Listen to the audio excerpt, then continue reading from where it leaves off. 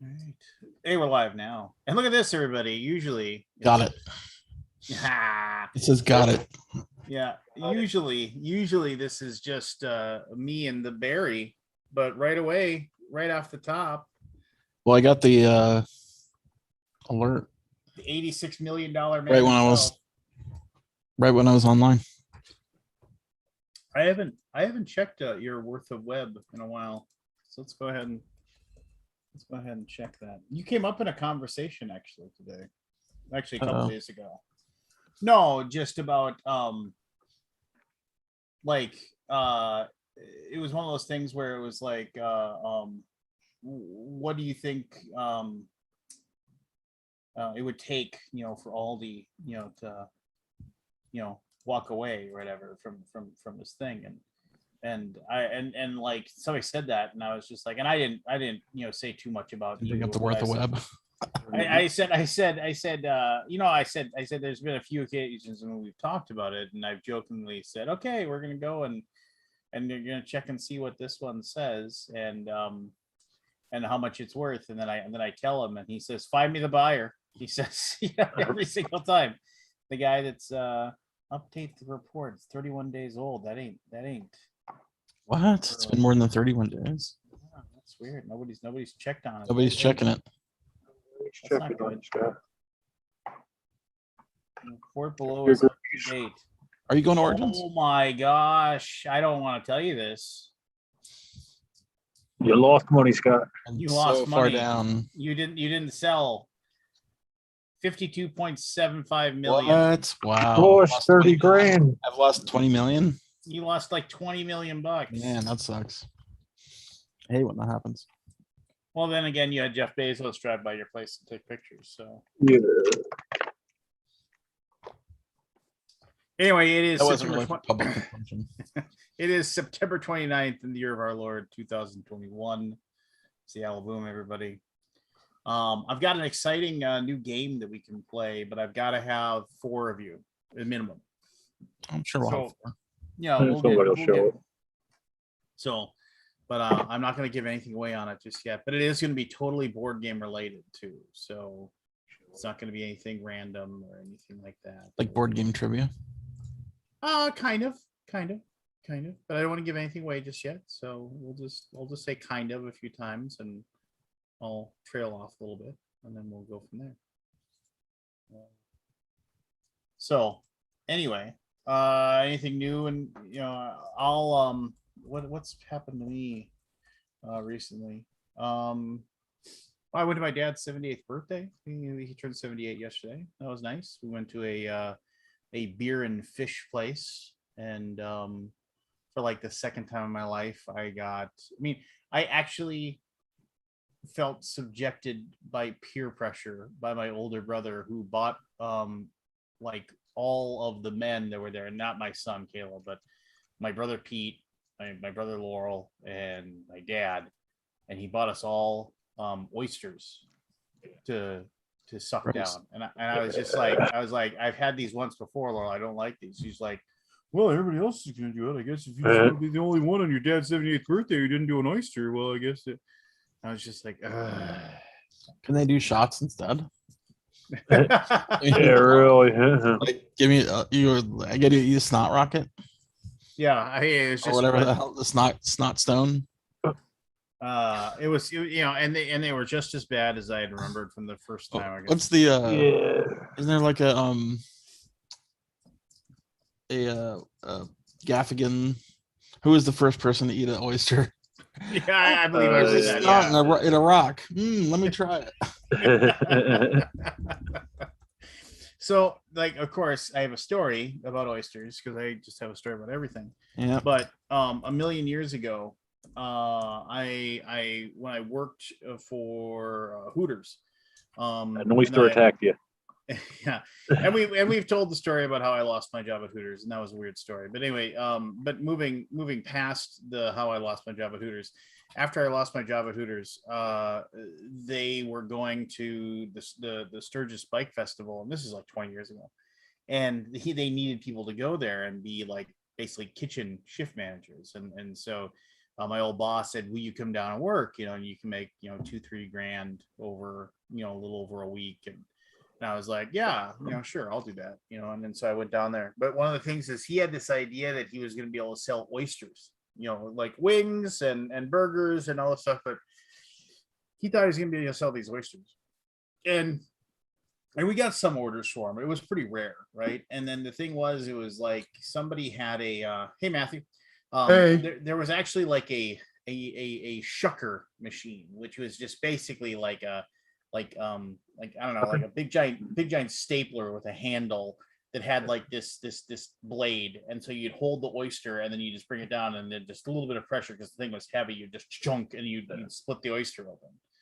And so like if somebody had an order of oysters, it's like, yeah, I order oysters, 6 oysters or whatever, and somebody would go back there. Well, like on the second or third day, some pile of nobody, and nobody knows who did it, broke the shucker. Like somehow they were messing with it or doing something and used it wrong. And so the whole thing, like we tried, like me and this guy Steve that was also working, we tried like for a good 3 hours one afternoon trying to like find like the right thing to like get it back together, because it was like they had busted it at the spot, because it was like attached to a table that you do it. We couldn't get it fixed. So then we had all these oysters, and like literally it was like, yeah. It was literally like one of those things where like the old Looney Tunes cartoons where like the person's got the canned food, but he's got no can opener. You can't open it up. Oh, you didn't have right? a knife or nothing? Yeah, well, no. So it was just one of those things where it's like, and so we get to and so finally we started having to use basically pliers and and straight edge screwdrivers to try to like, That would work. Yeah. Well, it would, but here's the deal. It isn't like Bust them up. Well, yeah, you bust them up. And 2, it was like when you're trying to do it and you're sitting there like this, I must have stabbed myself with a damn screwdriver like a half a dozen times. And then of course, but nobody's ordering him. Aren't you putting it like, don't you put it in the, I don't know. I only shucked oysters once ever. Well, You're supposed to use a cloth on a surface and then a short knife. Yeah, like a little dull one. Yeah. stubby thing. This was not a situation where a bunch of drunk. One of the best things about that job was that, like, when you left, you'd say, "Hey, put me down." You'd tell the guy who ran it, this guy, "Put me down for a case of beer against how much I made." And he'd sell us a case of beer on cost, and he'd say, "Yeah, go to the truck because there was a refrigerated truck. Go ahead and grab a case." And and I went back there and like, I was actually honest. I didn't take, but you just grab a case of beer and you'd head back to the campground. Well, so many people were like, yeah, put me down for a case of beer. And they walk back and they leave with 4, But anyway, but regardless, most of us were hungover and drunk.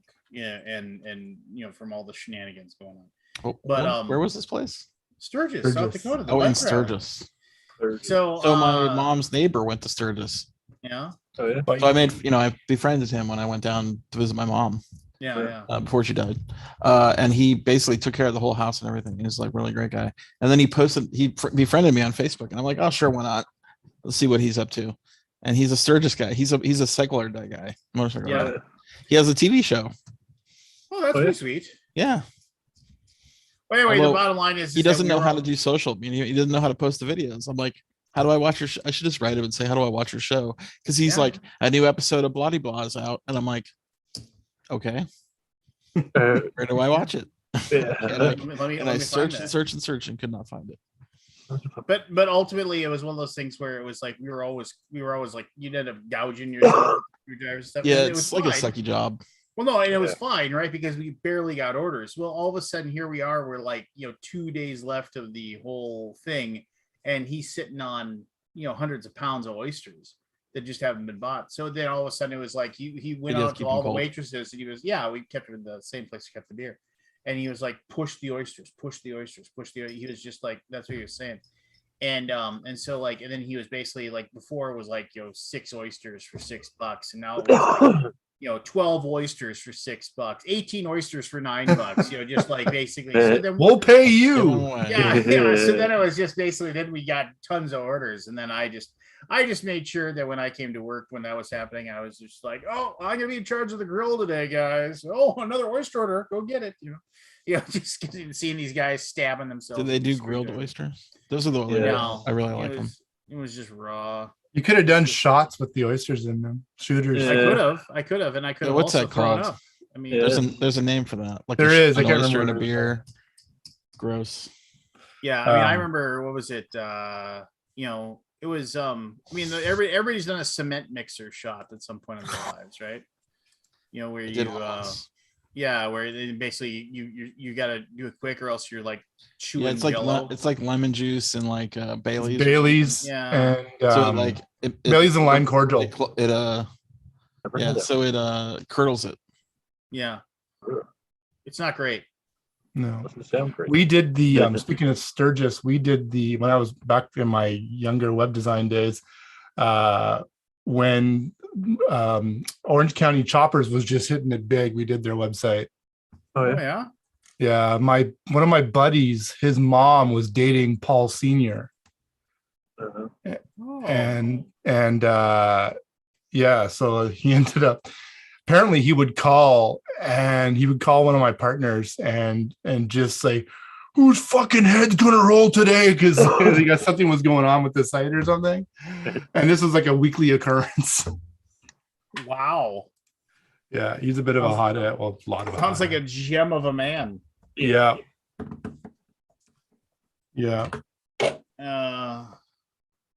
But yeah. Okay, well, let's just get it over. Anybody play anything recently? No, my D&D Yeah, they got played, canceled tonight too. I know. Oh, that sucks. Yeah. Lack of players or what? Yeah, commitments and stuff. And then I tried to get people together for board games, and then they're like, no, busy. Sorry, no. So, but my local group is going to be starting to meet up at a pub again pretty soon, so that'll be good. Fair enough. Yeah, I missed game night last night. You didn't play it? I missed it. I forgot what day it was. Hey, what happened? It ends in a Y. Yeah. I thought it was Monday. It was Tuesday. Oh, So I played Intrepid, okay. which is And? the ISS, the space station. You know that Oh, okay. Yeah. that thing. It's pretty cool. I was a little underwhelmed with it, but I think I was only playing the intro scenario, right? So it didn't feel like it's the training scenario, right? So no real danger was coming. And I'm not sure I was playing it right. I mean, I was playing the US, so it's different nationalities, right? On the ISS, and it's asymmetric. They emphasize that many, many times in the game. Okay. And it's like, okay, so asymmetric. Everybody's trying to gather up that cool, tasty root action. Yeah, except it's not. I mean, it's asymmetric, but kind of not. Like, because you're all just generating 4 resources. There's 4 resources to generate: power, climate, oxygen, and food. Right. And so the asymmetry is just the way you place your dice. Right. So with the US player, USA, you put a die and it'll clone it and like give you a +1 on it or something. So if I put a 4 here, it'll turn into a 5. Right. And then I put the 5 somewhere else, and that'll give me another dice, or this one will multiply it. Or so my dice were just multiplying. I could place every single die, every single worker like it's not worker placement, but you have dice placement spaces. I could place every single die every single turn without any problems. Right. And you have to get your those 4 resources up high enough, because when you do a mission, the mission's going to take away a specific set of resources. Right. So if you're doing the food mission, you'll lose a ton of food. And if you go negative, you lose the game. So you cannot go negative. And in the training mission, we were never even close to going negative. I think one turn you have to generate a minimum amount of resources, or the game will like boost you up, and then you can lose if you do that a few times. So we only did that one time. Like in the very first turn, we're like, oh, did you generate 6 resources? No. Okay, well now you all generated 6. So it's interesting, but I just wanted a little more oomph. If that makes sense. That happens to me. And- Well, no, I've said it before. And it's the training scenario, right? And I'm like, man, when you're in these, I mean, and I mean, I'm friends with Jeff Beck and everything, and I like him a lot. But I'm like, if you pick Jeff Beck, the No, not the Yeah, guitarist. different Jeff Beck. Oh, But if you're gonna suggest a scenario to play for the first play, the training scenario should have some teeth in it, right? To give you a feel of like what it could be. And we're like, and we played for like 3 hours, and that was just a training scenario. And I'm like, okay, cool. A 3-hour Uh, training scenario? And we had a lot of like little interruptions and stuff, and we had lunch, and we learned the rules from the I forget who John Gets Games, right? And John Gets Games did not do a tutorial. He did a playthrough tutorial, which is cool, but you had to watch it for a long time, right? You have to watch the game. And it was fine. I mean, it was just like, all right, this is cool. But I didn't ever get the feeling that I was in any danger. But caveat, training scenario. Now there is a meteor shower, and then there's a scenario that comes in the game, and then there's another. I forget what the other one's called. What game is this? Intrepid. It's cool. But me playing the Americans, like the USA, I could just basically take my turn in about 30 seconds. It's simultaneous play, actually, which is cool too. So you're working all your machines on the ISS, right? And when I say working your machines, you're putting dice into the boxes, right? And those generate either resources, or it'll generate more dice, or let you manipulate dice, or it'll let you trade dice, right? So you get all these different little things. But I could play all my dice every single turn without any problem. There was no tension to it at all. And I guess that's what it's the easiest nationality to play. So kind of like, yeah, this is neat. I need to play it again with the harder scenario. But that, and then my buddy played Japan, and with him, he had to keep track of all the dice's orientations.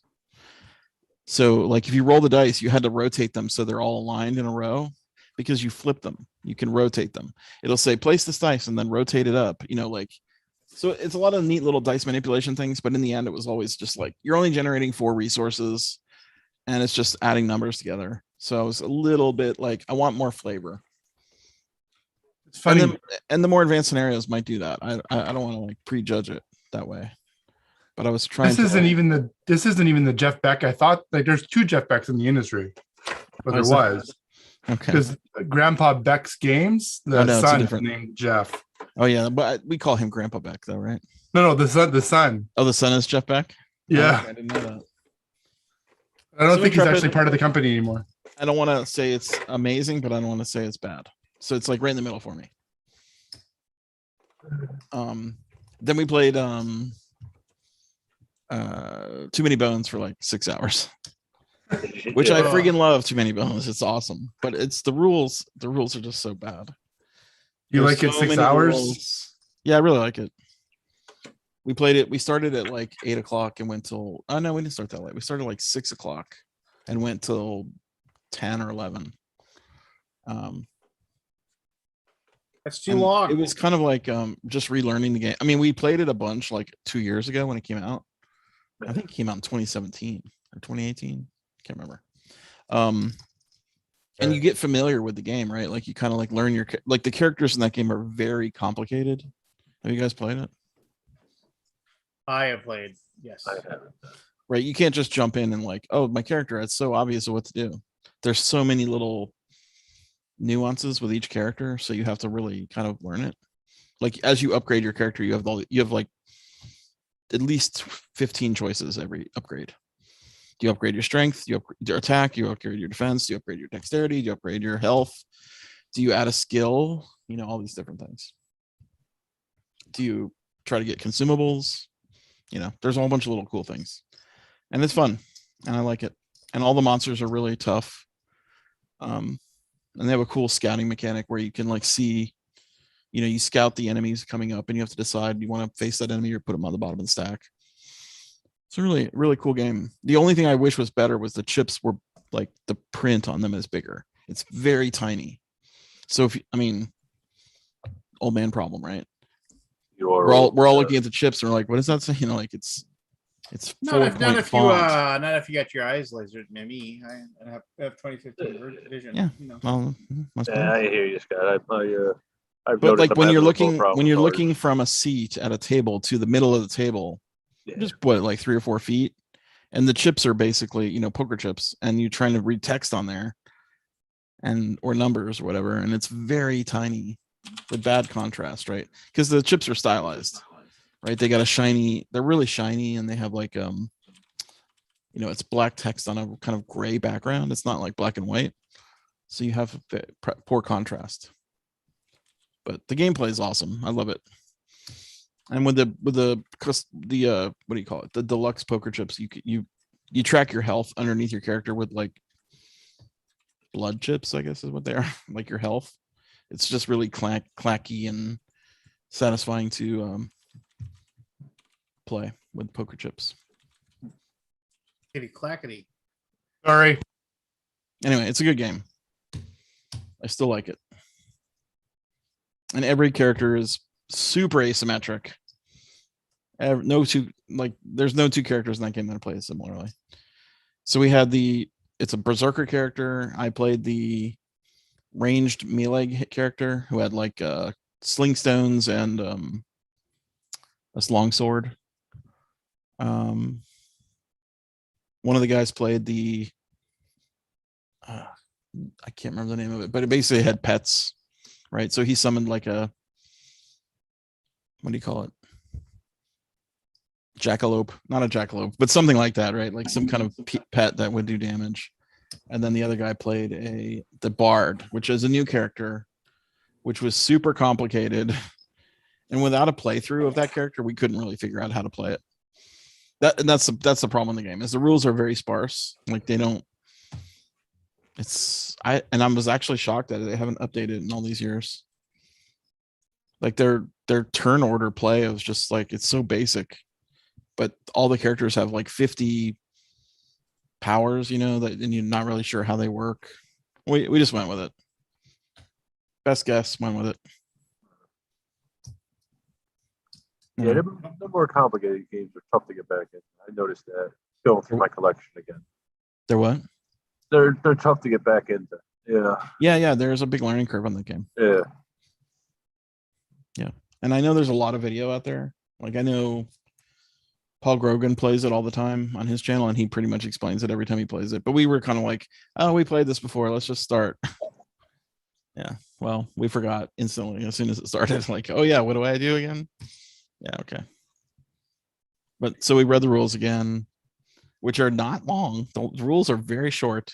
It's just all the other stuff that makes it hard. So I had to post a review today that I was just like, not a review, post a update today that I was just cringing, the moment I, typing out information for the After the Empire reprint. So when we ran the reprint on GameFound, we got like 5,000 backers, which was awesome. And so we were like, yeah, I mean, this is just pretty much a straight reprint. The only thing we were adding was the solo deck, which is just a deck of cards, and that's it, right? Mm-hmm.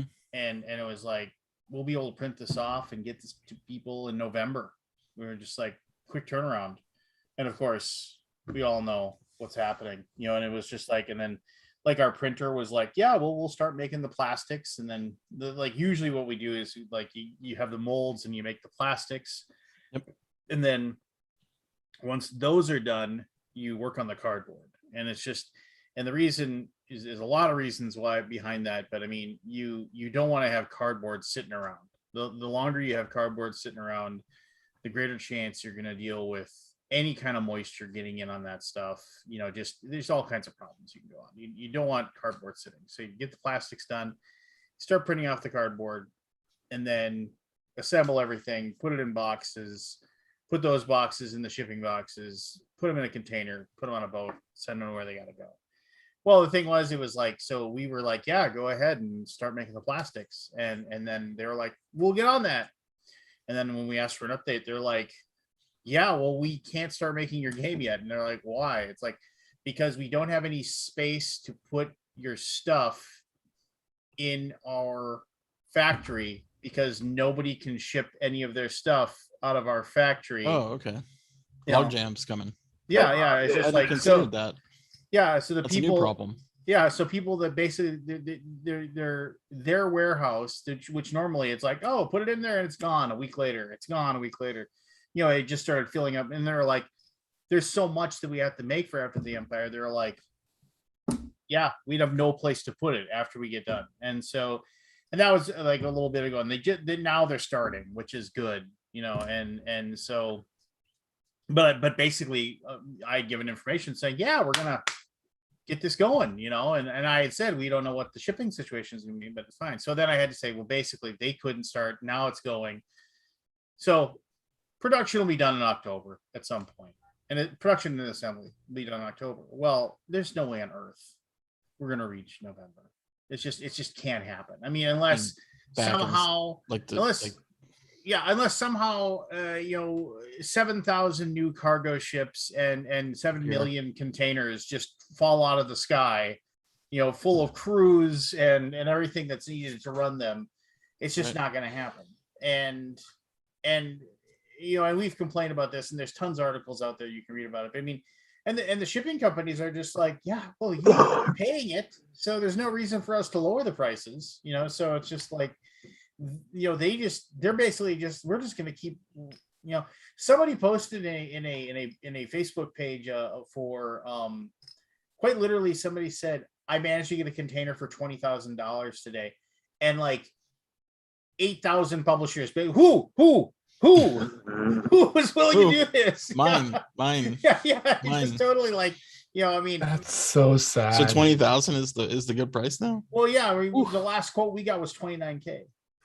I've heard people getting 35K as the quotes they're getting for something that used to cost between $3,000 to $5,000.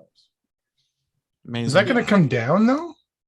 They say it's not likely to come down until next year, maybe. But here's the deal: it's never going to go back to what it was before. No. Oh, Anybody who's been enjoying like relatively decent shipping prices for your board games on Kickstarter, don't expect to be paying those anymore. Like, oh, $10 shipping to the US. Yeah, you're not paying $10 anymore. You're going to be paying 30. Yeah, well, it's no, it's just not gonna happen. But anyway, so I had to post it. I had to basically say, it's like, well, it's like, what is happening with production of the game? This, well, wait, in the last update, it sounded like this would be done by now. Why is it taking so long? Well, there's basically a bottleneck at the top of the bottleneck. Well, that sucks. What do you think the games will be completed? Well, maybe they'll be done in mid to late October. Okay, when will the game ship out of China? Not anytime soon. Just like, you're not going to have your game anytime soon. You're not going to have it in November. Unless, like I said, and so I posted that and I walked away. I hate to be the bad news guy, but the Christmas is not going to be great. No, it isn't. For the board game industry is going to have a lump of coal. Yeah. Unfortunately. Well, thankfully, we have 3 new games for Christmas. We managed to get stuff out of there. We'll have Tsukiyumi, Arcana, and Science. So we'll have three new things to show people, and Tortuga for that matter. Tortuga. But which is a really, I just played that again the other day with my daughter. That is a really fun deck building game. Flying spaceships. Yeah. Deck building? Yeah, flying spaceships around and battling space monsters and robbing each other. That's a fun deck. I want to play the I mean, when I went to the library, not this weekend, but weekend before, we punched a bunch of new stuff, and I put my copy of for Science in there, and I didn't realize that thing was filled with 10 pounds of wood. Yeah. It's not no joke. Old school kids blocks, baby. That's what that's. Yeah, I want to play that. That's fun. But no, anyway, but then like literally, I just looked at it before I logged in today to do this, and oh great, 30 comments. Well, let's see. Every single one positive. No. We understand. Take your time. This sucks. It's not your fault. Yeah. Well, it's great that everybody's understanding.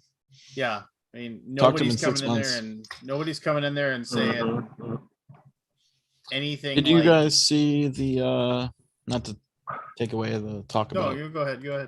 The latest Queen Kickstarter? The All In? Well, I was gonna talk to you about that. Okay, so the cities one? So let's the Stefan Feld collection. Well, there's two. I'm just, if anybody's expecting me to say anything about the picture, I'm not going to talk about the picture. I don't want to talk about that. I don't want to touch that. I just want to move on from whatever. The promo picture. Yeah, the promo picture. I don't even Uh, want to discuss that. It's a minefield. So Don't give it airtime. what? Don't give it airtime. Yeah, there you go. I mean, no, and I don't mean that to say that I okay it or I'm No. against it or anything like No, that. it's I'm just saying, I don't want to talk about that. It's being handled elsewhere. It's being talked about elsewhere. What, Yeah. But anyway, no, so if people hadn't seen this, it's so the newest, so they did a thing which was the first two, which was one of the games was a reprint basically of Bruges, Bruges, and a reprint of Macau. Yeah. I can't remember. It was like New York and Yeah, I can't remember. No, not New York. It was Hamburg and something. yeah. Marrakesh. Hamburg and Amsterdam were the first two. Right. And that was that Bruges and Macau? That was Bruges and Macau. And Re-implementations. So now it's New York and Marrakesh. Right. And I think Marrakesh has a cube tower. Is that a new game completely, or is that a re-implementation of something? Well, let's see here. There are 12 actions in the game, and each of the 3-round players will get to take each action once. Players will choose 3 previously unselected actions to take at a time, with the corresponding marker being placed in the cube tower. All the markers that come out will be drafted to make the actions more powerful. So it's going to use a cube tower. New York City is draft your plans to build skyscrapers around New York City. Players will draft 2 sets of 2 cards and draw 3 more to form a hand of 7 cards for the round. These cards will be used for the various actions, with the more cards played for an action increasing the strength of the action. You will need money, allies, and of course skyscrapers in your supply in order to build the most in each of the 6 boroughs. So are those new? I guess those are new. I don't know. I don't remember if they're re-implementations. No, and I don't remember either. But I like you said, they are re-implemented. Like, so I don't know. Well, I know the Bruges and the Bruges and the Macau were awesome, right? Because those are games are well out of print and hard to get. Well, Macau is my second most favorite film, behind In the Year of the Dragon. The box redesigns were really nice. Yeah. So anyway, Marrakesh looks unique to me. Yeah. Not a real implementation. Yeah. So it looks cool. The games look cool, but the reason why I wanted to talk about this is ultimately, and also I'd like to say that I met Stefan Feld at Gen Con in 2019, and it's quite likely. So New York re-implements Rialto, which I don't know Rialto. Yeah, Rialto. It was okay. It was okay. Yeah. I mean, I remember that. The only reason I remember Rialto is because we did the TMG did the English version for it. And we got in trouble because the green dragon looked bad on the cover. Amsterdam re-implements Macau. Hamburg re-implements Bruges. New York re-implements Rialto. Marrakesh looks new. Okay. That I can tell. So I'd like to say I met Stefan Feld and we had a conversation for like 15-20 minutes, and he was very nice. Oh yeah, he's great. He's nice. He's 9 feet tall. Yes. We discussed the possibility that he was a Bigfoot. That a mutated. Did he believe in Bigfoot? He does actually, because he is one. You heard it here first. Breaking news.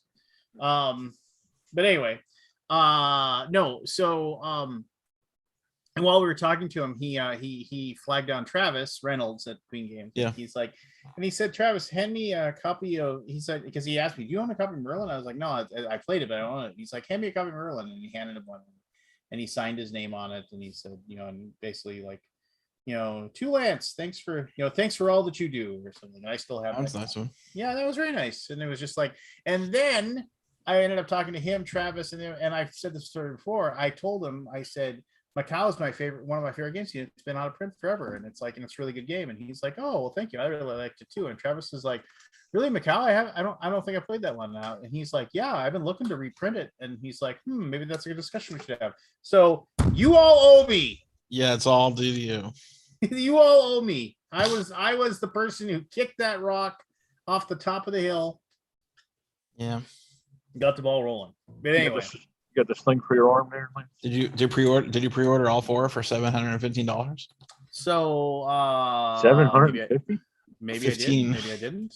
715. So you can pre-order all four games, the deluxe versions, for $715. I will remind you that the original Kickstarter for this allowed you to go all in for the 4 back then as well. And could you? So I did that before. So, Okay. So they are definitely preying upon the FOMO. the FOMO here. Like $180 a game. I mean, the Bruges out of print can't be that much, right? It can't be more than 100, is it? Can you get a copy of Bruges for more than 100, less than 100? I don't know. I'm sure you can. I know. I mean, know it's just it's a high I know price. Macau is like $80-90 if you want. Yeah, to 80-90. So Bruges right now 100. But- Beat so the does- boys, Does which Feld is come with? crazy. Does Feld come with these games and show you how to play them? Or? Anyway, yeah, I thought it was a little pricey. I will agree. I think like the $715 for Marrakesh Deluxe, then the coin set, New York City Deluxe plus the coin set, Hamburg Deluxe plus the coin set, Amsterdam Deluxe plus the Amsterdam acrylic rondelles plus the Amsterdam coin set plus the Stefan Feld coin set, limited edition, $715. A lot of bling. You can, if you want to, get the early all-in 4 deluxe bundles, which is the Marrakesh Deluxe, all that stuff, and then you'll get all 4 games will have the same limited numbers between $12.50 and $19.99 based on the backer order. So like you'll get a little thing that'll say that, I'm order number something or other. Or whatever. I think Does that cause any interest? I mean, like, does anybody care? Well, they're going to have box sleeves. Oh, I know that Ooh. excites you. right to the trash. Yep. Unless it's got gold foil on it or something. Even then. Which makes me wonder why couldn't they just reprint Bruges?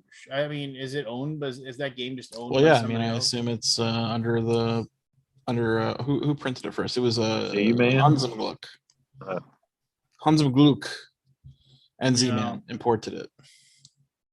To America. Imported it, yeah. Yeah. Which I think Bruges is an awesome game. Yeah, it was a good game. And I never played Macau, but I've heard a lot of good things. I don't know about the other. Rialto, I don't remember hearing anything. I mean, Positive it's one or of those negative things about it? where I wonder. There's been a few of these things where I wonder. Like, first of all, I mean, if I'm sure I know Forrest did a thing about his Kickstarter critique for this, and cool. But I mean, 715 is a lot of cheddar. Yeah. I mean, a lot of money for a game with no miniatures. I'll say that. right? I'm not looking at the I page. mean, if let's put it this way, if Kingdom Death Monster came up and said $750 all in whale, you get all the minis, you get everything.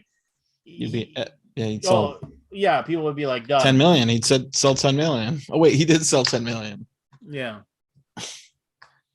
Yeah, I don't know. I mean, they didn't pull that number out of their ass, right? I mean, they pulled that number because that's what it costs, to get it manufactured and made and everything else. So I guess the Bruges has better rules. according to who? Some rules Paul lawyer jerk. Tompkins. Well, what does Paul know?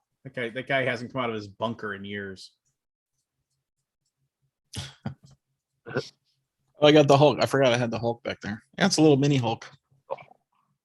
A mini Hulk. Well, he's a foot tall, but it's like compared to like the So, 3 here's- foot tall, 4 foot tall Batman back there.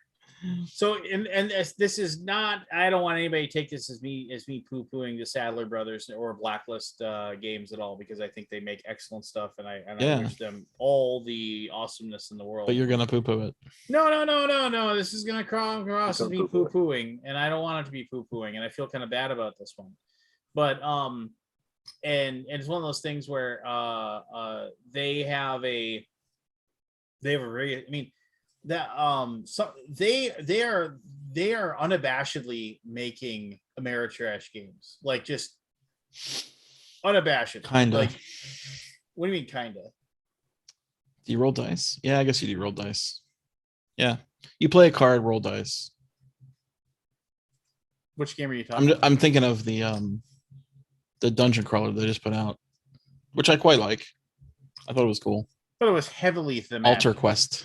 You can't. Well, the Alter Quest was a love affair to Hero Quest. Yeah.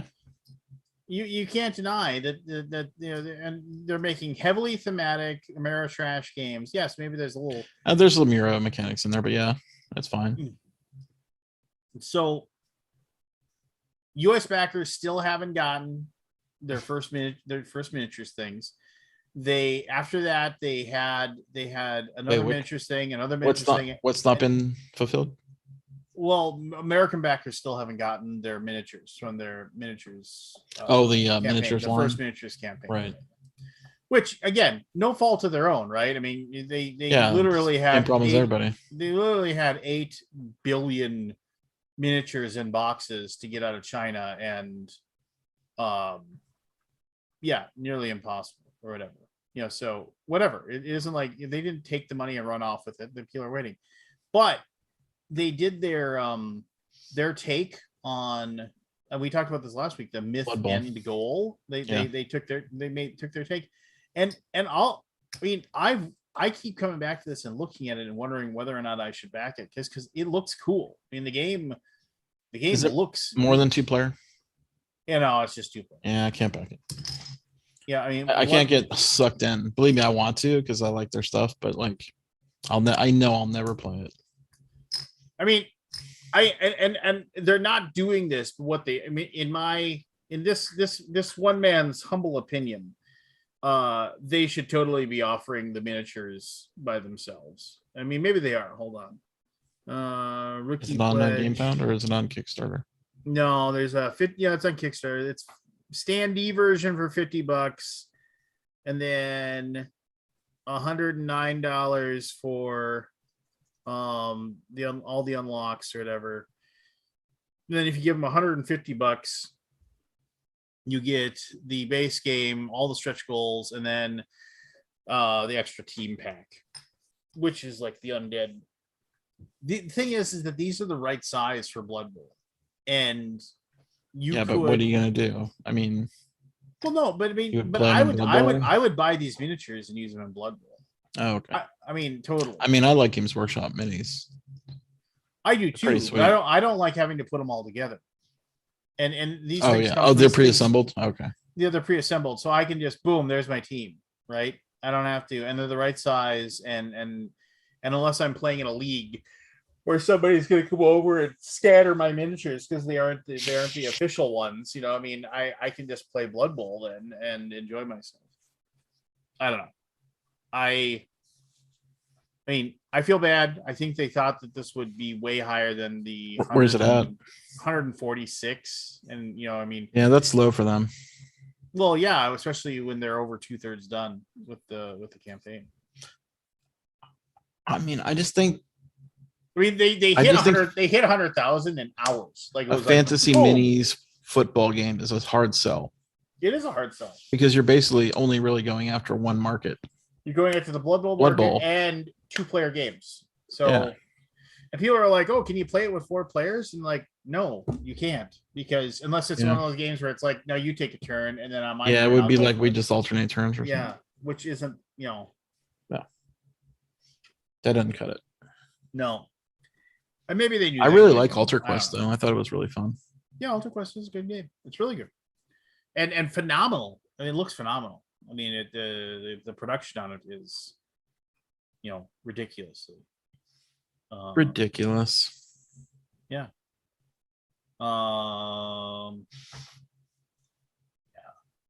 It's just yeah, I mean it's like, but everybody's feeling it. What Everybody's else? Oh, did you guys back Masters in Universe? I didn't. What? So I can have Matt? another game that will sit there. No. You're muted, Matthew. Just so you Yeah, I know. I'm Yes. typing up a storm, so I don't want to clackety clack. Oh, well, what are you I'm typing typing up a brief. A brief. A It legal doesn't brief. sound like, it doesn't sound like No. it's very brief. An art brief. What is an art brief? So in this case, it's going to be for an illustrator or a painter, and I'm getting them to work on some card frames, and I'm giving, and it's a not reimagining, but a redoing of frames that already exist, just updating them. So I'm like, here's what was, here's what Here's we what it want it should to be. be. Right. Here's some themes, here's some textures that I'd like you to use, so on and so forth. So a lot of just instruction Yeah, it's just direction. written. Yeah. Yeah. Cool. Yeah. A lot more work than you think it is. I A didn't pain in think the it was- ass, actually, but it has Yeah, I to mean, be because you done. have to communicate, right? Like, I mean, it's not like you can read my mind. Yeah, I mean, Wouldn't that be easier? gone are the days where it's just me. So I'm amazed at how much of my time now is spent doing this stuff. Managing. Yeah. Yeah, managing or whatever. Yeah. So it's, I mean, I'm enjoying it. But you know, because I'm gonna get to a point where I'm no longer I can no longer pass myself off as a doer. I'm gonna need to be more of a manager. You could Yeah. eventually hire a manager. Absolutely. Yeah. I mean, Project manager. from a design aspect, like, you know, who's going to hire a 65-year-old designer for young board games, you know, for new board games? Do they do good work? I would hope you'd be retired by then. Well, you never know. Right now, I'm right now, my retirement plan is a smother me with a pillow retirement plan. So I'm sounds kidding, but sounds good. yeah. Yeah. But yeah, so I mean, that's hopefully I'd like to get there at one point. Oh, that's awesome. Though. Well, I mean, as you know, long as it's a I good can problem pay to you have, with right? exposure. Yeah. Is what I can pay you with. Exposure. Awesome. So I'm just curious, like, do you guys think? I mean, we've talked about this so many times. Yeah. Just this sense of like, there's so much board game media, it's just hard to keep up with it all. And I Yeah. feel like overall everything's just going down. There's no reason to even bother trying. It's so funny. I go in peaks and valleys about how hot I am and how interested in how much I feel I should be posting on social media and building my brand that way. Right now, I'm like, I couldn't give a shit about it if I post again. Interesting. But other times I'm like, what were you you know, doing before? Were you posting like art clips and stuff? And that's the thing. I can't really post much, right? Because it's Yeah, not you're my all work under- to post. right. So I have to, I mean, the work involved with me posting something is like, hey, client, is it okay if I post something? I'd really like to share this because it's really cool. And then just that whole administrative chain takes time. Yeah. And it's like, I'd rather spend that time doing something else. Yeah. You almost need a social media person Yeah. You get to get your that clearances can go from the do clients. that can go and- do all that. Yeah. Yeah. Yeah. What I've noticed is it seems like it's lost its heart. All the media looks the same. Everybody's got the fancy backdrop and board games everywhere. They're basically doing the same motions, just with a little tweak here and there. It lost the passion. Yeah, it's just same story, different person. Yeah, Yep. Yeah, I It saw today there was a also- whole bunch of coordinated media yeah. on what is this game? Something rocks. You know what I'm talking about? Something on the rocks. Oh yeah. On the rocks. Oh, there's some okay, new okay. drink Oh, is it just called On the Pro Rocks? game, Yeah. Christina and Michael Pitry. Yeah, it all came out today. So I'm guessing there was an embargo till today. So then I get like 5 or 6 videos about it. And I'm like, oh, okay. I guess today was the embargo day.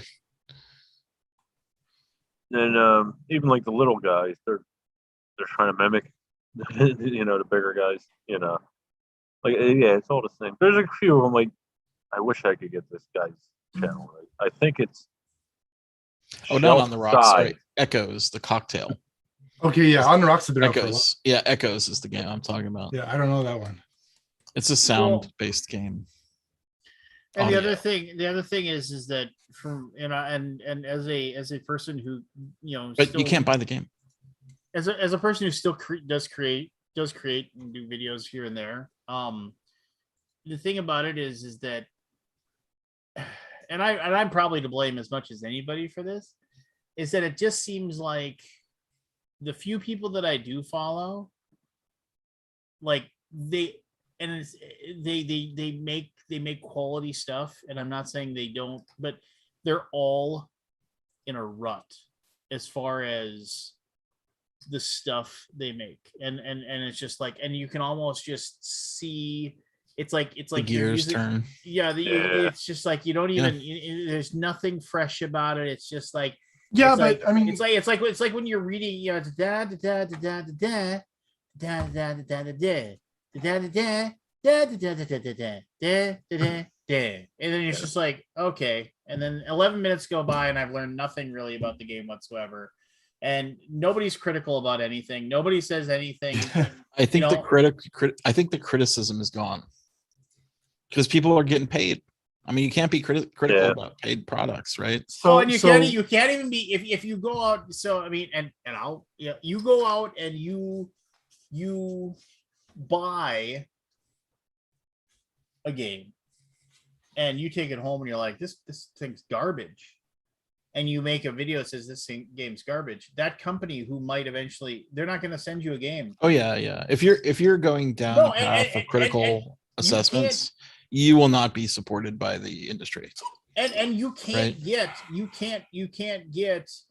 like, I mean, if you're trying to get established and trying to get a following or something like that, like you have to hope and pray that those 6 pre-press copies that come, like you're getting one of those 6 because your video can get made first, and it's going to be like one of the first places somebody can see the newest information about the new Rosenberg game, right?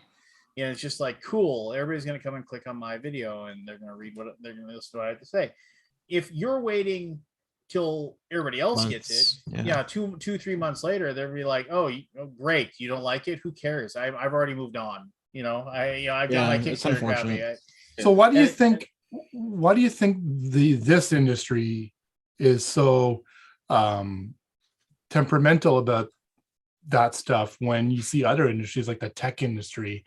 There's too much out there, and you can have a company like you can have a website that is about reviewing tech that can pay people to do that stuff for them, and they are not beholden to the tech company sending them that stuff. You go and you look at like huge channels or whatever, they can't it's like somebody who's like, yeah, hey, here's the new Wi-Fi router and what I think of it. Like it's like they aren't contacting the company that makes that Wi-Fi router to send them one. They're not contacting them saying, I'd really like to check out your new Wi-Fi router. That's not happening. I mean, I get 6-10 emails a day. I have an Instagram channel and I really like a free copy of this game, and so I can take 7 pictures of it to my 7 followers. And it's just kind of like, cool. Yeah. Like, no, I mean, it's a different scale, I think, Matt. Yeah, and the same so thing. And I think that's a very good point, Scott. I mean, and how do you change that? How do you? I don't think it's possible. Scott. Maybe then what's the value in these reviews? Maybe another 10, 20 years. Scott needs to hire a review team, and I've thought about it. And then just what's the value of these reviews then? I don't know. Most you go and look at, even if you go even look at the biggest channels, like you go to the shut up and sit downs and stuff like that, go look at the average length of view of what people are watching that video. They're watching 2 minutes and they're moving on. Yeah, it's hard to, I think it almost, how like a lot of tech channels are getting advertisers from not tech, like they're getting like, like look at Linus Tech Tips. He gets it from everywhere. Yeah, he doesn't get it from tech. He gets it from, I'm drawing a blank on what I'm trying to pull, like Squarespace, which is like it's not technically, I mean, it's tech, but not really. It's website hosting. It's not a tech or product, some kind of food delivery service. You know, they're not. Yeah, It's sure. outside of their industries. Like I watch H3H3, and I'm pretty sure most of their advertisers are not tech related. Oh, that's not really a tech channel. It's more of a gossip channel. But Well, True. and then the other thing is that look at but plus they merch, right? Merch is a moneymaker, right? Yeah, absolutely. Like sell, Lions sell, merch. sell a $2 shirt for $15. Yeah, that's money. Hey, the toque. Do you have the toques for sale yet? I think so. Yeah. Did they go up? I got think it. they went up. I meant to order one. The Sorry. beanies, or what do you call it? You toque? They're not really toques, I guess. You're more like a cap. Yeah. Hat. I can just send you All one. right. Man. You don't need to buy That's it. okay. No, I won't support. I'll buy it. I appreciate it. Jerry can come in and say something. Jerry. No, Jeremy is lurking. Oh, Jeremy. He's not coming in here to. Well, I don't know. I mean, put us in our place. it's just yet. like it's just something I've noticed, right? Like there's a lot of content. And I don't think the viewers have grown with the content creators. That's all I'm saying.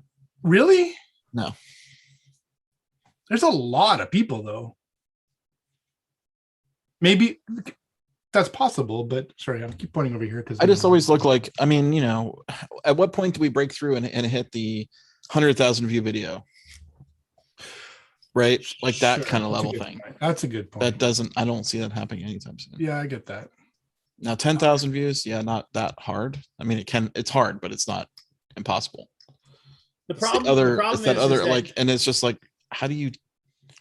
we've also learned like as we've discussed with like TikTok videos and things like that. Like you need to constantly be. I need to check my TikTok.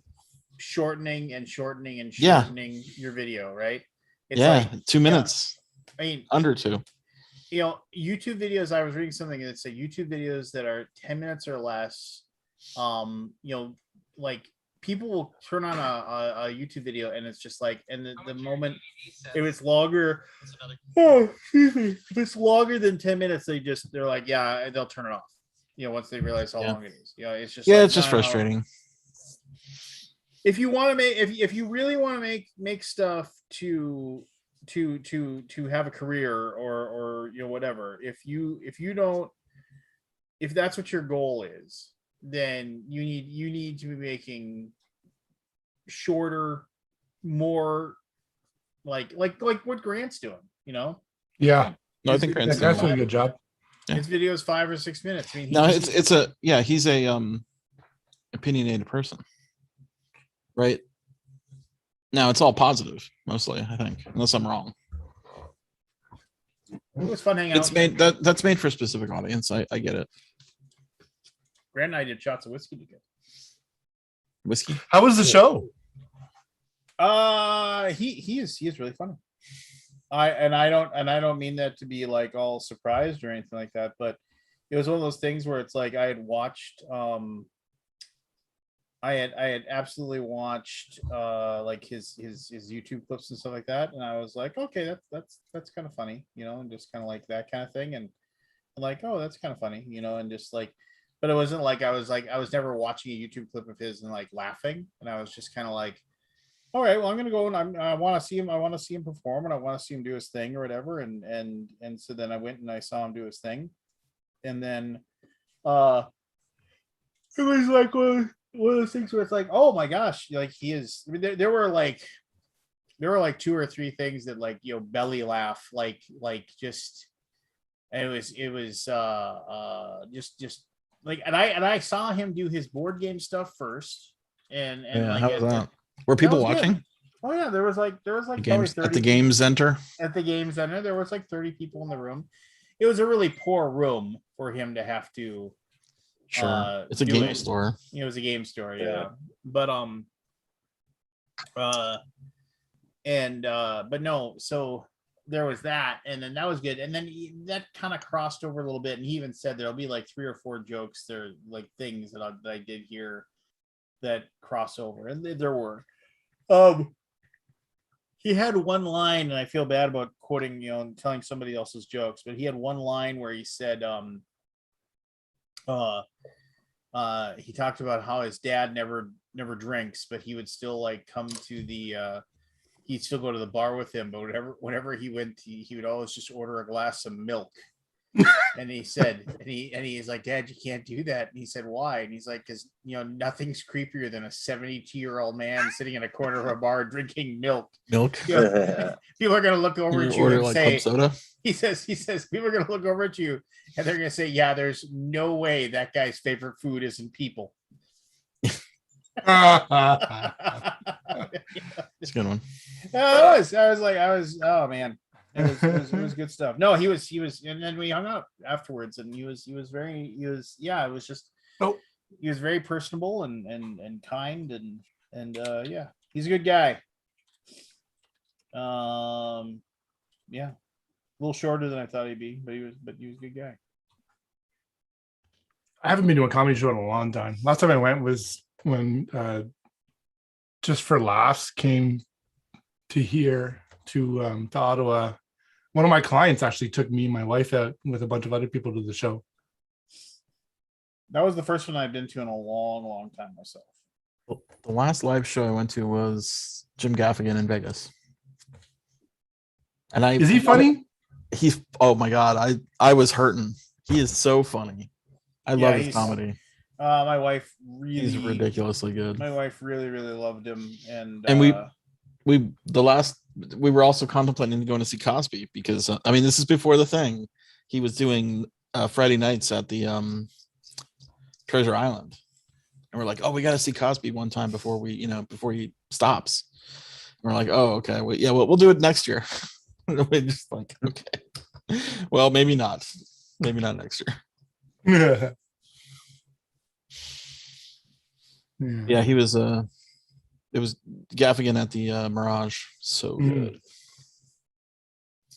I mean, literally my stomach hurt. Like I just had this belly ache, like just the muscles, right? And he works completely clean. Yeah, he used to not. We listened to his first album. There's cursing on it. Although if you listen to it on Amazon, it's been censored, which is annoying. Really? Like, why? I love the fact that Will Smith doesn't have any cursing in his songs, and his whenever he's asked about it, he says, Welcome to Miami. Yeah. He's like, well, the reason why that is because my philosophy is I don't make any songs that my grandmother couldn't listen to and be okay with. Like, that's cool because she'd be disappointed. He said, right, and that's pretty good. I mean, now, I mean, of course, his legacy is completely tainted. But I do remember, like, because Cosby pretty much worked non-blue. Like, he was very clean as well. But I do remember he had the one line where he talked about doing drugs, and he said, he goes, then there's cocaine, and then he's like, I got a buddy who does cocaine, and I said, so why do you do cocaine? And he's like, well, it intensifies my personality. And he said, yeah, but you're an asshole. Cosby did that joke? Yeah, Cosby did that. Wow. Yeah, Cosby gave Dave Chappelle a hard time. Really? Yeah. Well, he was like a really, because of the dirty jokes. Yeah. Did you ever hear Dave Chappelle's like in his one stand-up, and he said, like, the first time I ever met OJ Simpson, then he does the second time I ever met OJ Simpson, and he's like, and the third time I met OJ Simpson, and he's like, and the fourth and final time I met OJ Simpson, and it is a riot. No, because he intersperses it into the set, and then and then he gets done and he leaves, and then he comes running back out. Wait. The fourth and final time I met OJ Simpson, he said. I remember there was one that he talks about how he got done doing a set, and then he went back into the green room, and they were like, somebody said, yeah, OJ Simpson wants to come back and talk to you, and he's like, yeah, that's cool. And this is after the trial, and he came back there, and he said he was talking to them, and yeah, man, he spent like 45 minutes talking to us about all kinds of things, and he was very nice, he was very kind, and he said nothing but perfect things, and he said, well, it's getting late, gentlemen. I got a kind of a long drive ahead of me. I'm gonna head home, but it was really nice to see you here, and I had a lot of fun, and Thank you very much for your hospitality. And he shook our hands and he got up and he left. And as soon as he as soon as he walked out the door, we all looked at each other. Yeah, he killed her. But no, track that down. There's a few YouTube clips that intersperse, and it was a Netflix special, I think, for Dave Chappelle. So you can watch the whole thing too. If you want. Oh, I went back and watched Norm Macdonald's Comedians in Cars. Oh, it's good. It's So pretty good. good. It's pretty good. So good. The Kojak bit. Yeah, the Kojak. The Kojak bit. There's a whore. I recently watched that girl from Ghostbuster, Leslie Jones. Is that it? Yeah, she's funny. She was having a ball with that one. I think it was on Netflix. That was a very good special. She was just having a ball with it. She's a very funny woman. Comedians in Cars, getting coffee. Oh yeah, Leslie Jones is hilarious. But no, this was a Netflix special. It wasn't a A Comedians in Netflix Cars. special. Yeah. Yeah, no, that one's good. My wife and I watched Did you it. guys? I know we talked about this. Did you guys ever watch the 2020 year in review? The Netflix special. No. You gotta watch it. It's so I know I recommended it to you guys and nobody took me seriously. I think, but it's so. I don't good. have time to I mean, the watch number of anything for jokes fun. is it's like one per 30 seconds, if that. Maybe even more frequent. I just The water watched. me. Hey, Jeremy. Can't I hear just you. watched. What'd you watch, Matt? It's called Midnight Mass on Netflix. Oh, going I heard good at it, things. What's Is that? it It's decent. I really What like. is it? So one of the main characters is he was one of the guys from the Newsroom, the second or third season of the Newsroom. So already I liked it. It was really good show actually. It was quite excellent. There's a few early things. I mean, if you have an eye for, or if you have the kind of mind that can look, okay, why is that happening? And Right. especially with these kind of things, it struck me as in the vein of like M. Night Shyamalan kind of stuff. I got you. What a Okay. twist. Oh, so like a. I don't There's know. a twist, for sure. Okay, sure. Midnight. There's a Mass. twist, I'll put it on. the but list. once you know it, you know Oh. it, and it's fine. It doesn't hide forever. Like oh fuck, I remember the I See Dead People, the Sixth Yeah. Sense. I was like hook, line, and sinker. I was done. Is it Is it a movie or is it a series? It's a seven episode series, Cool. and I can Are you guys imagine watching that this? they get a second season, but I can't imagine what the storyline would be. They wrapped it Are up you- pretty Are you good. guys watching Squid Yeah. Game? We're I my watched sister, the first my one. sister, but both my wife and my daughter want to watch it, so we I'm got 3 find time episodes for all in. of us to. Is it dubbed, subtitled? I've been watching it dubbed because we don't want to. We're watching it like we're eating dinner and the TV's like on the other side of the Yeah, room. yeah, yeah, We're just yeah. like, just listen. It's the dubbing is, I would say, mediocre. It's okay, but it's not great. You don't you watch with subtitles on? No, I mean, if sometimes we watch Ted Lasso with subtitles on because we don't not watch anything without subtitles on. really, because all I'm doing is reading the subtitles and I'm like, I'm Yeah. not paying attention to. Yeah, I mean, me I too. know, I I know, can't I know what stand you're subtitles. saying, but I mean, but it's like it's one of those things where I can sit there and I can watch it, but then inevitably the dogs start barking, Yeah, yeah. or somebody I comes up, totally- or my son comes running up the stairs, wants to tell me about some new Pokemon that he found, and I'm like, Yeah, you got a lot of interruptions. I'm just like, so I there's just no way. We there's- watch Ted Lasso with the subtitles on because their accents are sometimes so thick we can't like what the fuck did he just say? Really? Do you Yeah. find Ted Lasso's access? I was Wow. wondering, Some of them, not with him, Ted but, like, Lasso, the- with Ted the Lasso, coaches. why are I There's want to know what definitely- they're gonna do with. I mean, I thought they do more with that Norwegian player Jan, other than the fact that he just seems clueless and everybody hates him. Oh yeah, the comments just- that he makes, eh? I Oh, keep he's waiting awesome. for them to actually do something more with him, and they just won't. I Isn't he don't know. Dutch? I don't know. He's just he's Scandinavian in some way. How many? Yeah. how I many think that left? show is awesome, dude. I don't know. Yeah, it is And I even good. liked the episode that no one liked. Which What was one's I like that? episode? The beard episode. Yeah, the beard episode. Oh, I was like good. that one. Yeah. So Well, I- on yeah. Facebook, a lot of people said I'm just gonna skip that one if I rewatch this. Like, my why? computer crashed when I was watching that episode halfway through, so I haven't actually gone back to watch the rest of Oh it. man, you gotta finish I'll it. say this: like both my daughter and I really liked it, but both of us like more than one time. Oh, what is going on? Yeah, Like, yeah. we Me and were just Michelle were like, "What the fuck?" We're just like, "What is going on?" Well, that's the Jeremy, point can of you it. hear That was us? the point of it. Say something. Yeah. Yeah. Okay, I I think- haven't heard you say anything yet, so I didn't Jeremy's know. in quiet contemplation. He's No, writing. I'm a- not He's quite. writing a going in brief. here to lay some truth bombs on us. He's Tell us writing a that brief. we're- No. I mean, I don't agree with you guys at all, but yeah, I Ah, don't. Are you watching? No, Just I in think general, only- or Only No, murders in the like building. as far as the game industry stuff at all, because there's a couple things that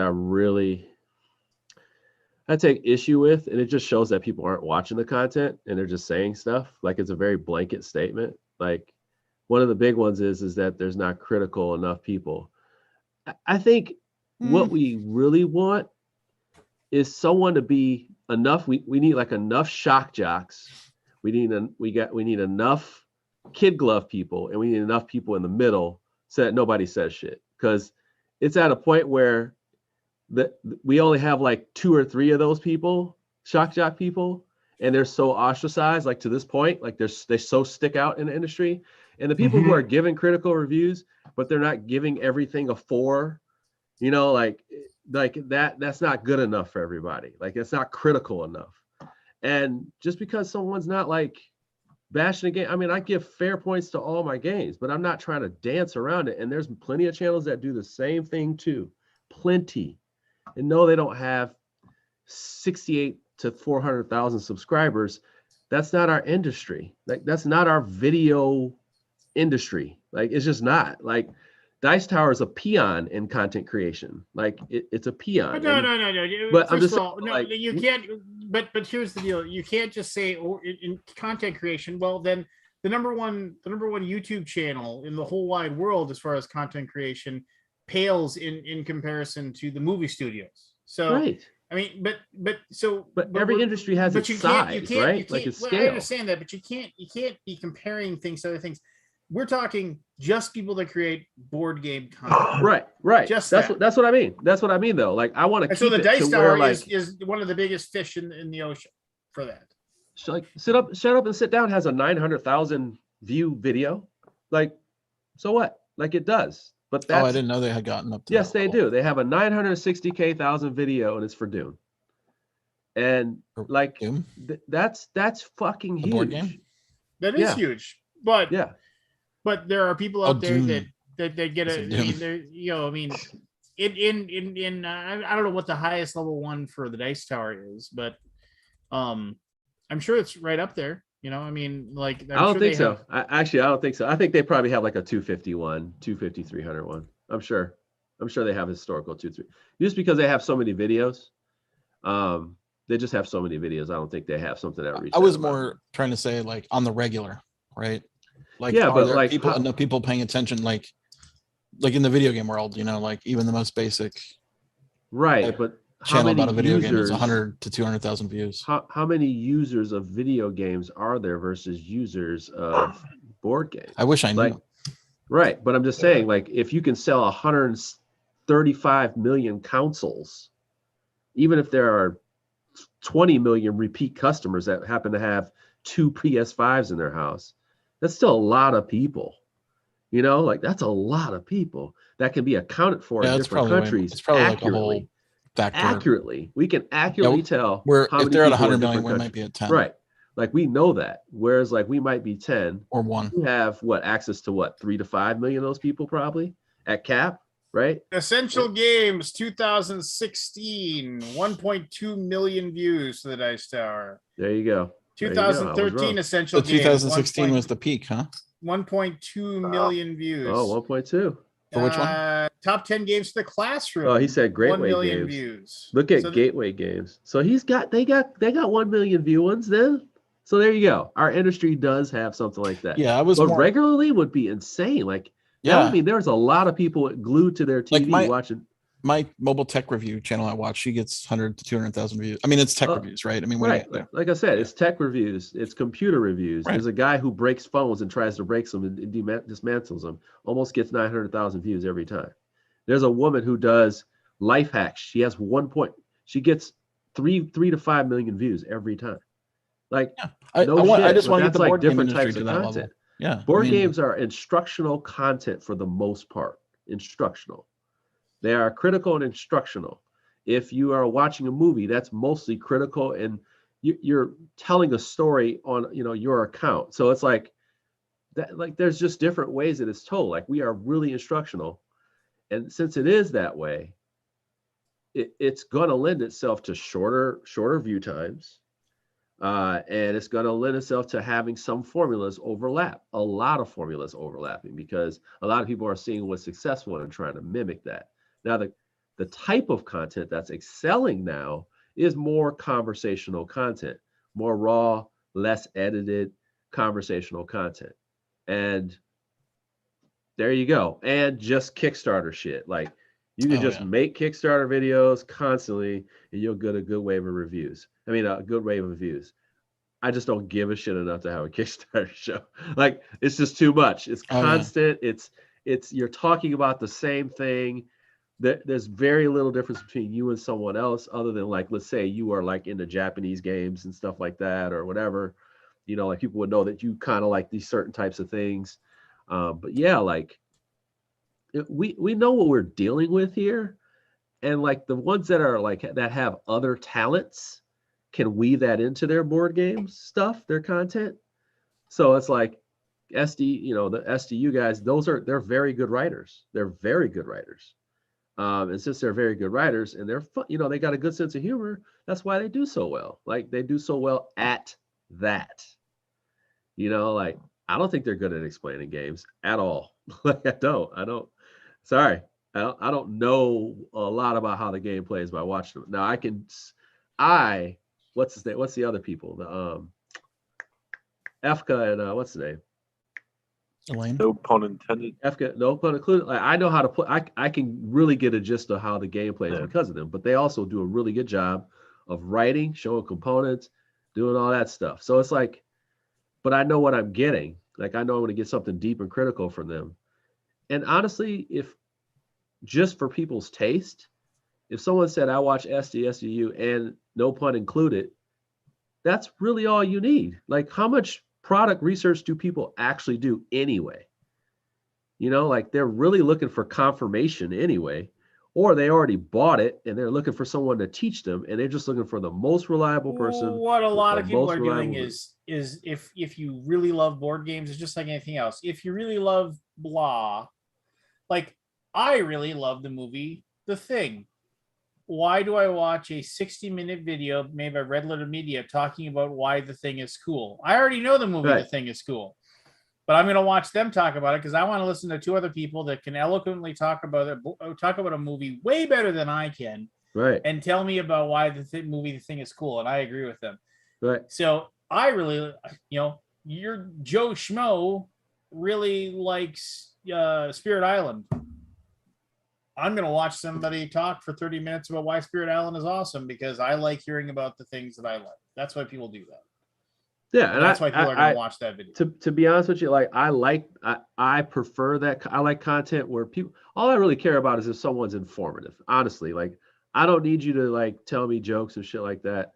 Like I just like good, solid information. That's it. Like, and if you have the knowledge to speak well about a game in depth, and you can do it visually, or you can do it like just by talking, like, and you just do it really well, then that's major talent. I take high stake in that. Like you can know what the fuck you're talking about, and I could just be looking at you and I know that you know what the fuck you're talking about. Or you can do it through picture and whatever, and you just know really good edits and shit like that. It's just really how good are you at your skill set. And I don't mind people who are not great at certain things yet.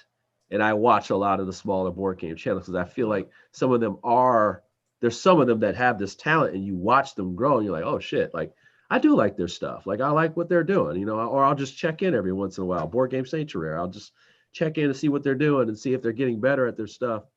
Like that's I consume a lot of content though, but I mean, I know what we're up against. I mean, like nobody watches videos forever, but shit, I can say that about any fucking thing. I think some things are more watchable in this world than others. And board game content is like, if I'm getting a review of the game, like I said, most of the time somebody will buy it and make a Facebook post and say, hey, should I should I buy this? Like they already bought it already.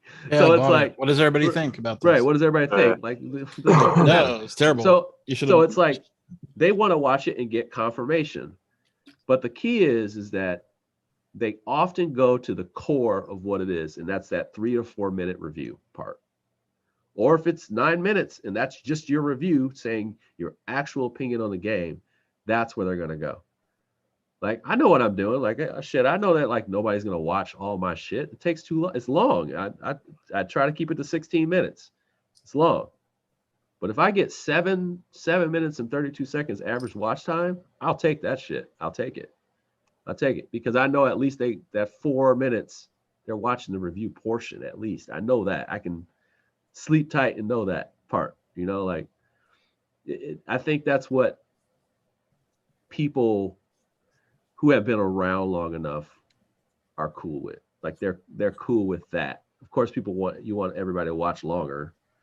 It's just that when you have 45-minute reviews out there, people are doing that. I don't know what they expect. I don't know what their expectations are. I think the 45-minute review person doesn't really care. Yeah, and I don't think they care either. Like I feel you like just want to say what you want to say, and that's all that matters. Yeah, and there's a couple people I know that do it, Right. and they're happy with it, and they do have subs. So some of them actually have a lot of subs, but they've created their core, they created their core audience, and they ride with it, and that's at the end of the day, that's kind of you're doing what you want to do, like if it's fun for you, keep doing it, man. I mean, I think I'm kind of the minority of the viewer. Though. I don't really care about reviews. Like, I'm looking for instructional or playthroughs or some conversation, but I really don't care about reviews. Yeah, I think when people say they're looking for instruction, I think they are looking for more than instruction. Honestly, when somebody says they're looking for instruction, I think they do look for shreds of opinion there. They have to, because like somebody will say, like, they'll be like, I only want to see how it plays. I'm like, Rodney doesn't do fucking how to plays every week. Like he doesn't do them every week. And I know people buy games more than that. So, like I know Rodney, Nathania, Cardboard Rhino, Edward, they don't do enough game playthroughs in a week to get to tickle your gaming fetishes. They don't. So it's like people are still looking for folks with an opinion that can explain a game well. And that's what it is. I mean, how long they watch the video is debatable, right? But it's just, I think one of my favorite channels is like Monique and Naveen. They do such a great job on Before You Play of explaining games. When I was with them at IV Studios and we were talking, I was just like, it's amazing how good she was, like at the beginning, like her and Naveen, but how good she like especially Monique, how good she became. And she is just, her flow, and I really appreciate someone who knows the name of all the components. She knows the names of all the components. She doesn't say, this green one right here or this blue one here. She knows all of them. So she can teach you on Mars, and she knows every single component in the game. And those things I value. John Gets Games does that same thing too. He knows all the components in the game, and it makes it so the instruction is very clear, so that when you go to the game yourself, you won't be confused. You won't just know it's blue. You'll know that this was a space cadet, whatever. Like it's like, thank you, because I need that. And man, I just so what's the name? Alan's saying, he's like, I just skip to their score and opinions. That's great. See, that's what I'm saying. Like some people, I just watch their instructional part. I don't watch them play. I just watched the instructional part of the video, and then I'm done. I'm good. I just want to see how it plays, and they do such a good job of explaining it. Yeah. I like to be informed. The opinions of people, sometimes it matters, but most times it doesn't for me. Sometimes it does. There's some people I just know they know their shit, so I can listen to them explain things, and I can parse the words out. I'm not trying to decide whether they're lying to me or not or anything like that, which I'm not in that camp of people. But overall, man, I was just like, I don't agree with that. I think there's a lot of people who I think what's happened is we're throwing a blanket over folks, and that there's just a lot of content creators out there that are doing really good critical, or I would say fair reviews. Fair meaning they do cover things that they don't like or think that need improvement. I guess I'm Even for not seeing it. I mean, I guess I need to dig deeper. Right, and that's what I'm saying. It's Yeah. just that the thing is, we just go to the ones that are gigantic The because most they ones I are the see first are ones. mostly like See, I'm not- They're the promotional. first ones. Like we Yeah. get access to every fucking thing. Yeah, We get, I mean, if we you get if you access get a to new everything. game, yeah. So I'm it's like mostly if you watching don't, but that's the thing. Let's say we were the only one on the Kickstarter page, or Jesse is, and you don't like either one of our content, right? So then who the fuck do you go to, right? You're like, oh, I don't want to watch Man vs. Food shit.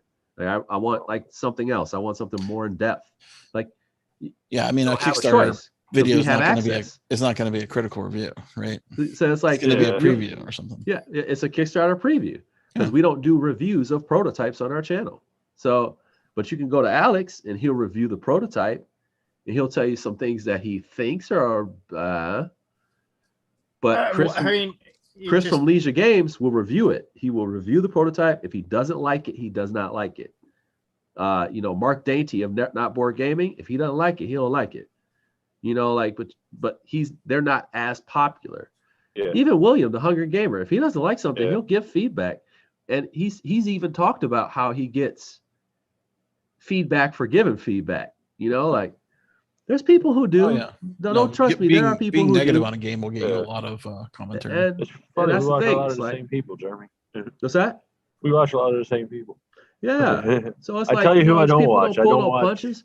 And as far as reviews go, man, there's just a lot of people who do really good reviews, man. And I think we've become really too critical of what we want. I don't know if we want Siskel and Ebert. I don't know what we want, but I just know that we do have people who are out here saying they're valid, their valid opinions. And just because they're not all negative all the time.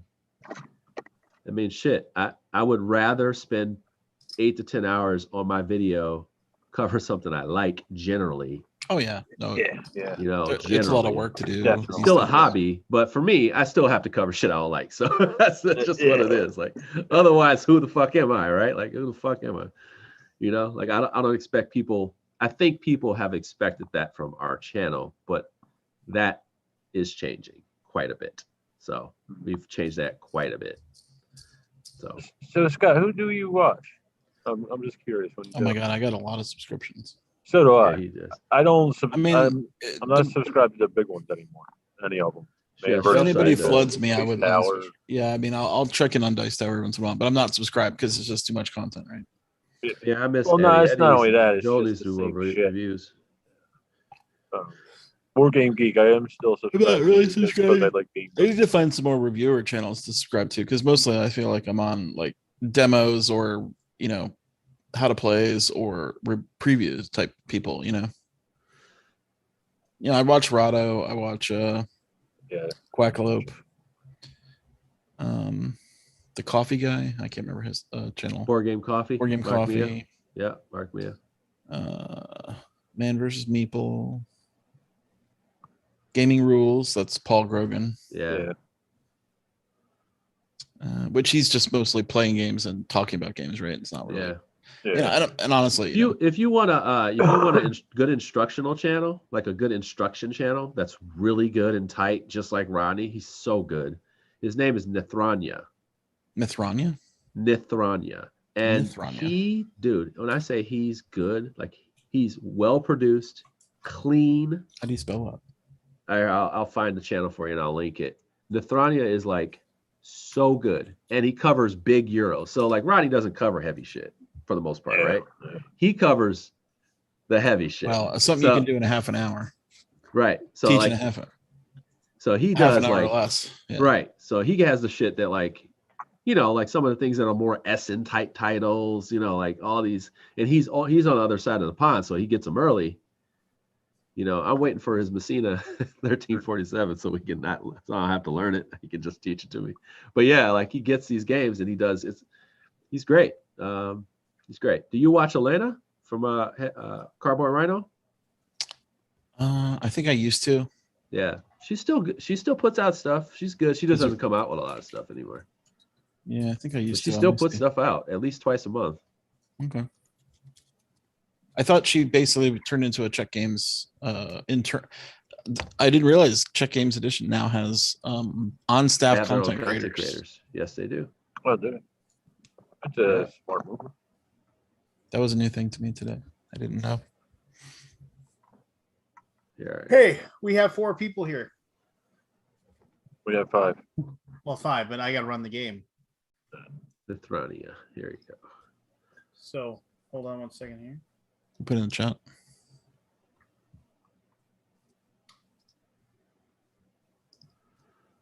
I don't know what Jesse did, but he did figure it out, because now when you do a 4U, he's on that now.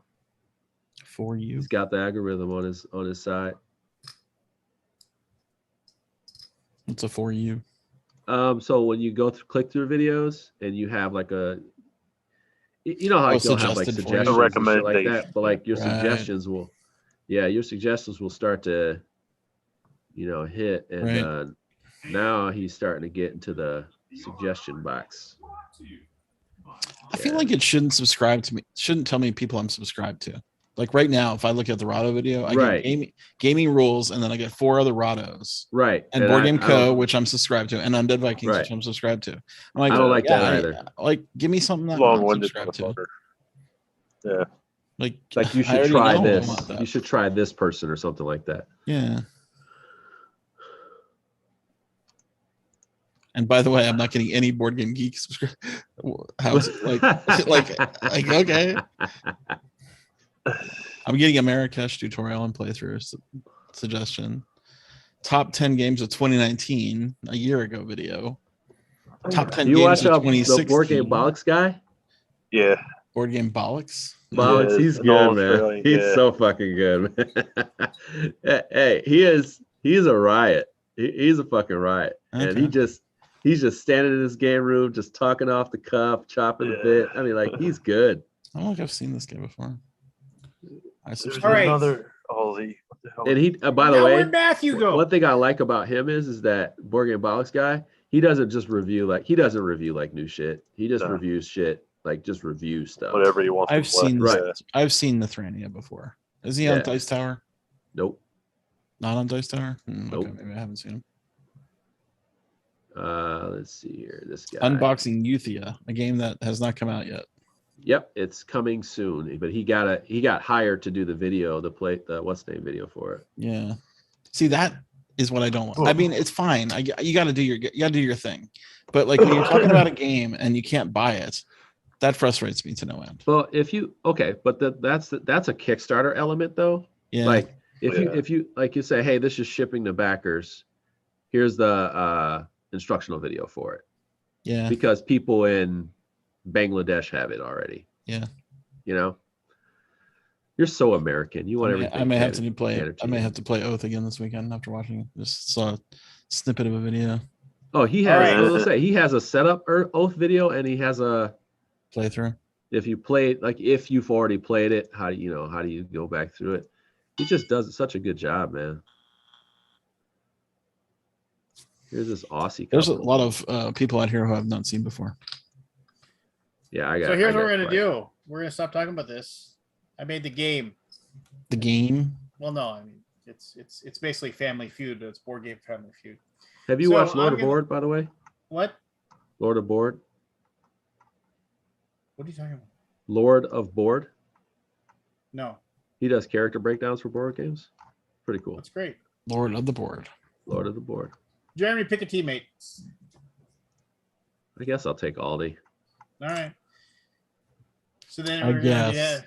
we'll have Matthew. What's you got against Canadians, man?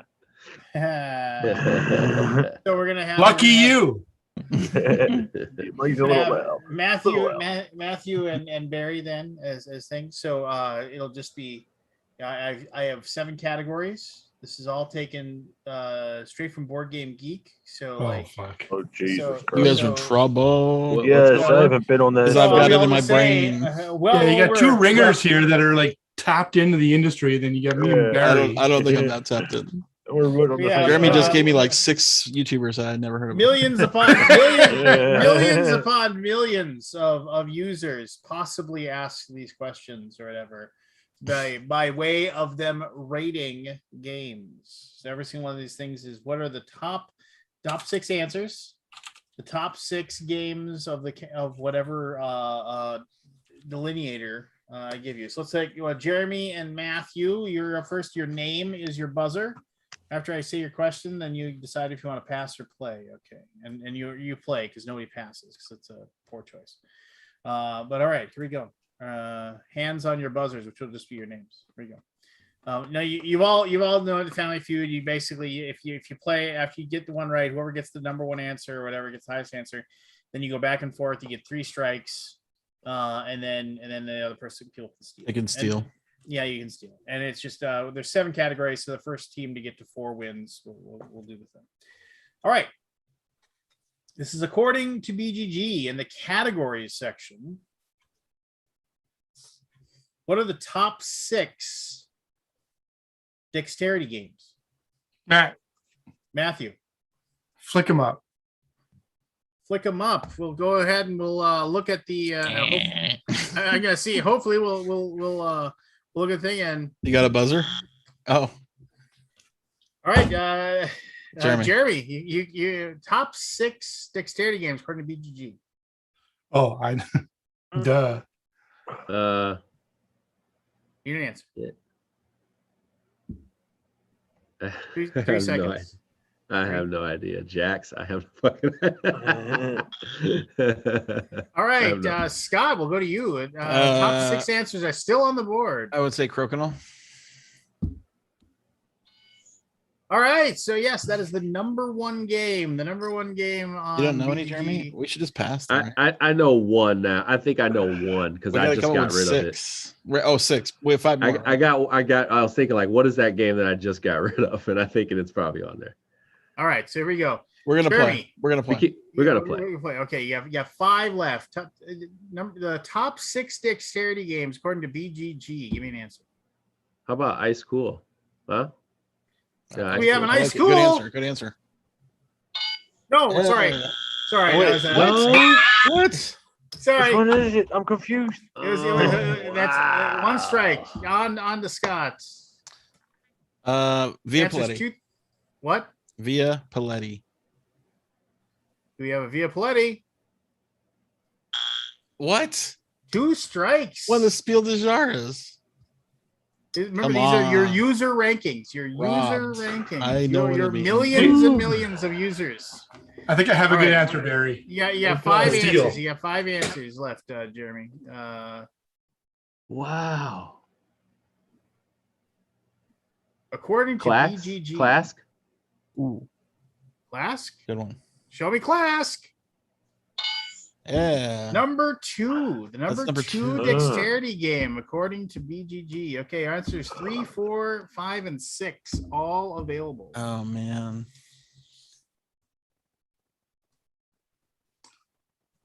Not According me. to Board Game Geek, your website, Yes. what are the top 6 dexterity Now, would you have? games? Now, we're like, listen. Okay, so like, no sport. Like, you can't say like, Oh, I got it. I got technically, one. I got foosball is a Okay, game. go ahead.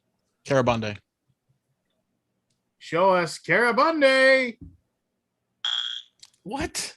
That's so all right. That's so that's the third zing. That's third strike. So Barry, Matthew, you guys can discuss. You give you about 20 seconds. You can talk amongst yourselves. What do you think? Numbers 3, 4, 5, and 6. This is under the categories option of dexterity games, the top 6. I just sent you a message, Barry.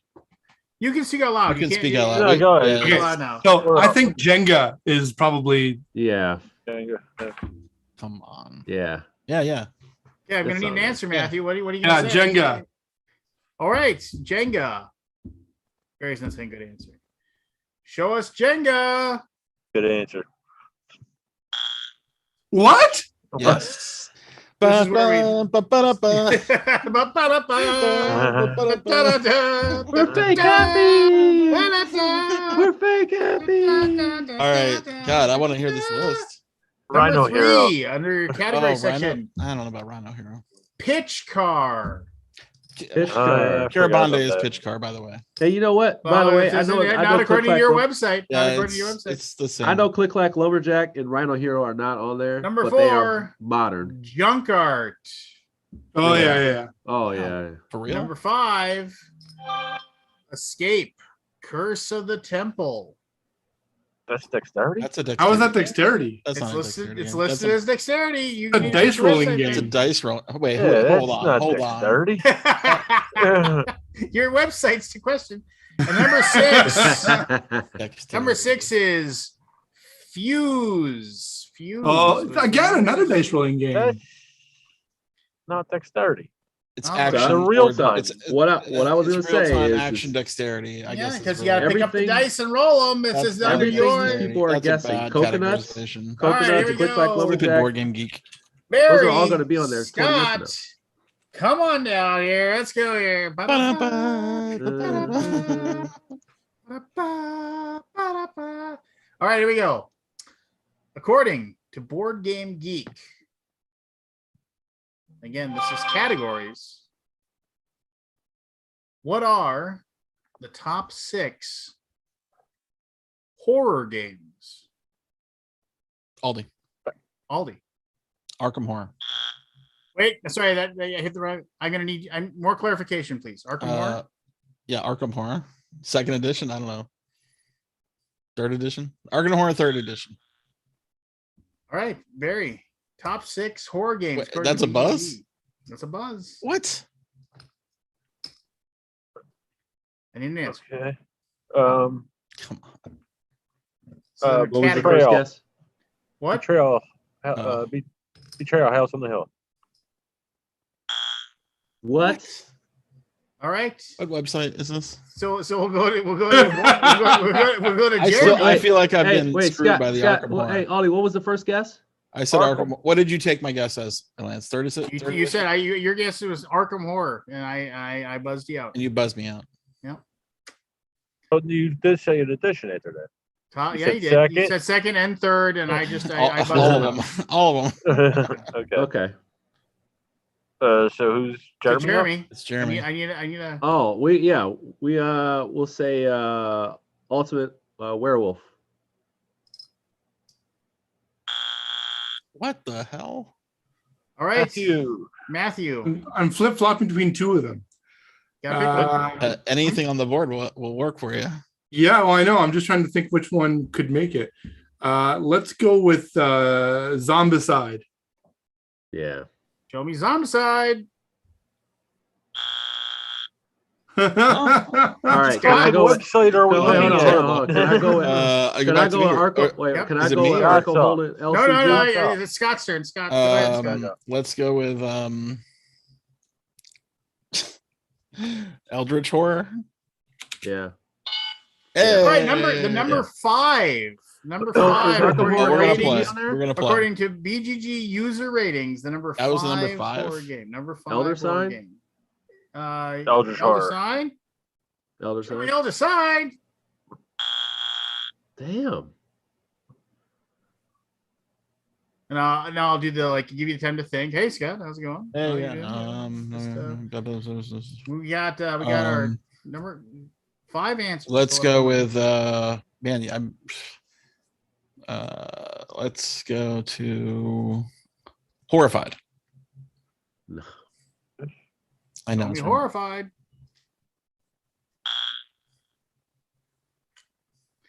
That's 2 strikes. 5 answers still on the board. Fear of Dracula. Ooh, good answer. Good answer. Show me classic game, multiple editions. A lot of people say the first edition is like the best one of them all, but here we go. Never played it. Fear of Dracula. Show Ooh, me Fear of good one. Dracula. Hey, Audie, Matthew. take your Matthew, fucking site Yeah, down. really, Your man. shitty site down. I want to know. I'm so bad. I hope somebody Uh, buys it out and so here we go. fixes it. Jesus Christ. There's 5 what is answers, this? including damn the top users. 4 are still on the board. Who are the- Matthew and who are Jerry. your Matthew and users? Barry. So Yeah, can we chat about it or yeah, you get some time to chat about it. You get so Gary Wow. Barry, what do you think about Dead of Winter? Or is that too new? Arkham wasn't on. I mean, Jesus. You could do Eldritch Horror. That might be one of them. Scott Eldritch said Horde is Eldritch. already on the board. Scott said Oh, is it? Oh, sorry. Okay. Yeah, Dead of Winter. Or you could. Last Night on Earth, maybe. Is like Mysterium? Is that considered horror? I wouldn't. I don't That's know. not popular enough, though. Yeah, let's go Dead of Winter. I need an answer. Got a winner. No way. Show me Dead of Winter. What? I thought for So- sure that was on the list. Yeah. Ba-da-ba-da-da-da. Number Number one. Nemesis. Yeah. Wow. Number two. Arkham Horror, the card game. No, I said that. I Oh. said Arkham Horror LCG. But you didn't Really? guess that LCG. You just said it Oh. out loud. Number three. Mansions of Madness, second edition. my God. How did we forget that? Number four. Kingdom Death Monster. How could I totally forgot forget? about that. Oh my How God. could I forget? My The fact that third those are favorite game of all higher than time. all those other games makes Number me. six. don't I know, how but out yeah, of touch I I know. am now. Number Yeah. six. Legendary Encounters Aliens. Number six. Legendary Oh, wow. Encounters. That's crazy.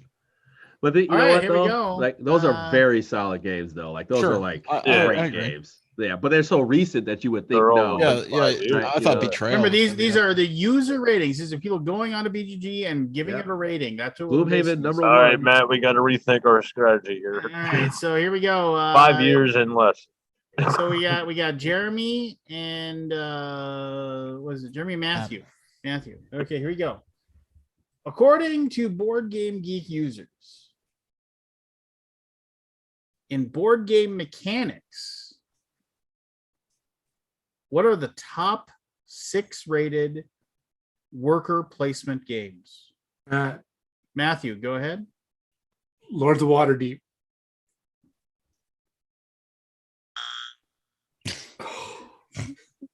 You didn't say show me Lords of Waterdeep. That's why. Oh, I say, show me Lords of Waterdeep. Jeremy, Stone Age? Yeah, that's what I was gonna say first, actually. show me Stone Age. Barry, Agricola. Oh, Agricola, classic Mm. Classic game. Classic game. Is it up there though? Scott? Feast Road. I was gonna say Feast. It's gotta be Yeah. Feast Feast. Road? Come on, It's please. gotta be Feast. Get the fuck out of here.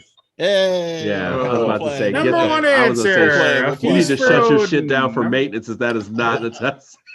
Number one. Number one answer. You Feast shut Road. your shit Will you down. pass or We were play? down Pass or- yesterday. Feast Yeah. Road is We're one. playing. We're playing. We're playing? Okay. Here we go. Jeremy takes a sip of his dark brown liquor. There's some good shit I got too, man. Oh Some man, naive. Dive Naive, Dalmore is nice. great. Caverna. Oh, good answer. Good answer. Caverna. We're going Uwe the hard. spiritual Yeah. successor of Arduve. Uwe. Arduve. Uwe Hart. Show me Caverna. I was going to say that too. Yes, Motherfucker. number 6. The number 6 highest ranked worker placement. I went with the game. Agricola though. Mm, All right, Scott. is Through the Ages worker placement? Through the Ages. Through the Ages. Show Yeah. me through the ages. Mm, First strike. Mm. Back to Jeremy. 4 answers still on the board. Worker placement. One of the most- work placement, right? Most beloved mechanics in the board game world. He said Lords of Waterdeep, huh? He did. Mhm. Mhm. Hmm. Jeez. I need an answer from you. You've probably played a few. worker I've placement played a lot, but you got to remember, A couple. I came in. You know when I came in though, right? I came in past the golden age of 2015. I was 2015, so it's kind of tough. Look at Like you I would now. say, Snowdonia. I would say Snowdonia, but it's not. I know it's not. All right. Well, I need a guess for you though. So Huh. Jeez, man. I'll pick a Lacerda game. How about Vinos? show us Vinos. All right. Matt, Barry, we're ready to steal. Let's go Scythe. Scythe. Yeah, you know what? Yeah, and Scythe. it will be on that list. It's got to be on there. Show us Scythe. Oh, Oh, jeez. Whoa! I'm horrible at this, so I don't even know what. Matt, what is a recent worker placement game? You're not asking the right guy here. Oh, jeez. Worker placement is the action of placing workers on the board to. Yeah, take but there's different also actions. games that are under that category that shouldn't be. So Midgard, maybe? yeah, Champions of Midgard, sure. does that work? Yeah. Do that you does work. think it's something stronger? Or? No, I couldn't think of anything else. well, the thing is that dice worker placement is dice worker placement, right? And then some people will argue that till the cows come home. So All right. So what's your guess there, Barry, Matthew? Is that where we're going with that? I can't think Yeah, of let's do it. Yeah. Champions, yeah. I wish it was. I Trials. can't. It would be number 2 is viticulture. that's just I was gonna say that. if I had another guess, it was going to be Yeah. viticulture. Yeah, Number 3. I changed it from that to is- Scythe. But I couldn't remember if viticulture was actually worker placement or not. yeah. So Number 3 Yeah, is you're right. Orleans. Orleans. Only off, Uh, Fred, man. Number 4 Oh. is Everdell. Oh, that's number I never 4. played that one. Wow. Number 5 is Dune Imperium. I was going to say that, but I wasn't Jesus. because of the card mechanics. Cult of the New. Christ. Yeah. All right, here we go. Let's get our players down. Ba-ba-da-ba. It's better. Scott Man, and we Barry, suck. here we go. All right. Okay, we're winning though. First of Yeah, all, you are. Yeah. According to Board Game Geek users and their ratings, what are the top 6 pirate games? Jeremy. Did you not? You're not in. It's Scott and Barry. Oh Aldi. shit. Oh, Aldi, go. Merchants and Marauders. Number 2. Oh, The number 2, Oh, you Barry. You get can number still one, get the you number 1. You can get the Oh. number 1 and take it. thought you were just talking about Bones. Oh, okay. I don't even know that many pirate games. Matt, help me out. They were just talking You about it. can't, you You can't can't help me say out. You're anything. all by Oh, yourself. fuck. That's right. Oh, I need 5 seconds. all right. You said Merchants Mars, right? 2, 1. Anything. Anything. Both. What?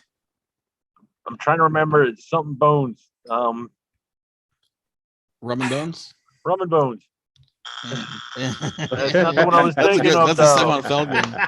It's not the one I was thinking of. Oh, though. it's not. All right, Oh, Jeremy. Is there anything up there with the bones in the title? Scott, No. what was that Days of Wonder game? Ugh. 5 answers still on the gonna board. happen. Pirates Cove? Yeah. Show me Pirates Cove. All right, I got one. Go ahead. Jamaica. Show Jamaica Classic. That's a Show race me game. Jamaica. But it's got. So let's see. We got. All right. Libertaria. Is that 2? That's 2. Yes. Is Stu, what do you got for me, Jeremy? Libertaria. Good name. Good Talia. That's it. That's all I got. Show Good- me good answer, good answer. Libertalia. That was my guess. one of my favorite games. Yeah. The number 5 answer. The number 5 Yeah. answer. Okay. 4 answers Okay. still on the board, Scott. 4 answers still on the board. Oh, how about that new one? Don't by say it. AEG? It's not your turn, Don't say man. it. Hold on, Don't say it. man. You don't want to give it to me. Okay, Shiver Me Timbers is the best pirate game, but it's not on that list. Yeah, I'd not. agree with you. I'd agree. Yeah, with Shiver Me 100% on that. Timbers is fucking great. So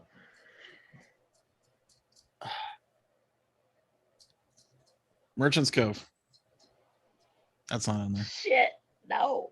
Merchants Cove. All right, Matthew, Barry, 4 answers. The number 1, the number 3, the number 4, and the number 6 are all still there. So I'm thinking Dead Reckoning. maybe. Very recent. Not out yet. Yeah, I don't know. But he did No. buzz in. He did buzz in. No, No, I didn't. We're just- They're doing the chat. Yeah, They're doing the it's chat. not out yet. Is Oh, Is it okay. not out yet? Okay. No. See, I don't Forgotten know. Waters. Is that a pirate? Yeah. Is Too Many Bones a pirate game? Maybe. That's the one I was thinking of. Too Many Bones, man. Too Yeah, Many let's Bones. go with that one. It was Roman Bones came out. God Too damn many it. bones, buddy. Too many many bones. bones. Locked in. They're locked in. Too many bones ain't no fucking pirate game. Uh, That's a good guess though. Number one. I never played it. Number one, Maracaibo. Maracaibo. That was That's my a pirates first game? guess. Number Yes, three, it has pirates in it, and it's a weird Forgotten thing, too. Waters. Oh, you should have gone with the Forgotten I should have. Waters. I should have. Number four, Friday. Okay. Yep. That's a pirates game. Yep. And number six, Alexander Pfister's Port Royale. Yeah. Oh, wow. Port Royal. I would not put some of those at top 6, but Well, this is your Jamaica's this is way your better. users' ratings, baby. I know.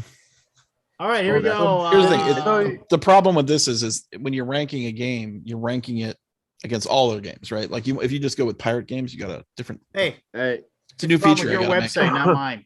all people in the chat, all 25 of you, buy Shiver Me Timbers if you like pirate shit. It is so good. It's so good. Is it out? Yeah, it's out. Like it's very good. It's the best pirate game. But Libertaria, of course, is its own thing, and I like that one too. So Yeah.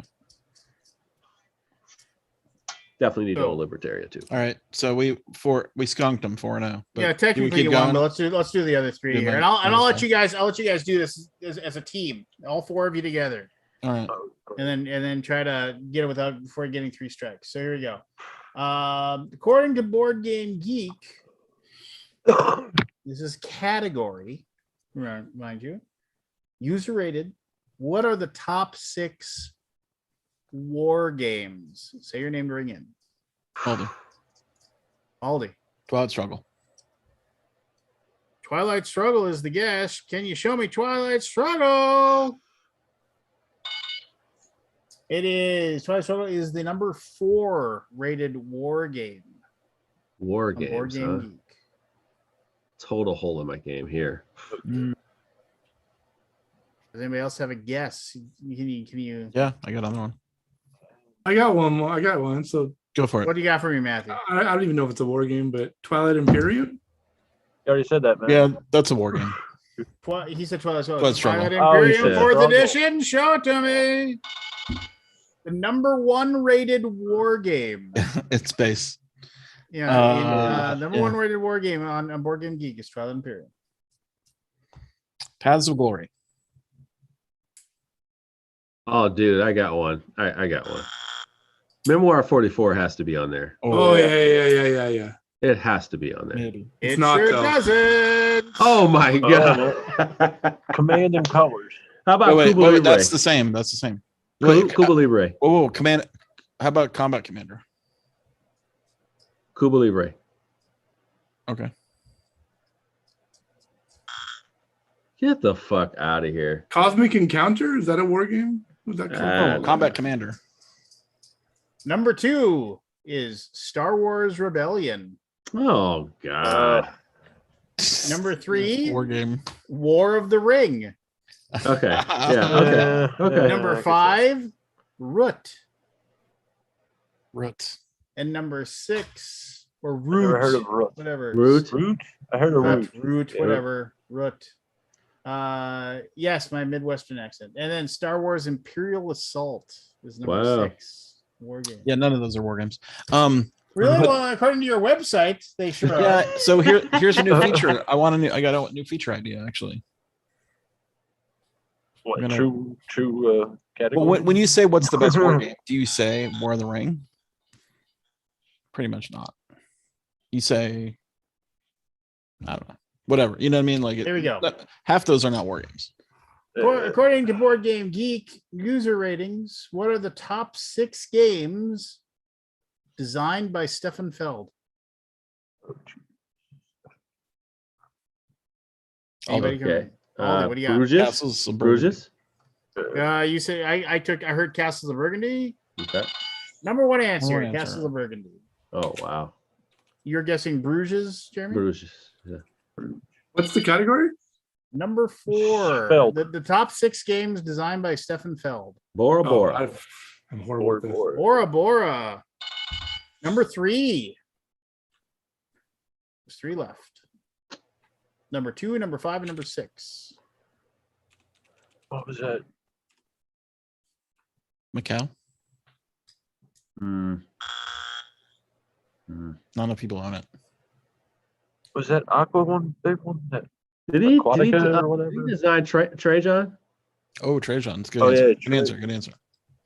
Trajan number 2. Number 5 and 6 are still out there. What were you saying, Barry? The Tasty Yeah. Minstrel game? Did they bring that over? Aquasphere? Aquasphere? Was I that don't, big? think, I don't think No. that's in the top Aquasphere was 6. Or no, Luna. No. Was that big? Yeah, not if Macau is not on there, Luna's not on there. Yeah, that's true. Merlin might be on there. I would agree Merlin? with that. Merlin. Okay. Well, fuck your list. What else we got? Ah, Amerigo. What was the one that they redid? Just a couple years ago. I think Ravensburger redid it. Oh, in the Year of the Dragon, right? In the Year of the Dragon. Is that one? Yeah, it's on there. number 6. His best work ever. What Number about Notre- 5 is eluding you. Notre Dame. Notre Dame. Look at that. No. Queens. Oh, I forgot about I would have never guessed that ever. All right, here we go. And then this is a mechanic. Anybody want to Board Game Geek spend? users? What are Wait, the hold on. tops? Anybody want to spend $715? You can borrow it to me. Aldi? Nah, we're good. Can I? What, Aldi. All Come in on. on the all in. All on in. the- all in. All on the in, baby. Stefan Feld. Oh, you baby. you I didn't aren't even- getting that for the library, are I you? was not going to get it for library. Hey, I Aldi, did I put cannot. that? Did I put that picture in your group with me with the You surprise? can still face get at all work? 4 games for like 300 though. This is according to Board Game Geek user ratings. What are the top 6 games with the mechanic of card drafting? Card draft. All right, Jeremy. 7 Okay. Wonders. 7 Wonders. I'll accept 7 Wonders Duel. Duel. But yes, Duel. I'll accept. Right. Oh, not 7 Wonders. Yeah, 7 Wonders No, Duel. Duel. Number 2. Not No, new Duel. enough. Jeez. Card drafting, you said? Card drafting. Yes. Sushi Go? Is that a card drafting game? It is. All right, I'll be back in a second. Ah, I'm up no help whatsoever. I'm out. Card drafting, huh? 51st State. No way. No? Oh, Oh, the new ones. it's Imperial Sellers, right? But I don't even think that would be on there. No. Is that a card drafting Uh, game? Northern Empires. It's not a There card was drafting game though. You have a hand, you have a deck, and you draw on. the first round is, or at least 51st. I'm trying to remember the other one now. Why can't I think of any card drafting games? Blood Rage. Yeah. Ooh, good guess. Oh, Number yeah. 7, actually. Number 7. Number 7? Yeah, out of top 6. So.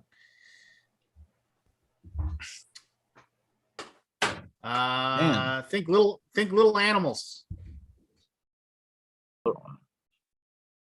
Small World? No. Everdell. Yeah. Everdale. Is that a Riverdale's draft? number 6.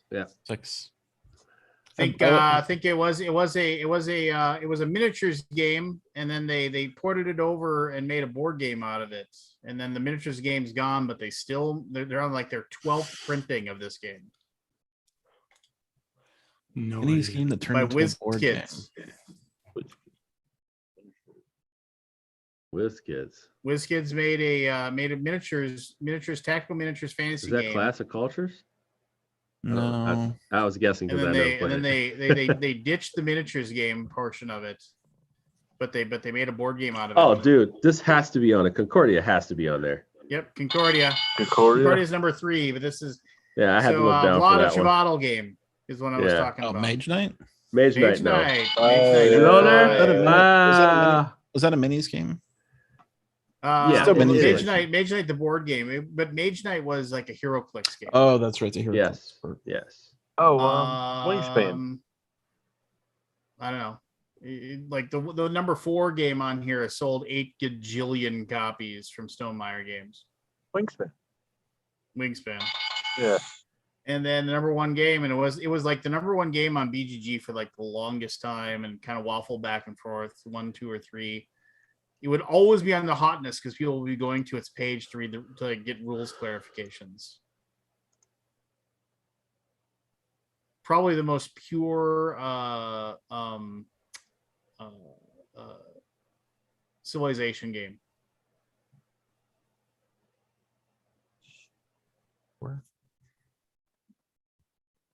Through the Ages. Through the Ages. There you go. I don't think of that as card drafting, but I guess it is. I always think of card drafting as like you got a hand of cards to pass it, not a pool of cards, right? Well, talk to your screwy thing. No, it's correct. I think that one's correct. You know.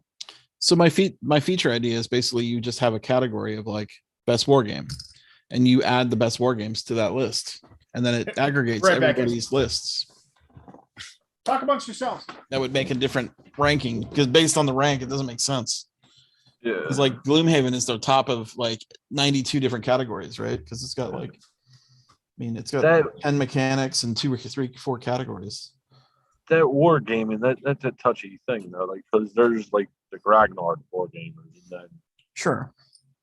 I almost guarantee you though, if I said what's the best war game, hardly anybody would put Rebellion on there. Because it's not really a war game. But some people might consider it a war game. Yeah, best adventure, exploration, fantasy, fighting, and miniatures game is Gloomhaven, right? I mean, it's.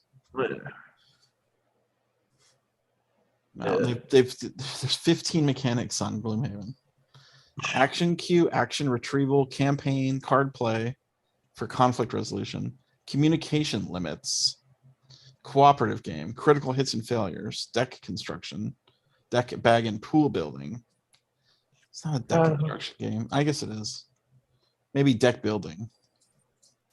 Grid movement, hand management, hexagon grid, legacy, modular board, once per game abilities, scenarios, simultaneous action selection, solo, storytelling.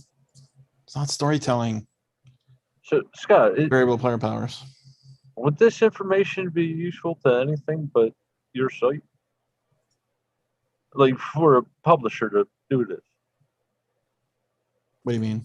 Like list the category where it would be at, no, it would basically be for your site. Couldn't you limit this to like 5 or something, What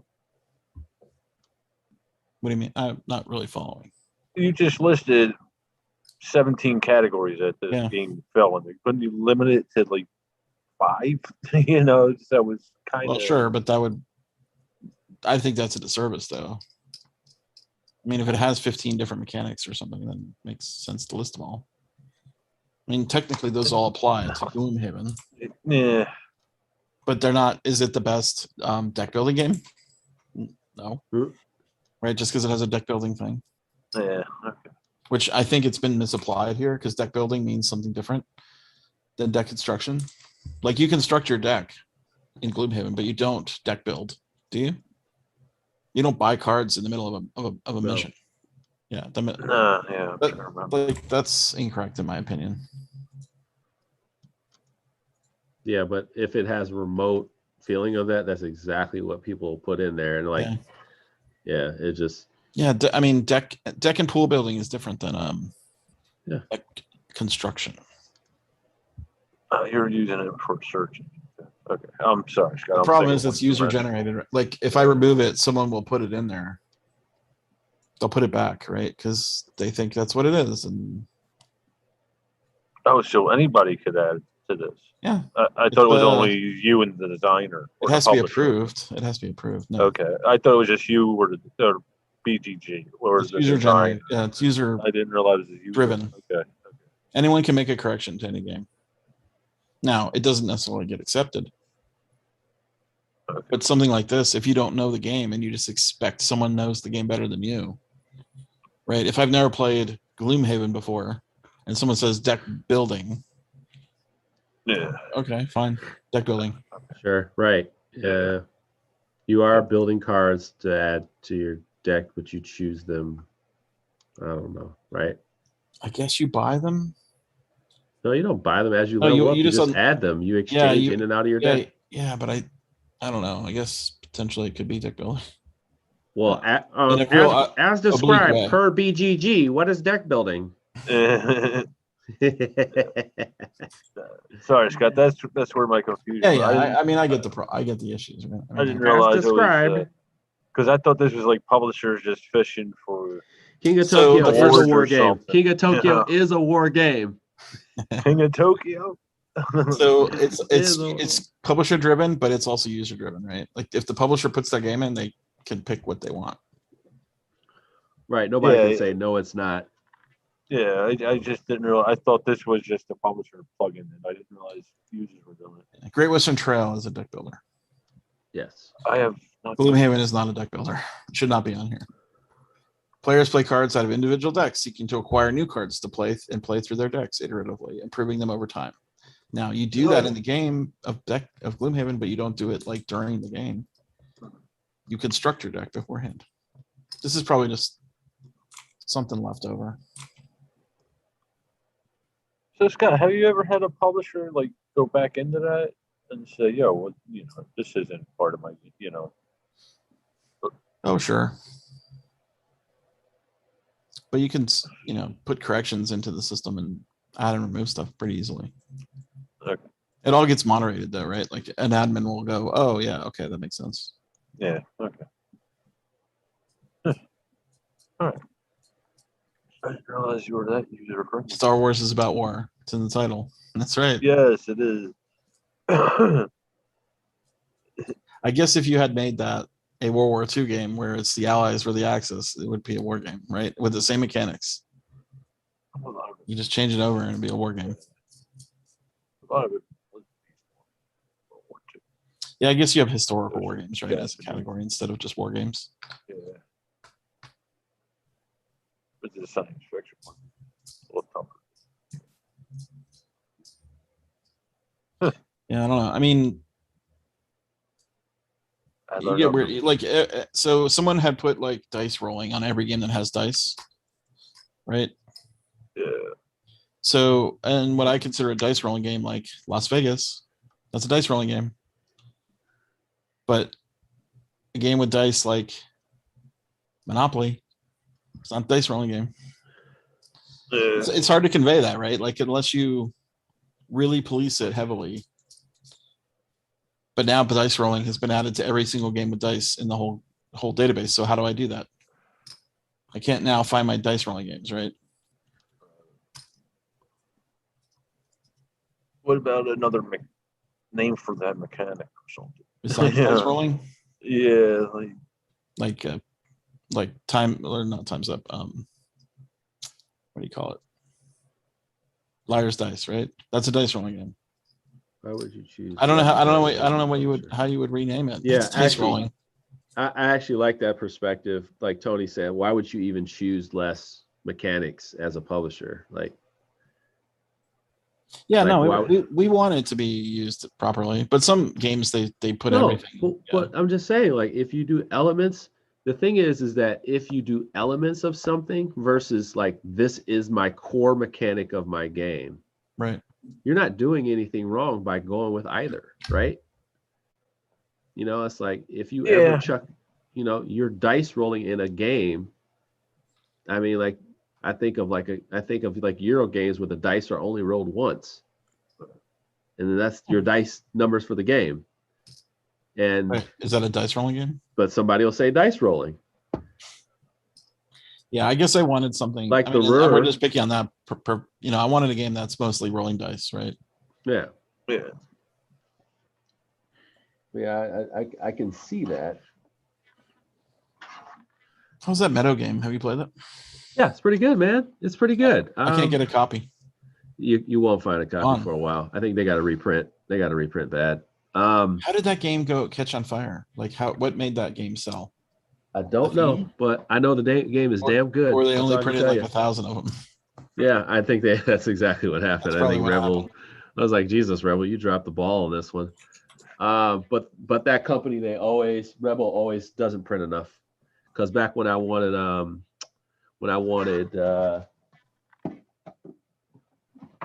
Dream Home. Oh yeah. Back when I wanted Dream Home, I couldn't find a copy. And then when they made the expansion, I thank God I bought it the day it came out because it just never existed after that. I love the game. There's Dream some Home's a fun stupid game, too. prices on BGG Marketplace. What's that? There's some stupid prices on There's BGG some stupid Marketplace. prices, I'm sure. $60. 60? Yeah. Screw that. But I did. Oh no, I paid 50 for mine though. Is I that the paid 50. MSRP? Yeah. Oh. Yeah, I paid 50. You gotta support your game store. You know what? You gotta support your game store, Aldi. Yeah, Scott. What's wrong with you? You know what? I'm a homebody. I don't like to go out. Oh God. Oh, aren't you depressed? Listen to you. It's always something. I don't like to go to the game store. Yeah. Why not? I just don't enjoy it. Hey, Aldi, where's the list You of could go Essen online releases? to a game store near you. Where's the list of Essen releases? How do I get to a list of Essen releases? Browse preview. Browse. Previews. Where? Browse. Previews. Previews. It takes a minute to come up. I'm not sure why it's so slow. Oh, I see here. I think it does a lot of counting. Yeah. I need to fix that. And there's Spiel 21 preview. Have you looked at it lately? No, I haven't. That's why I'm going to go back through it because there's a couple people who are like, take a look at our BGG page and see if you're interested. And I was like, I don't fucking remember how to get there. There's only 381 games listed. Yeah, that's not a lot. But yeah, I wanted to go. I haven't through really some of looked at it these. lately, but I'm, Yeah. you know, I have this feeling that like hardly any of them are going to be there for sale. No. Hey, Scott, remind me at the end of the year, I want to see if you guys felt that being there was less games released this year. Was I there can tell you right now, at 100%, it's going to be less. was there more quality, or what do you? You're just happy to No, get I what you don't. got. I think it's just people couldn't get the games finished. No, they Right. couldn't get the Produced. game finished, man. Yeah, Like I mean, you- everybody's hitting the wall with it. You had to let people, like literally, you probably had to fire people, like let people go that were in the middle of development. Like all kinds of shit. I'm serious. Like some people had to let people go in the middle of developing a game that funded, and then on top of that, just some people just don't have the money, like all that time and money. Hub Games is down to one employee. Like, oh yeah, the owner. They're down to one employee, and that's the fucking owner. Like, that guy had Royal Story Cues, man. Jesus Christ, man. Yeah. He sold that off. He though. sold it though. He sold it off. But I'm just saying, like, it just goes away, man. So Aldi, I know you don't like this content because you think it's boring, but What? But why don't you have like a whole bunch of like BGG Essen things where you just did snippets, like just snippets of what you did before, like in person or in that digital last year, and just do those, buy some spots, make sure there's more videos on these things, because you can still get a little I bit of could money go off into them. the whole reason why not. Yeah, money, I don't wanna. views. So you don't want. I hate to air it out, but I mean, it basically was not worth it for us to do it. Yeah. And I'm not saying everything has to be money. No, But when you man, spend, that's what it is. when we spend, I mean, I want to say, What the fuck it is? so the hours that were spent scheduling all that stuff was at least in the 50 to 60 hours, just scheduling it. Just scheduling, yeah. I am happy to take any PIB extra sponsorships. Yeah. Just letting if the PIB extra people are out there. And it may Did have been anybody else 100 notice? Did anybody else notice at the beginning of Suicide Squad, the one guy cracks open a PIB extra and drinks it? I was like, that is sweet. Only because of you. I've never actually had a drink of that. Aldi, can I ask you a question live and you'll say yes? No matter what I ask. Sure. Yes. Can MVM have your can we have access to your BGG page for our Essen live stream? When is Say it? yes. It's going to be the 23rd and 24th. Probably We'll just take one day though. We'll take the Saturday, October 23rd. 23rd. That's Oh, way yeah, I was after. going to ask you for that. Because we're not, because it's going to be the week after Essen. Are you doing on Twitch? No, it's going to be on our tube. Okay. Maybe. I have to see if I can get the YouTube streaming thing working. I was gonna say we Right did now it. it's We built did it for before. it's built for, yeah, I know, but we've changed the system. Oh, okay. I And we're will not gonna- I will soft commit to that. And And we I'm won't pretty say sure I anything will. stupid. We won't say anything stupid on I know there. you wouldn't. I know you Like guys are last professional. year. Yeah. Did you do Yeah. something stupid last year? There were some things that went up. So I must not have seen it. That's a Saturday and a Sunday? That should be no We shall problem. not speak of. Yeah. You but got a we'll be yes, fine. Jeremy. Stop talking. Yeah. Just remind me, and like you gotta send me the info. Like the Okay. links and stuff. Okay. Believe me, I'd like to promote video stuff. It was just so many hours of effort and so much work and so much overhead, and like honestly, the viewership is just nothing. Yes. Which is like, well, why are we doing it? Well, for us, Yeah. I would say for us, we get a couple hundred for us, so that's fine. Okay. I mean, We get a couple hundred people, we're fine. All right, here we go. RS. RS. Radio service. You remember your name's your buzzer. hmm, Oh, you're stretching? Getting ready neck for this? hurts. Scott? Neck hurts. All right, here we go. I almost got Anthony to show up tonight. He chose not to. Why is he not? He was watching a movie with his lady. He posted something on Facebook the other day on Stephen Bonacor's Corvette purchase. Yeah, he and I talked. That's on quite the phone. purchase. Yeah, it was. He and I talked on the Pretty phone sweet. for about an hour the other day. Me and Anthony. I don't like the color, but I thought it's a cool car. Yeah, expensive. Here we go. RS clue number 1: connected to a staff. To a staff? To a staff. Connected to supernatural allegations.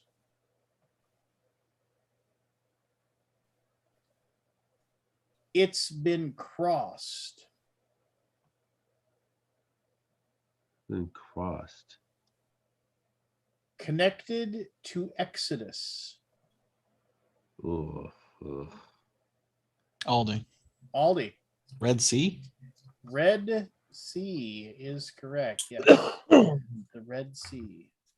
What is the staff? Staff of He Moses. held the Moses. staff. He held the staff. From the movie. The Red Sea. Red Sea. Part of the Red Sea. Here we go. Number 2. Was mentioned on the TV show Lost.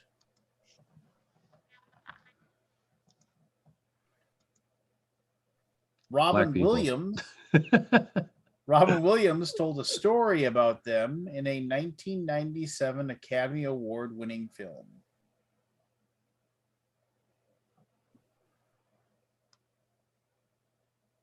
Connected to a famous monster.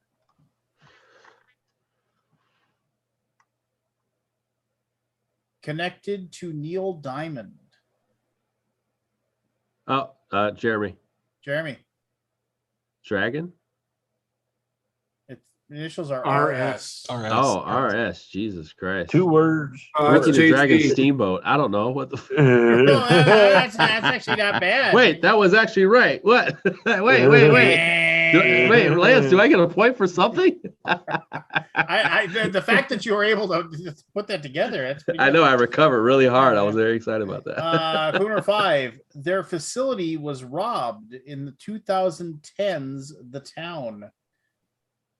Oh, Aldi. Aldi. Red Sox? Red Sox. Red Sox. The baseball. Yeah. Clue number 1. Has appeared in video games. Was part of a legion.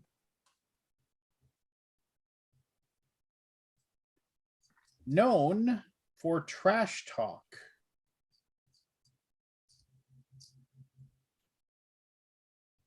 Helped a franchise win their first title. You said known for trash talk. Known for trash talk.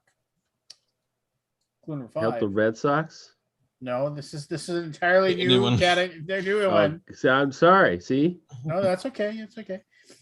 Has a viral connection to Aaron Andrews. Was there an Andrews? Aaron Andrews is a sportscaster. Oh, Final clue. This Pro Bowl cornerback who was a Super Bowl champion with the Seattle Seahawks. Oh, Jeremy. Yes. Richard Sherman. Richard Sherman is correct. Richard I would have Sherman. never known that either. Aaron Andrews was the What did he have to do with Aaron Andrews? I think there was like there was a they had a Twitter spar or something. Yeah, they had a little bit of a thing. Aaron where they were Andrews going is at it. probably unfortunately most famously known for the fact that Yeah, no. she had that weird stalker that Yeah. figured out what hotel room she was going to be in and reversed the peephole. So What? yeah, and so on her hotel room door, and then was Wow. able to Peep on film her. her. Now, Yeah. the thing was, she was in a legal battle for like 5 years. She won. She got like $50 million. Good for her. From the But, hotel. I mean, like, dude, it had to take. Oh, from the hotel. It had yeah, to take. because the guy said, "What room is she staying in?" I'm a really Oh, good and they friend. told Let her? me stay in the room next to her. or something. I was like, that's crazy. But I mean, she had to have a lot of money to fucking hold off that legal battle. Jesus Christ. Yeah. Well, I'm sure It's a it was hotel one of those- chain. I'm pretty sure it was one of those things where the lawyers were just like, "We'll take it, you know, We'll as long just as take we, it. as It's long all as in we get, contingent. Don't Yeah, worry, give we'll us- take half when it's we'll over. take half, and we'll make them pay the fees." So We'll make those son of a bitches pay, and we'll take half. well, yeah, that's like We'll make those son of a bitches. if you're ever in Las Vegas and you watch TV, like every other lawyer commercial is, we don't want any money. We just want half of whatever we get from those sons of bitches that hurt you. You know? Just like, there's a guy that he played in the NFL for like 2 years, but he was in Harvard and was not like Matt Burke or anything like that. But he said and his commercials in Vegas for long, it was NFL tough, Harvard smart. You know, it's just like, here we go. Clue number 1. Debuted in 1935. Clue number 2. It replaced Giuseppe Marcali's method. Clue number 3. Was mentioned in a 2015 film starring Dwayne "The Rock" Johnson.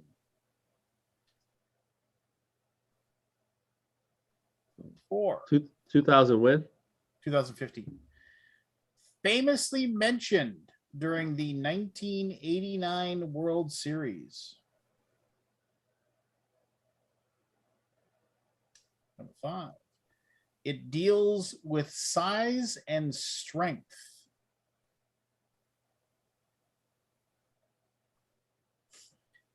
Final clue. This measures the magnitude of earthquakes. Aldi. Oh, battery. Aldi. Scott got it. Yeah. Richter scale. Richter scale. I remember watching the pregame show in my bedroom at my house with my parents in 1989, and they were sitting there talking about, and what do the San Francisco Giants have to do to win this game? Well, I think we're having an earthquake right now, and and then the feed just cut out. It was like I was watching. I was like, "Are you kidding me? It's crazy."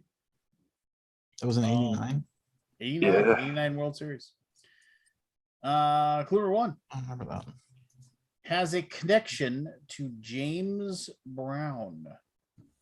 Hi. Number 2. Connected to a Weird Al Yankovic parody.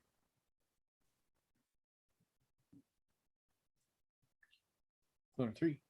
received multiple MTV Video Music Award nominations.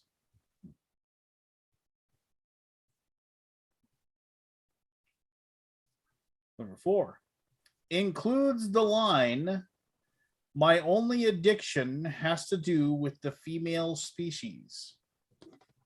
I don't know why I don't know this. Right? Clue number 5. It translates to rich and smooth. Matt. Matt. Rico Suave. Rico Nice. Suave is Uh, correct. This one-hit wonder in 1990 for Forgot rapper all and about that singer. Rico. What was the rapper and singer's name? That's not his name? No, No, that was a No. song. Rico. I don't remember. Of course you don't remember Gerardo. Oh, yes. Gerardo. Here you go.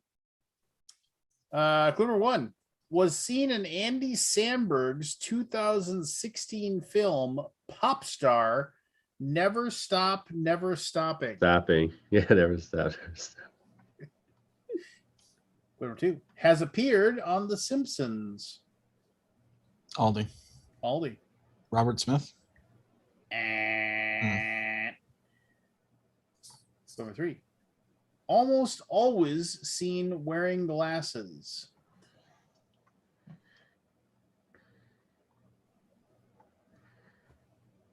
Number 4 frequently seen hitting things. Number 5 was born with the name Richard Starkey. Matt. Matt. Ringo Starr. Ringo Starr. The drummer of the Beatles was the final clue. Octopus's Garden. Great song. Yep. Here we go. Clue number 1 has been seen with Muppets.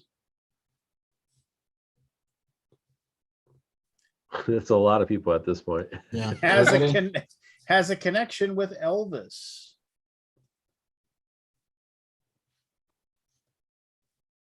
Has been seen near a photocopier.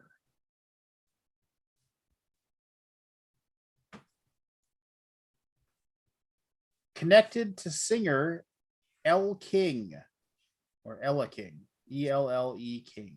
Yeah, okay. Is famous for the line, "You can do it." Barry. Rob Schneider. Rob Oh, come on, really? Schneider. Yes. You can do it. You can do it.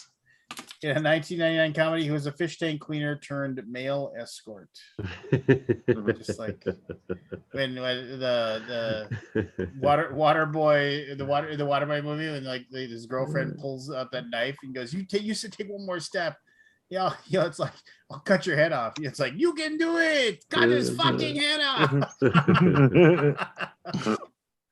I just love, like, when you think about things in retrospect, I love the fact that, like, somebody wrote that down. Fish tank man turned prostitute. Like, Didn't he write it? Whatever. Like, here's a good example of how this goes wrong. Somebody had to sell someone at least $20 million on a bulletproof monk. Yeah, easily. Bulletproof monk, dude. Like, how could you sell someone on bulletproof monk and get a nice, clean signature for the budget? It's like, probably his friendship with Andy, I'm sure it was a Sandler. Adam Sandler. I'm almost positive it was made by Happy Madison Pictures. Oh, it's Happy Madison, but I'm it. talking about Bulletproof Monk, baby. Terrible movie. I've never seen Sometimes that. I wonder how movies get signed. I'm like, how does this movie ever I'm get friends signed with off? Adam Sandler. You know? Yeah. Signed it, 20 million. Signed There you go. 20 mil. How much do you get paid for that character in Waterboy? Well, that was just it. It was a all those thing, all those wasn't it? friends of Adam Sandler.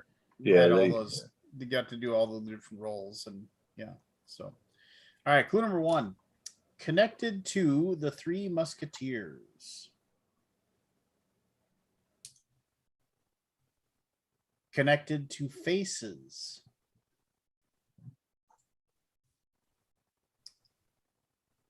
Has been knighted.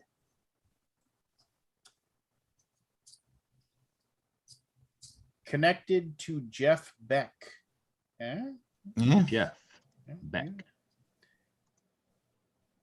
Connected to model Rachel Hunter.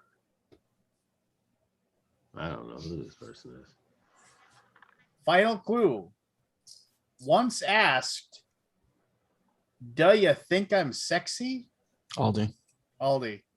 Uh, 5, uh, 2, Rod 1. something. Matt. Yeah. Rod I have Stewart. it. I have it. Rod Stewart. Yeah. Stewart. Why can I not remember his last My name? mom loved him. Rod Stewart. There you go. All right. He here we was go. like so raunchy for his time. Oh, And he was yeah. like in his he was. he was in his 60s and he was raunchy. It was Yeah. just like- He was considered to be so raunchy in his time. I thought that was pretty funny, but Is he still kicking? I think he is. Yeah. There was a show me and Michelle watched. It was like on E or something with his son. It followed his son around. yeah. Oh, It yeah. was just like brain candy. I mean, it was like, tons of money and he was a mess Yeah. and he was trying to become a singer. Of course. Yeah, and he didn't have any talent. Stay on brand. It was a good show. What's unfortunate about Rod Stewart is he had a major surgery and he couldn't sing really much anymore. Yeah. He sang, when but he did the of course his classical voice stuff. was his Yeah. power lungs were gone. They'll just make money on shit, residuals you could- of all the songs. Oh no, you can just come back to the pack and mumble. They got reverb buttons for that. They got reverb for that, man. Technology's on your side. Clue number 1. Debuted November 9th, 1967.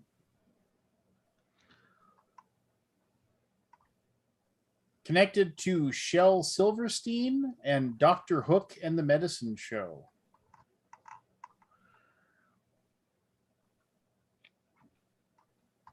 Connected to Cameron Crowe's 2000 film, Aldi. Almost Famous. Oh, go ahead. Rolling Stone. Rolling Stone is yeah. correct. Yes. Yeah. Has famous covers. On the cover of the Rolling Stone, Rolling Stone. They and they got on the cover, that band. Like the basically one-hit wonder, but they got on the cover of Rolling Stone. Oh, look, it's Ryan and Evan, everybody. What's going on? How about that? Are you at your are you play testing or what are you guys doing? Yeah. Is it cold where you are? Well, we're outside. Oh, okay. It seems like it was going to be cold, but it's not actually. Okay. Yeah, it's all right. We're still in the dregs this summer here, but we got some rain finally. Thank God. You Yeah, can we're- jump in. We're in the middle of initials. It's RS. Okay, what do I do with this game? I Okay, haven't let's played this play one. initials and then we'll I haven't test. played this game. What's the initials? All the answers start with the initials RS. Like the first two letters, or those are two words? 2 words. 2 words. Got it. Two words. And Yeah, we I'm all, with we're down to like the last 5, but you can just jump in. We're here. gonna win. We're gonna Yeah, win. we'll get there. Yeah, you could come back. All right. So here we go. Is the title of albums by Roxette, Bryan Adams, Oak Ridge Boys, and more. Wow. Write these down. What is it? RS? Is that right? Yeah. Was sarcastically mentioned in 1995's Tommy Boy. Is it the same item still? Yep. Yeah. same Yeah. one. Okay. Historically has required a phone call.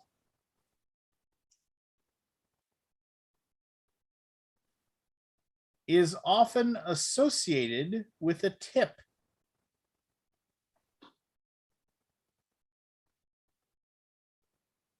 Is often Matt. available. Matt, Room service. room. Oh, it's service first to call it out? Okay. You say Yeah, you got to call it out when you. that's the buzzer. Oh, Is your name? is often available 24 hours a day. Guests can choose menu items at resorts, hotels, cruise ships, and more. Man, good one. okay. Now I get the game. Okay, here we go. Has connections to Egyptian and Greek.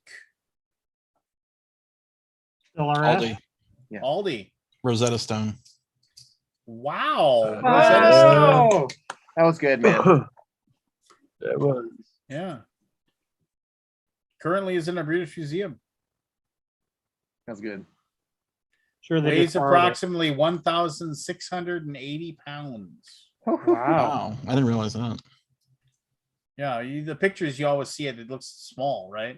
Yeah, Yeah, I've been there. It's not that big, but it is a stone. Yeah. it's a rock. Did they talk about the software, the language learning software? Oh yeah, is there a clue about that one? Probably. The Translation. final clue was language learning stuff. Here we go. Appeared on an album cover of the band Electric Light Orchestra. One of my dad's favorite bands. Yeah. Love Yellow. I enjoy them a great deal. Yellow Time is just a fantastic album. Give it a listen sometime. Two of them were stolen from a Minnesota museum in 2005.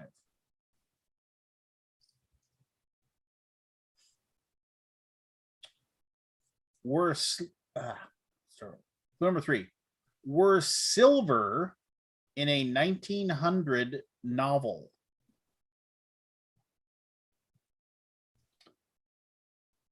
Barry. Ruby Slippers. Whoa, Barry! Oh. Where does that come from? There. Jen Oh, loves that it's fucking Slippers. movie. Dang, man. The silver Magic. thing is what it was because it couldn't come up on film right. Yep. That was Magic amazing, man. Nice. That was absolutely amazing. Were Jen loves that worn by movie. a Kansas resident. Were clicked together 3 times. Yeah. That was amazing that you pulled that off. It gets Yeah. clearer as it goes on, Uh-huh. because those Yeah. would have been good clues. Yeah, Yeah. Yeah. All right, here we go. The first word can be changed to sailing to refer to a natural phenomenon.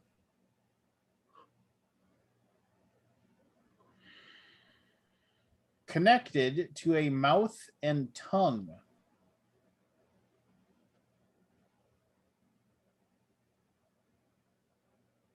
Were part of an invasion.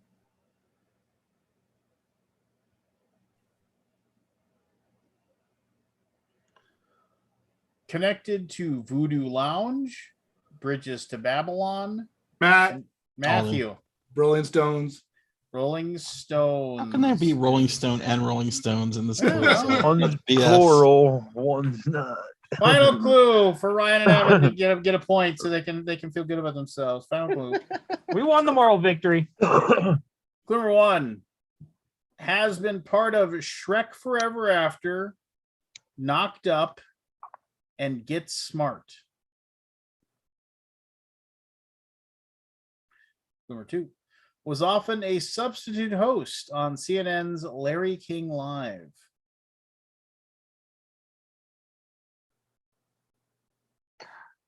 Clue number 3 often seen on New Year's Eve. Matt, Matthew. Ryan Seacrest. I had the Ryan. I couldn't Seacrest remember the last is name. correct. Well done, Dang. Matthew. Well done. I think Matthew blazed ahead for the win. You did, I think. Oh. That was the score. Look at that. Because I did a crossword today, so I I already gave you had the Rod Stewart though. Rod Stewart. Yeah. You did give me the Rod Stewart. Did I just win by 1? Probably, eh? Yeah, you won by 1. Yeah, so What are you guys working concede on? the victory. We're Right. working on After the Empire Yeah. expansion number 2 Mhm. or expansion second half. I had to break the news to our backers that there's probably no way we're getting the game out in November. I know I read that. You don't want to Yeah. pay $40,000 for a container? Yeah. Hey, But- you know, Clay, but people Clay had a were victory. people were very kind. Not a single of like 30 comments after it. They were all very positive about it. people They were were all like, "We understand, no problem. Just we'll get it when we get it." So There's some hope. Clay from Capstone just posted, hey, he got his $35,000 I know. container for $20K. and Yes, he, the and, deal. good he, deal. and then he was immediately subjected to because I know I was one of them. 1 million questions. Who are you shipping? Right. with? Right. Right. Who is- I got one container, just one. No, I mean, like, Yeah, we what he have- told me to get those games that he got to Gen Con, like I was like, you paid that much money, dude? He's like, I mean, Yeah. Yeah, I had like a container and a half that's sitting in China right now that I'd really love to get over here, and we just can't get anything cheap. So, man. oh well. Yeah. It's such a weird new world with that aspect. I feel like people are finally starting to understand that though. Right. There's like photos of like the like cargo containers outside of like LA. Yeah. It's just like a sea of container boats just sitting there, like people are seeing Yeah. their stuff. Just, it's the most ridiculous thing ever. Nobody, I think even the people, we had some guy who was saying something like in the group, and I was just like, I actually wish people had more footage of what it looks like, Yeah. because I don't think people understand just how crazy this, like, it's unprecedented. I was like, and if it's not just board games, dude, like everything's going up in everything. price. Yeah.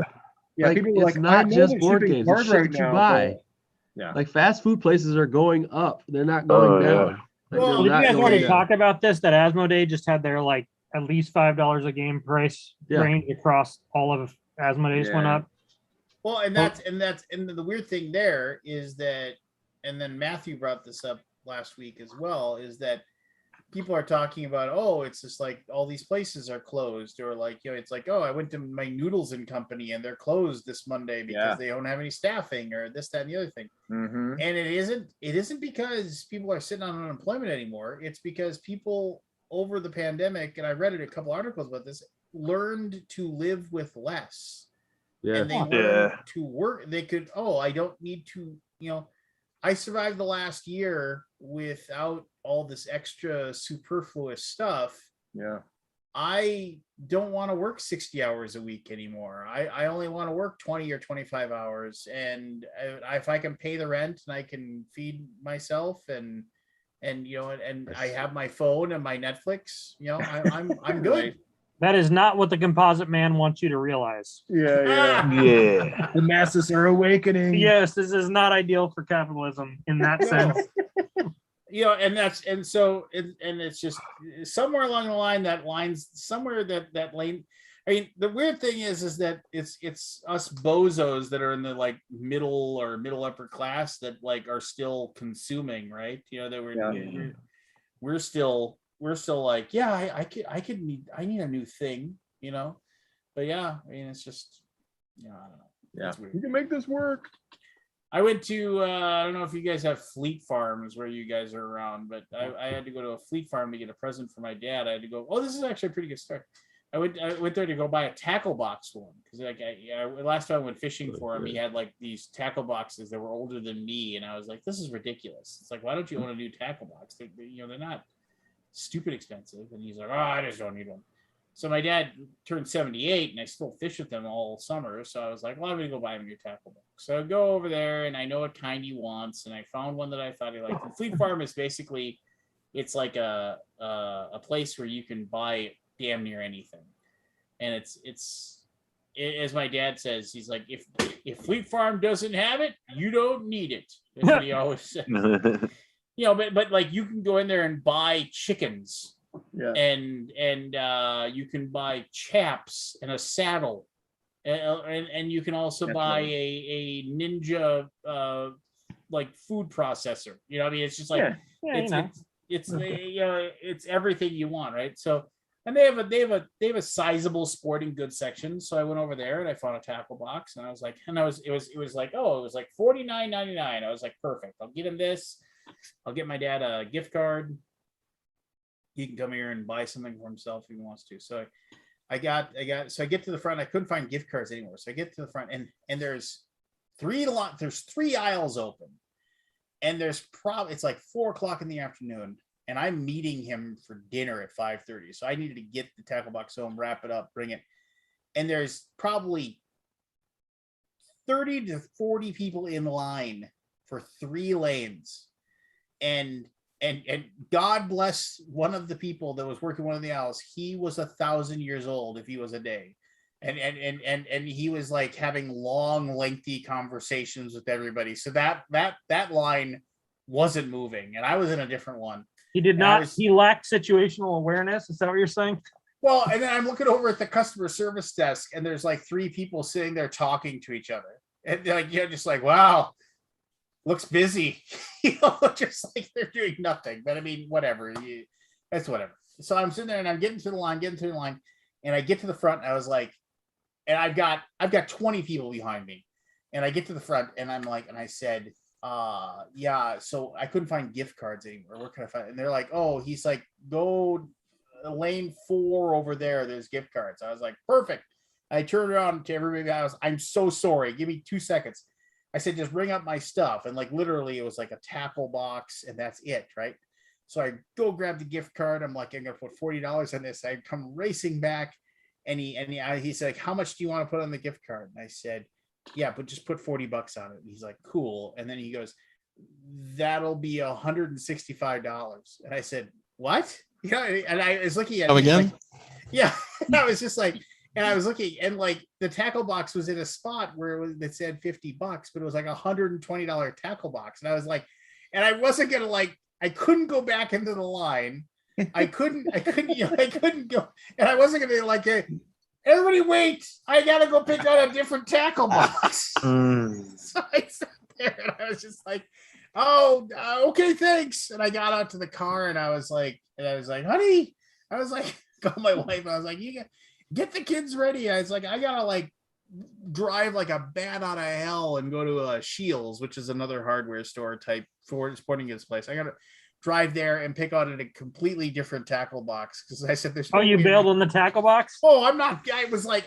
what should I do? And she was like, well, she's like, we'll use the gift card. I was like, but I don't think my dad needs a $120 tackle box. She's like, no, that's ridiculous. And I was like, yeah, I agree. And I was like, it doesn't come with a TV. Just like, I mean, if you want to be a jerk What- about it, technically was it it's made false of? advertising if they put it in the wrong spot and they don't Bye, give you, Jeremy. award the price. See, see you, buddy. Hey, Aldi, don't Remind me forget, man. about that. Remind me about that Please. thing. I want to remind you. Yeah, just send me constantly. a IM. All right. So no, I raced over to another place. I bought a more reasonably priced, like $50 or $60. It was truly that amount, and then this morning after I dropped my kids off at school, I drove over to the Fleet Farm because they open at 6 a.m. every day, and I walked in. I was like, and they're like, why are you returning this? And I was like, I did not mean to pick $120. I was just like, I'm not gonna. It was like, oh, she's like, and this very nice old lady was like, just like, oh, that stinks. It's just like, oh no, that's no problem. She just returned it, and I was like, thank you very much. Thank you for my money back. I was just, but yeah, I just was like, just turned to look at like the sea of people behind me that are just like looking daggers at the back of my head. Well, there was only one register. There's 3 registers and like 40 people trying to get out of there. Mm. And I was just like, Oh. ugh. Yeah. Yeah. But I've never, gotta- it was crazy. All right. I got a question for you guys. When you're at a store and you have an option between the cashier or the scanner, the automatic one, which one do you do? Yeah, really, it depends on how many items I have. Cashier every time. So do I. I'm I just want to curious. keep people employed. Yeah. what is Well, it? there's that one person who's sitting on the stool watching you check out at the That's thing true. there. Yeah. What is the point of that? If you have Just an to buy error, alcohol. So effed up. problem. Yeah, And they're also there ostensibly if somebody isn't there to watch you, then like you might try to like, oh, I guess I forgot to scan that item. Those things weigh you pretty well, though, right? Yeah, but all you got to do, I mean, I've seen people do it and I've reported them. Like when I watch them, it's just like bag that, pick up my bag, throw another thing in the bag, put it in my shopping cart, just like, Right. yeah. I mean, you just watch. It'll be like You're on camera the whole time. Yeah, but if you decide you're going to steal a bottle of shampoo, I mean, it isn't, it's like, it's not like you're walking out with a TV under your arm. I mean, it's just like, but I've also seen where it's like, So when you report and somebody, what everybody happens? who's like, everybody goes, okay, go to the cashier and all this stuff. And like this thing, I always go to the cashier. Here's the deal. If I walk up and I know it's going to be like a 10-minute wait and I can walk over with my, like, I went to Home Depot, say, and I went there and I picked up a garden hose and I could walk over to this thing, boop, and then click done, and I can walk out the door instead of waiting 15 minutes. Yeah, I'm sorry. I'm not Home gonna Depot is stand an it. exception for me. Yeah, You know, I depends. mean, but if I Because have usually like, Home Depot doesn't have more than one cash register open at a time anyway. yeah, I mean, I don't know. I mean, it's like the whole thing is that okay? Hey, bag your stuff yourself. You know, you ring your hey guys. Are you taking off? Yeah, Yeah, we yeah. gotta play. We just want to say hi because I haven't in Oh, weeks at least. no, you haven't been on for a while. So well, keep up the play testing, man. Yeah, We man. will. We're going to BGG Con, by the way. That's happening. Sweet. First time ever. So Oh, Well, awesome. we'll we get the we'll be VIP there. lounge access, right, Aldi, for being on the show. Isn't that how that Absolutely. Yeah. Glasscock. works? Glasscock. That's the Glasscock. Get it right. It's the glass guy, right. baby. Good night, guys. See you Right, guys. guys. Yeah. No, the self checkout stuff for me is I mean I hate using it. It's like I feel Yeah, like I I'm do. like boop You're contributing to the downfall of society. boop. Yeah, Lance. I mean, well then, do you order things from Amazon? I do. I Contribute to the do, but downfall not of a whole lot. society. Yeah, that's probably true. You're probably right. I mean, it's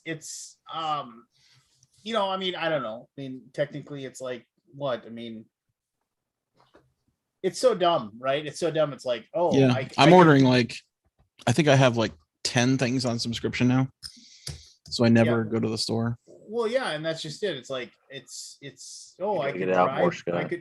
I could drive over to the store, go walking up and down the aisles, find the thing I want. You know, but the thing is that like, you know, I mean, even like if you order, like, my wife, I mentioned the Ninja food processor stuff because I actually found some at Fleet Farm, but there wasn't one my wife needed. But she wants this one. And I was like, oh, Best Buy has it in stock. So I can order through them and like they'll put it aside for me and I can walk in and I can get it. Now, should I see if like some local appliance store? I mean, but that doesn't even exist anymore. I mean, Oh, yeah, you we have no- don't have a local appliance store anymore. The only store I have Uh, here is Best Buy. Maybe I can't think of any local hardware seller in any way. And I It's can't either- believe places like Best Buy are even in business. Best Buy anymore. turned me around actually so especially with like electronics on Amazon. A lot of times you won't get what you want. Oh, yeah. Like I wanted the Orbi system. You guys know that one? Yeah, I know. Sure. It's a Wi-Fi system called Orbi. Oh. And I had 2 satellites already, and I wanted to add a third or fourth or something like that. And I couldn't find anything on Amazon just to add a single, satellite. And I'm like, okay, well, I checked Best Buy, they have it. Okay, we're going Best Buy. And while I was there, I bought like 2 other things, and they had so much stock in the store that I was like, oh, it's here, so I can just pick it up right now. Done. You know what's weird for me now is like my son will come with me to Best Buy and he'll say, I want to go look at the video games. I'm like, okay, cool. And then he goes over there and like about 3 seconds later he's bored. And then he's like, yeah, these all, and it's just like, yeah, I know. It's like, because I can remember as a kid, and even like not even so much as a kid, like I can remember like 10 years ago, like, oh, I'll go to Best Buy and see if there's any cool new video games that have come out, and I'll but I mean, but you're sitting there and That it's sort just of changed. nobody buys get it a at physical home. disc anymore. Yeah. I mean, they just don't. Yeah. I mean, why would I spend $60 $60 or $70 on a physical disc that I have to have in the machine to be able to play the game when I could just download it on my account with PlayStation and it's forever? Except when they screw up your free Well, pet That's in the box. Minecraft pet. Minecraft chicken. I email customer service Son of a once every bitch. 2 to 3 weeks to remind them of that. My Minecraft chicken. Fucking How Scott. upset I am. I someday they. I wish I just- could give you mine. Well, I would you know, totally I wish, give it I to wish, you. I wish they would just give me my $5. The difference between the two prices. That's all they do is just give me $5. Give me my $5 back. Just give me my So- $5. Back in the 90s, when I first moved to Dallas, there was a place here called Incredible Universe. You ever heard of it? I don't know if it's like a nationwide So chain or what. Kabuki Kid says, I buy physical discs because you can sell it or loan it out. Yeah, I can also loan out my PlayStation account for people if they want to play. Don't do that though. I know. I got locked out of mine somehow. Well, that's Um, because I hacked yours. Well, here's the well, that's a whole nother story. But basically, where was I saying? Yeah, Incredible Universe. We would go and just like hang out. What Like, is Incredible It's Universe? like it was just a gigantic warehouse of electronic shit. Like Yeah. they would have computer section, they'd have like, hi-fi sound, they'd have movie stuff, they'd have Ours games. was Media Play. Media player. With Media Play was the name. Media Play. I've heard of that. Yeah, and that was like the big box store that was the like the continuation of Sam Goody. Like it was like, remember Sam Goody's, and they were also called Music Lands. Yep. And then but then the Sam Goody Music Land thing, like their big thing was Media Play, and that was their attempt to out Best Buy. And you could go to Media Play, and they had CD, they had music, they had books. You could go there and like buy books. It was like you could buy video games, computer games. Do you remember going into a sound room and being able to pick the amplifier, the CD player, the speakers with all these little buttons? Do you remember that? Like that was kind of fun. Yeah. And then you could crank it up, and you didn't have to feel bad about it. It was just fun. It was just a fun thing for us to do as a group of single guys. We also used to go around to all the different, like I had a Laserdisc player back in the 90s, so I was like looking for laser. Did we talk about this before? Yeah, you were the one. Yeah, I was the Laserdisc guy. I gave it all away. I had a teacher. You remember video discs? Yeah, I remember them, but I never saw one. I remember going to my uncle's place for the weekend or something, and he had either bought or rented a video disc player. And I think one of the movies, if I remember correctly, was Raging Bull.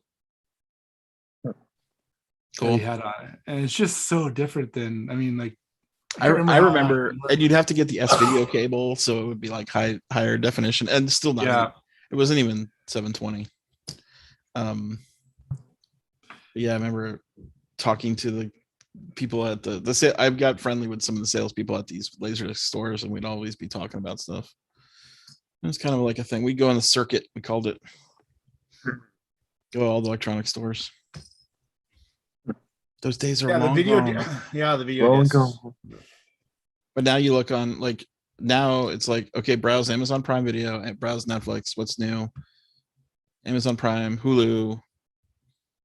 Amazon Prime. It's way well, what is the number one? What is the number one thing watched on Netflix? The menu. Squid Game.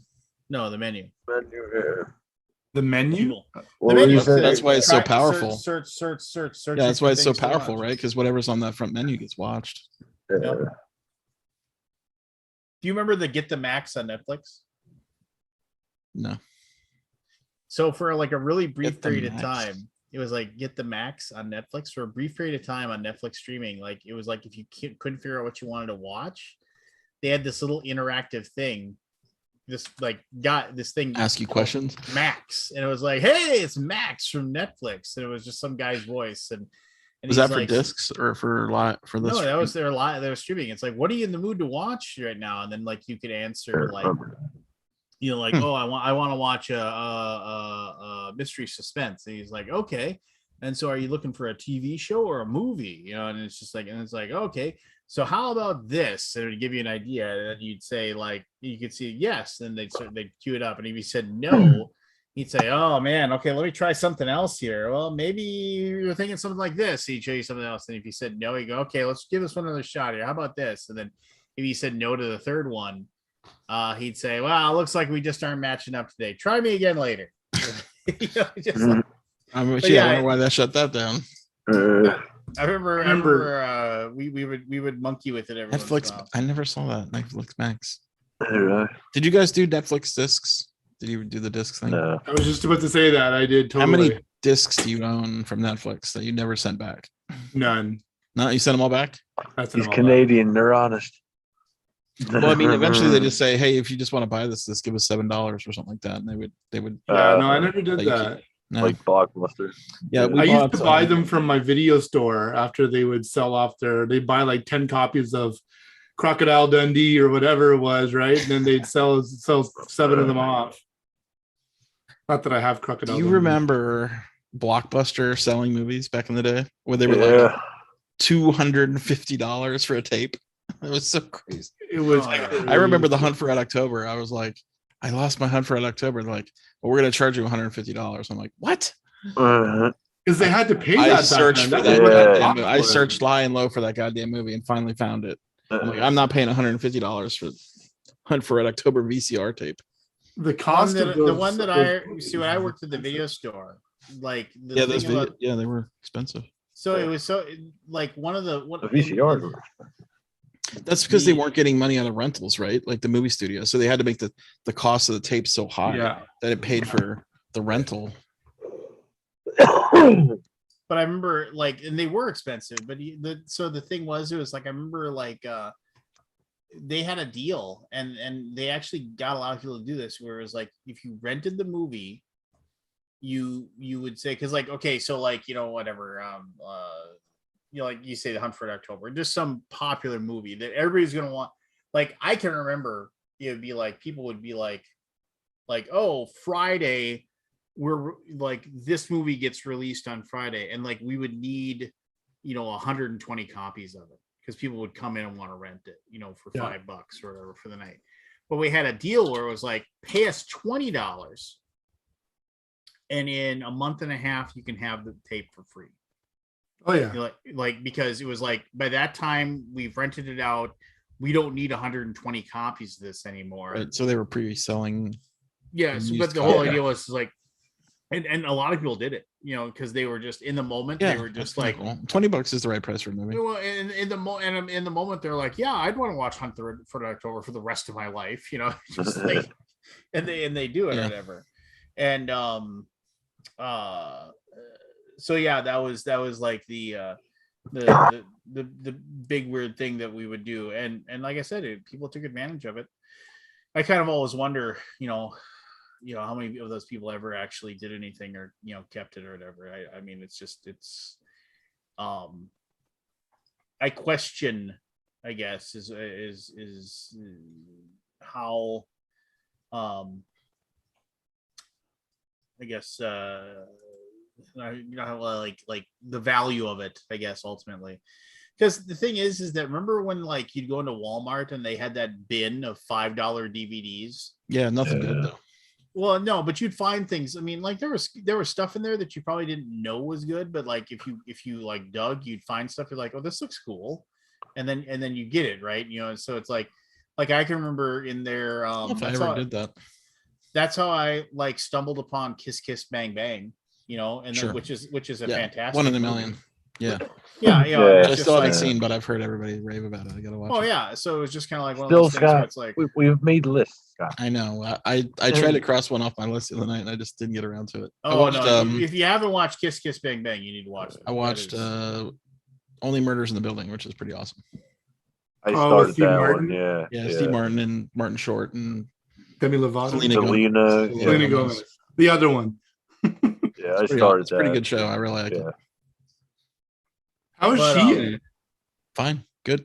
Yeah. They're all good. Yeah. It's an intriguing show. Isn't it? And it's funny. What's it on? Hulu. Hulu. I Yeah. don't get it then. Me and Yeah, Jen the only started reason I got watching- Hulu was because of Fargo Can I get Hulu? TV show. Yeah. The Fargo seasons were on Hulu, and I bought it. And the Criterion Collection used to be on Hulu. Remember that? Criterion. Yeah, any Criterion Collection movie was on there. It It took wasn't the any. Golden Girls There was off a lot of them, Prime. but I don't think they had every single one. They had a bunch that I had never seen before. Yeah. So I signed up, and I never canceled it. And I'm still watching Hulu shit randomly. Yeah, that's how we are. Palm Springs is on Hulu too, which is pretty great. Yeah. That was a good movie. It's a Groundhog Day movie. Yeah. There's something else I seen. That was pretty good. Wu-Tang, I was watching the second season. Then. Yeah. Anybody watch Billions? No, but I watched, like what's his name? several seasons of it. I haven't watched all of it though. Yeah, they just put Yeah. out the last 6 episodes of season 10. Or no, not season 10, season 5. which ends in a weird way. I think they Oh. cut it short, honestly. And They jumped right to the conclusion pretty quickly. And we're done. And we're done. COVID. I mean, it's COVID. And then Yeah. what's his name? What's the lead actor's name in that? Damien. The Scottish guy. Not that guy, the other guy. Sideways guy. Oh, Paul Oh, Giamatti. Paul Giamatti looks a Giamatti. lot different. He lost a ton of weight and his hair is white and no goatee. Like, oh, you're a different man, different guy.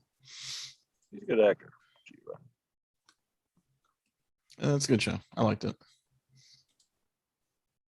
But I Yeah. feel like they definitely rushed. So they did the first season before COVID, they shut down and then they came back and finished it.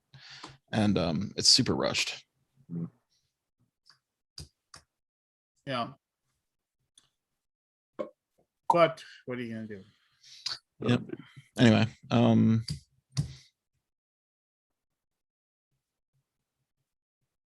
Okay. I think I you guys, yep. We Yeah, I was doing just gonna say, yeah, we're winding down. It's early Everybody, I've been tired for a while too. Oh my god. I got up at like 9 today, which was like way too late. anybody doing Gen or Origins things? No. I mean, I see everybody posting their Origins, and I'm like, here's the deal. I have a lot of friends. I have a lot of friends that are Origins. And I have a lot of friends, and a lot of friends that went to Gen Con as well. And God love them. And they want to be there and they're excited to be there. I'm not going to take anything away. But I'm also like sitting there kind of like just I don't know what I mean. It's like there's so it just seems like there's some cognitive dissonance there. Like, oh, I'm at Origins. I can't believe this is great. I'm here. And it's just like, yeah, it's great. It's like, maybe I'm probably the problem. I'm probably because I'm like, yeah, I mean, like I said, when I was at the Minnesota State Fair, which was at half the normal number of people, it was still just this giant sea of people. I felt just dirty and awful being around that many people. And I was just like, and you see these people and they're just like, yeah, I'm here. And I'm just kind of like, oh, my skin would be crawling being around all those people. I went to the Hershey RV show, which is like the biggest in the country. And there were a lot of fucking people there. Yeah. And I was surprised. Everybody was, had the mask. Well, when we were indoors, outdoors, half of it. I was surprised how quickly you became used to it. Like I've been building it up a little bit, going to stores and stuff like that. Not like a state fair, but people are just getting back to normal. That's going to happen eventually. Yeah.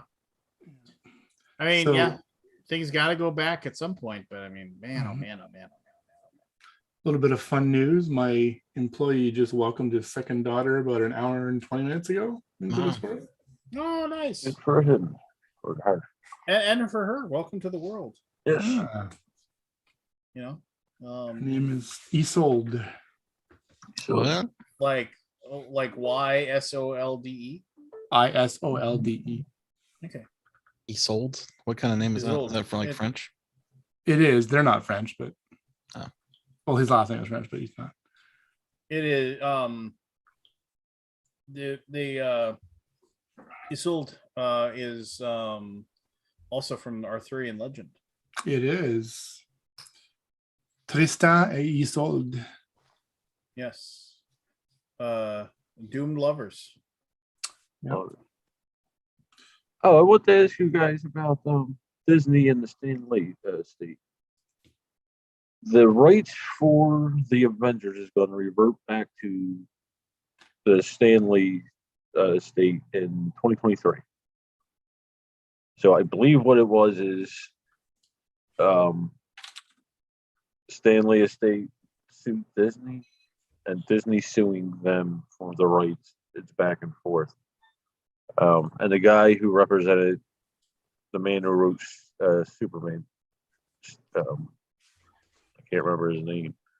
is representing the family of Stanley and Decca and a bunch of other creators. Did you guys hear anything about this?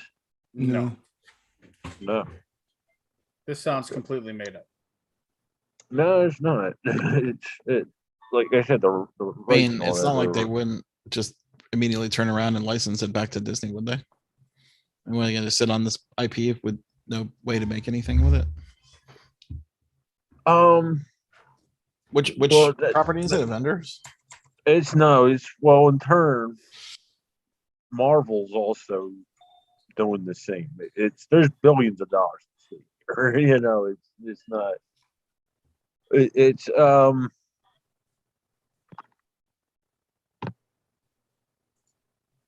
yeah, I believe what it is, it's not only Stanley's family, it's like I said, Decade, all of them. I believe, and I'm not 100% on this, but I believe what it is they're looking for a fair amount for this the rights, you know.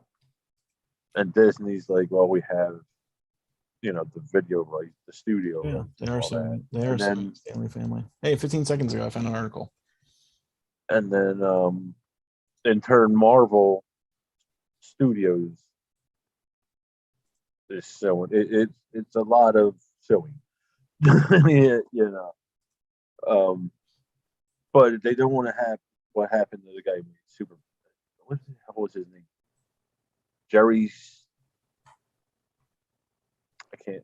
He got really screwed. You know, he ended up poor and all that. The same thing with like the Batman co-creator,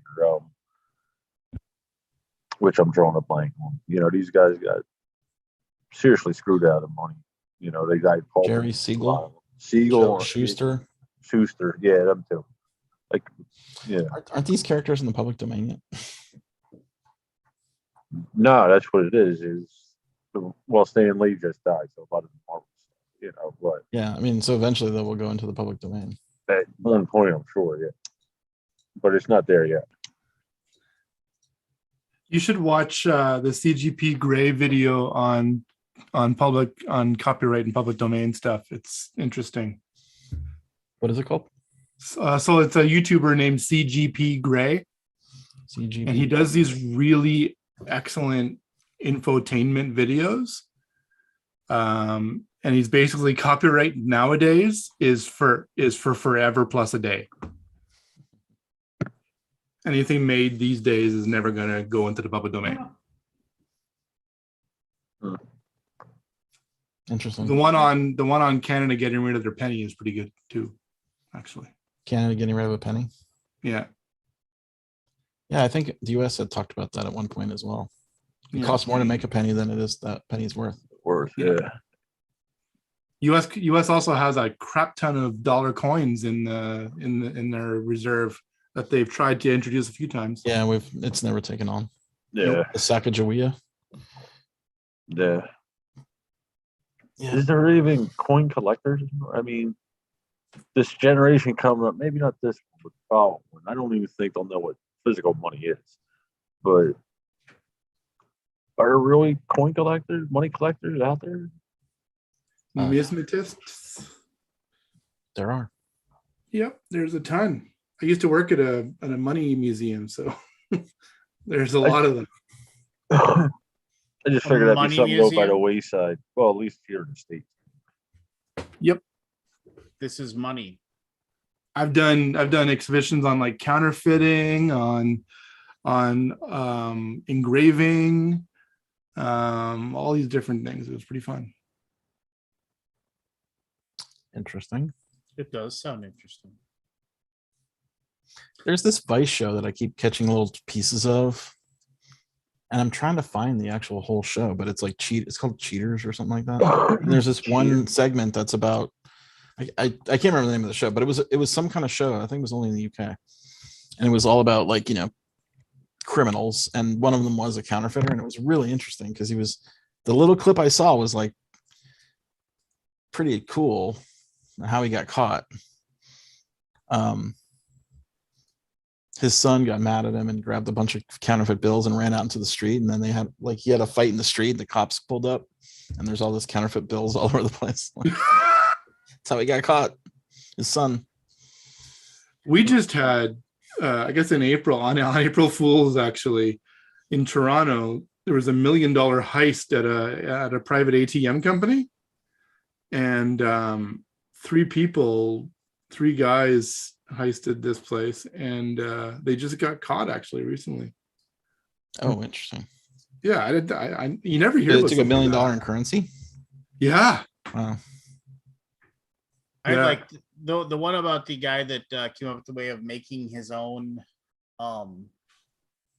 He made his own casino coins. You know, like to use in slot machines. Yeah. That was one where like he had the ability, like he was a metallurgist, and he was able to like figure out Reverse engineer it. Yeah, he was able to figure out the different alloys, and then he goes and it was like it was like the guy talking about it. He's like, and to their credit, he said they're not stupid. I mean, it's just like one of the metals, one of the more like, it was like, oh, it's okay, it's copper and it's zinc, and then there was this like metal, but the metal wasn't used for any American currency, but it was used for currency in like Belgium or something like that. And so you can't buy it. It was like one of those things where it's like you can't get your hands on a bunch of Old it substance. because it's because basically, so you can't make a bunch of coins that you can go to Belgium and like, and pass them off as being real. But like he was able to, I forget how, but he was able to like through like a network of buyers or something like that, because you could buy it if you were like part of this one industry, and then they limited the amount. And so he did a bunch of forgery to get a hold of those. He got a hold of just enough of the metal to make a coin. And the thing was, he said, I would make a coin, and because he had taken the time to make the engravings, or the basically like to be able to press it. And then he would take that coin and he'd go into the casino, and he'd put the coin into the machine, and like if it didn't recognize the coin, it would just let the coin slide through the whole thing, and then he'd pick up the coin, put it in his pocket, and he'd leave. And then because it wouldn't accept the coin, and so then he'd go and he'd try again, and then he would try again, and he'd try again. And he said it took meticulous notes. And then he said, I still remember the day I walked in and I put the coin in, and it took it, and I hit the button and the thing spun. I didn't win anything. He said, but I mean, I had my notes that was the coin that worked. And so then he went back and he made a bunch of coins. And so then, and he said, the first thing that I did was stupid, because like they were because they were the high roller coins to play high roll slot machines at like, $15 a pull. $50. Put $5 coins, whatever. And like he was sitting there and he was just like, I was stupid at first. I actually like, oh, I'm gonna make 100 of these and I'm gonna go play until I win some money, and then I'll turn it in. And then what happened was he he realized this was dumb. I can just make a bunch of these coins and I can just bring them to the thing and say, yeah, here, I want to change these back into cash. And so then so he didn't clean it. He just brought the coins to it, and then he graduated from the $5 coins to like the $25 coins, and he was able to make those. And so he just and the thing is that the casino knew somebody was doing it, because they were like, we've only made 50,000 of these coins, but we have 67,000 of them now. I mean, they knew somebody was doing it. They just couldn't figure out how it was happening. And the only reason they caught him, because the guy said, I would only go in when it was busy. I would only go in when there was a lot of people in the high rollers. When he would go into the high roller section of the slot machines, he would go there and he would wear one outfit, like just normal, like just guy coming in. But then if he saw there was a ton of people on the high roller, he'd leave and go put on a suit to make himself look like he had a lot of money. And then he'd come back in and he'd go over there and he'd play for a little while, and then he'd go and cash out. And the only reason they caught him was because he put his 3 coins in, and not because of the coins, but just because something happened to the slot machine. The slot machine errored out. It just and it wouldn't let him. And so then And then the little red light started saying, "Oh, error," and they're like, "Oh, one moment, the attendant will be with you shortly." And he got up and left. He was like, well, I wasn't going to sit there and let them. Oh yeah, and oh, like these coins, because even the guy said, like one of the casino guys, he said that you could flip the coin onto the table and it didn't sound the same. He said it weighed the same, it looked the same, and it worked, but it didn't. Like I could just tell it was the wrong. And the guy, he was like, well, I wasn't gonna stand around there and wait for them to come and get me. So then he left. Well, they didn't have a name, but now they had a face. And so they just basically were like, be on the lookout for this guy. And then eventually the guy came back in, and then they shadowed him, and he went up and he cashed in, like $400 or 400, like $4,000 worth of coins. And they had a plainclothes guy follow him out, and then they called the cops, and then the cops pulled him over when he got about a block away from the casino. And then they opened up his trunk, and he had like Home Depot buckets full of his own coins that he made, and the names of 6 different casinos on each one. It wasn't just that one casino. He was doing it at like several different casinos. Wow. And just basically making $17,000-$18,000 a week just going and doing this. And he was just like, and then like in the documentary, and then of course he went to jail for a while, and then the US Mint or whatever hired him to be like basically a counterfeit expert kind of thing. And he said, and he says, I make a lot less money now, and he says there's still some days I'm glad I got caught. He said it was right that I got caught. It was what I was doing was wrong. But man, there are some days when I say, God, if I had just quit a week before, because they had no idea who he was. And he was like, but he said, I was just addicted to the money. He said, I couldn't. Yeah. It was just so easy. I would just laugh and giggle as I made my own money in my garage. When I was working at the Bank of Canada, where the museum was, I had the opportunity to apply for it. I didn't end up doing it, but one of the other departments in the bank, because it's our central bank, they had a job where they have a lab where they have like 3D printers and laser cutters and all these different things, and presses and things. So basically the job that I would apply for would be to try and counterfeit the money. As a graphic designer, trying to do different things to try and it was really like, it was interesting, but all the people in this department were all like, they all had letters after their name, right? They were all scientists, and it was pretty cool, but I ended up not doing. Well, I remember there was this kid who photocopied a dollar bill, and his parents had a photocopier. He thought it would work when he went to the arcade. It didn't work.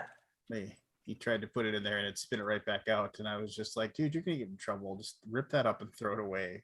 You'd be amazed at some of the horrible notes that get passed off and accepted. Like, well, that's on the person taking it though. Oh, it totally is, but come on. When I worked at McDonald's drive-through, I would get like $1 bills with 20 corners cut off. So they would cut the corners with 20 off and glue them, or tape them onto the one. I've heard of that before, yeah. It's got the 20s in the corner. So if you don't look closely, it's a 20.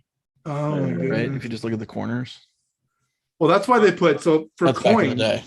For coins, that's why they have the rim and the little dots on the edge, because back in the day when the metal of the coin was the intrinsic value, they would lop off parts of the coin to make and then melt it down to make another coin. Mm.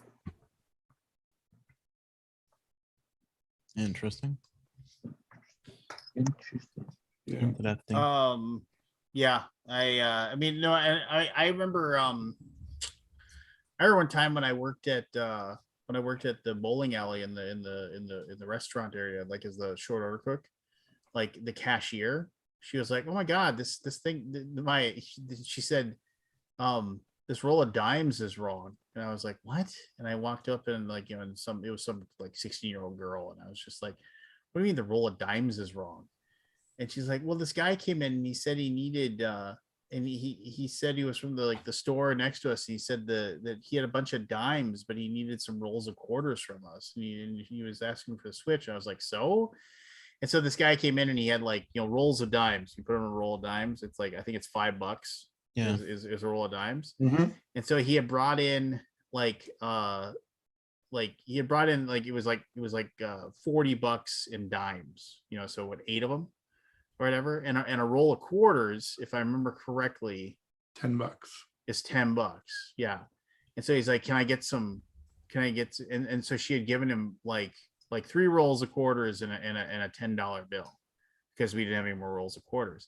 And she had broken up one of the rolls of dimes, and it was all pennies on the inside. There was 2 dimes on the ends and all pennies on the inside. So he filled it with pennies. So he filled it with pennies, and I was just like, "You idiot!" I was just like, she's like, "What, do you think he got those wrong from the bank?" I was like, "No, he didn't get it wrong from the bank."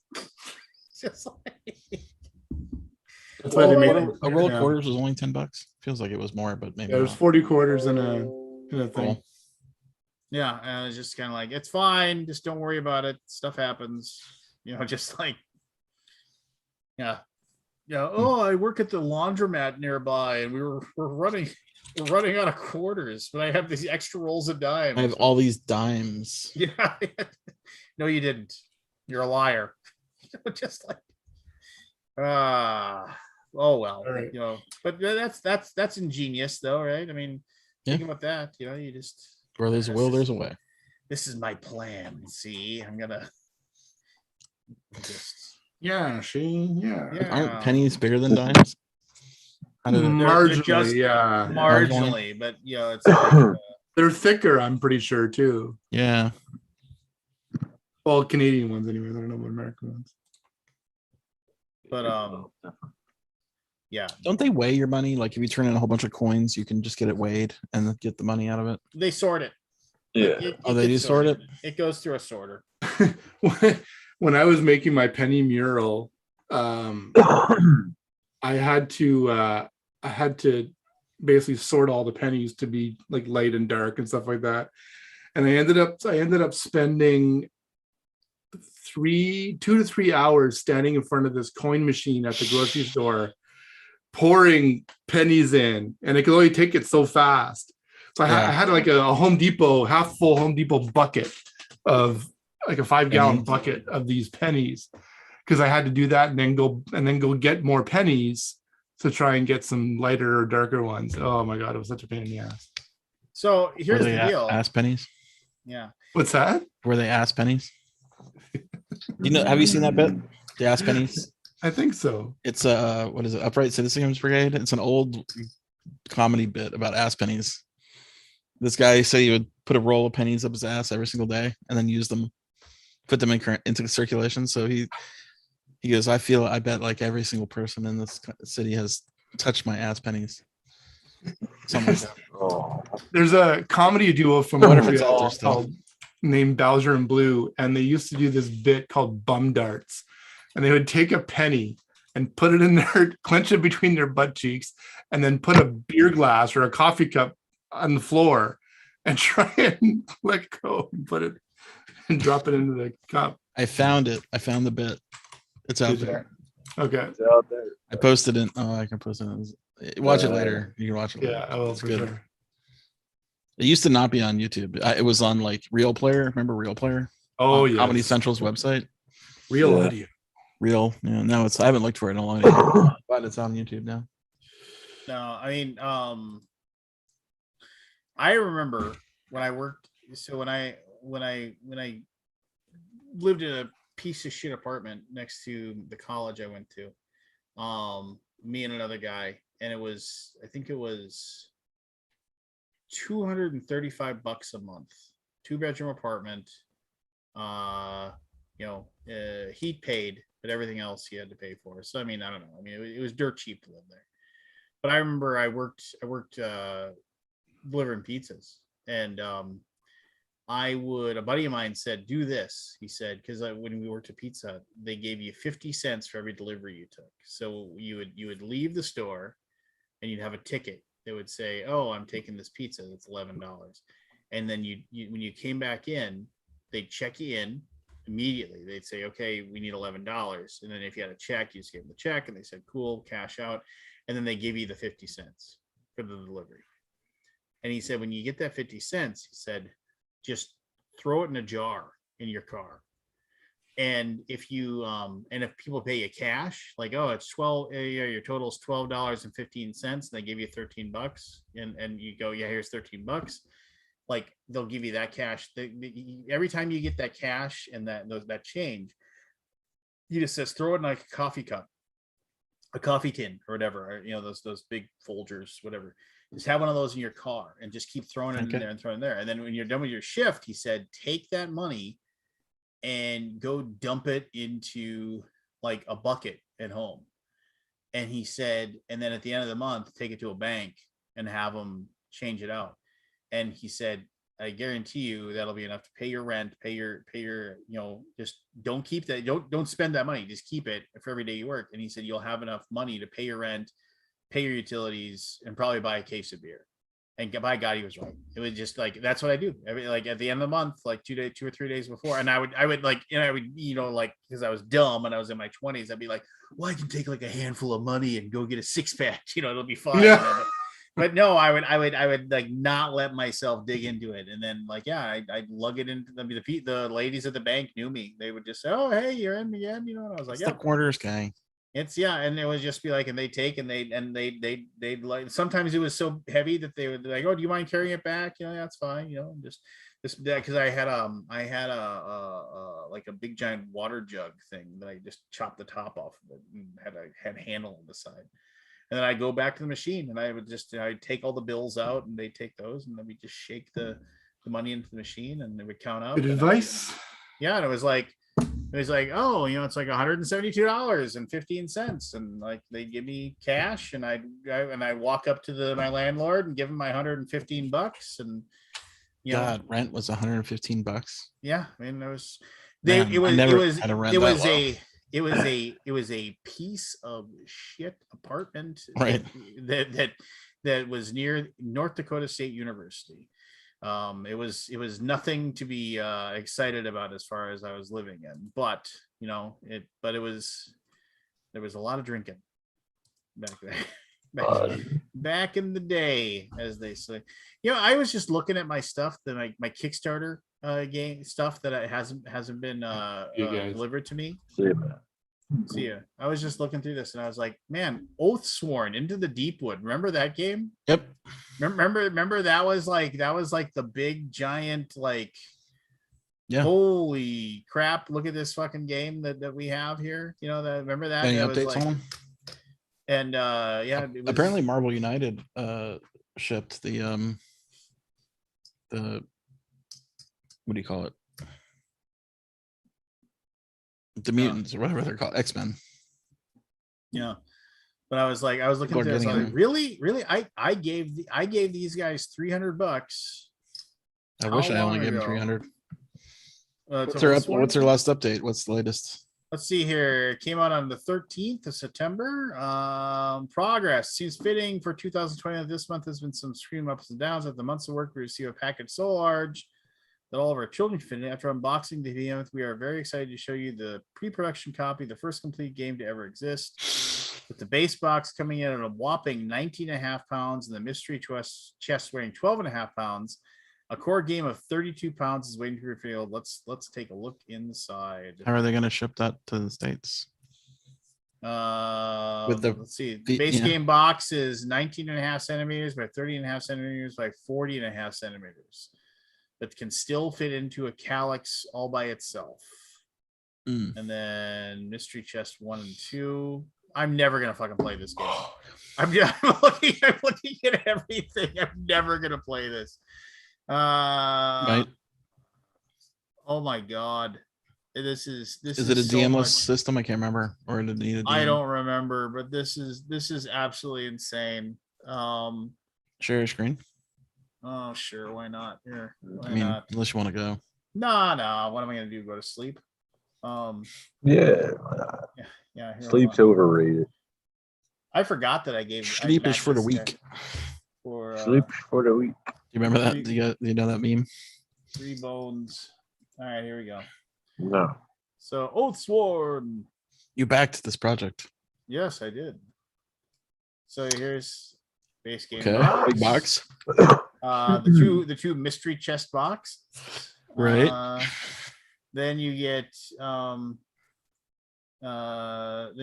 the, so this is the 3 boxes or whatever of the thing.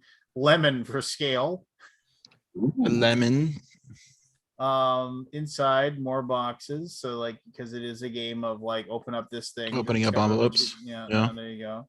A lot of mystery envelopes. Oh, cool. Looks like it's not dead. Yeah. Lots of maps, lots of cards, A lot of lots cards. stuff, storybooks, A lot of books. big giant map of this. Did you back sorry, Frosthaven? I didn't. Nah. Um I actually just got rid of Gloomhaven.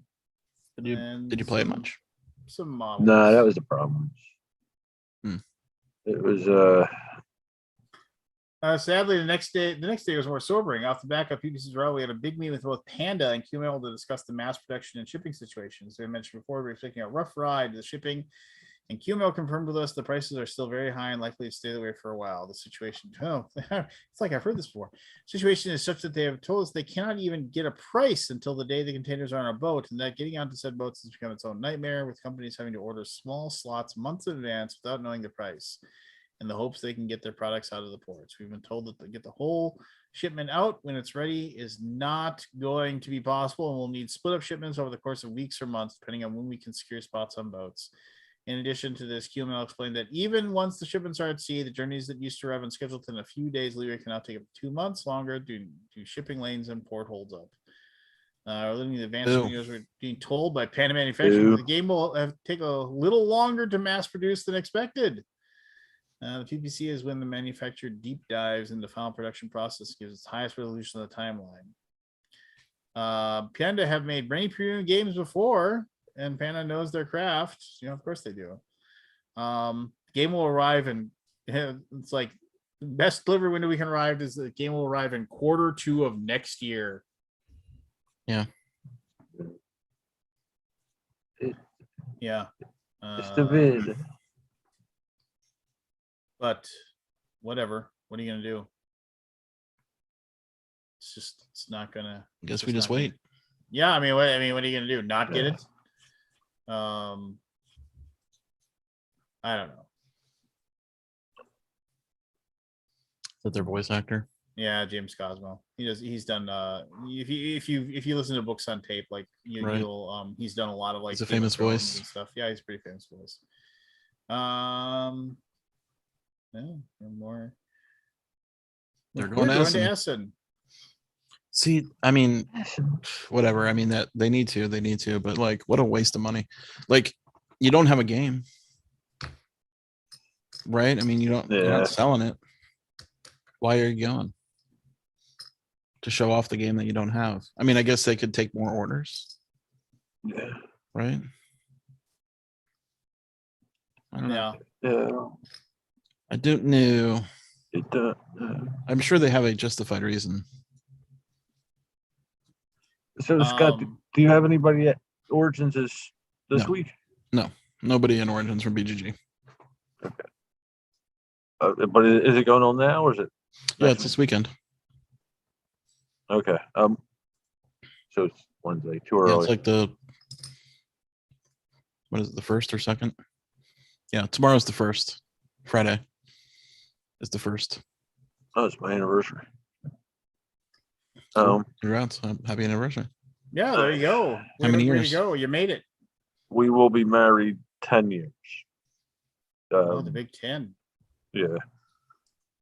We were engaged 11, together 14. Good Lord. You're Yeah, engaged for something. 14 years? No, we Oh, were. If were you add it all up, together. it's 14. Yeah, we had it all. We were, 14. At what point do you stop adding it all up? When I Jen mean, I know a lot of people who say, "Oh, I've been married for 10, but we've been together for 14." I'm like, well, at what year do you stop saying, "Well, we've been together for"? You know what I mean? Like, I'm just curious. It's just a little human nature thing. So I usually just say our marriage because that's Yeah. what I go by. But Jen reminds me of this other shit every time we get around the anniversary date. Yeah. Are you guys sticking around for a minute? Can I yeah, run because another- I'm gonna go off on one of my rants. If I Hold can on. stick around. Hold it till I get back. I'll be right back. Okay. Okay.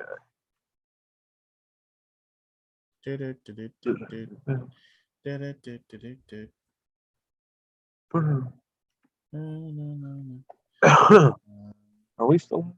Yes, we are.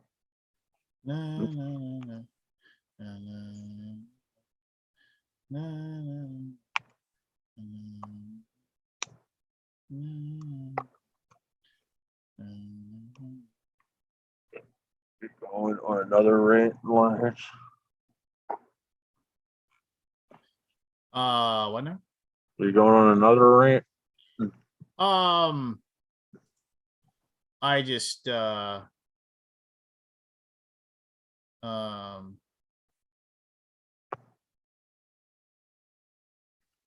don't want to start without him. You know, just like, and I just always stunned.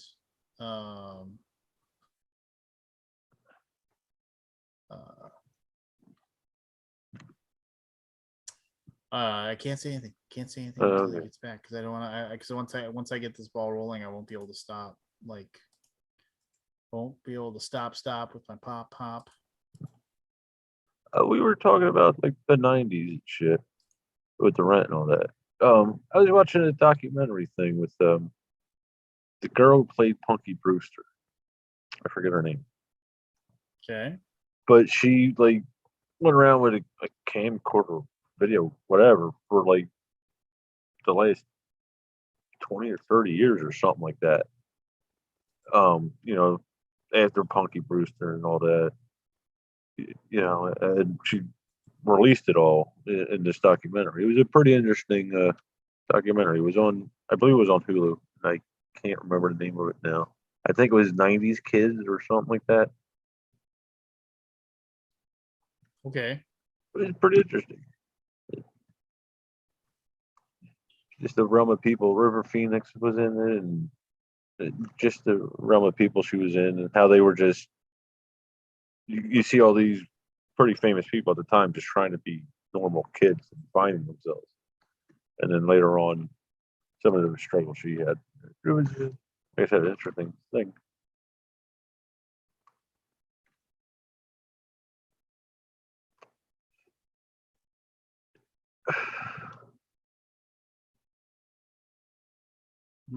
Mhm.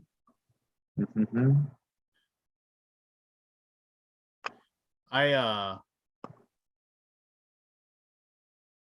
I'm usually pretty stunned. I mean, I'm just going through all this. I'm going through all my old Kickstarters that haven't like haven't delivered or anything like that. Yeah, just I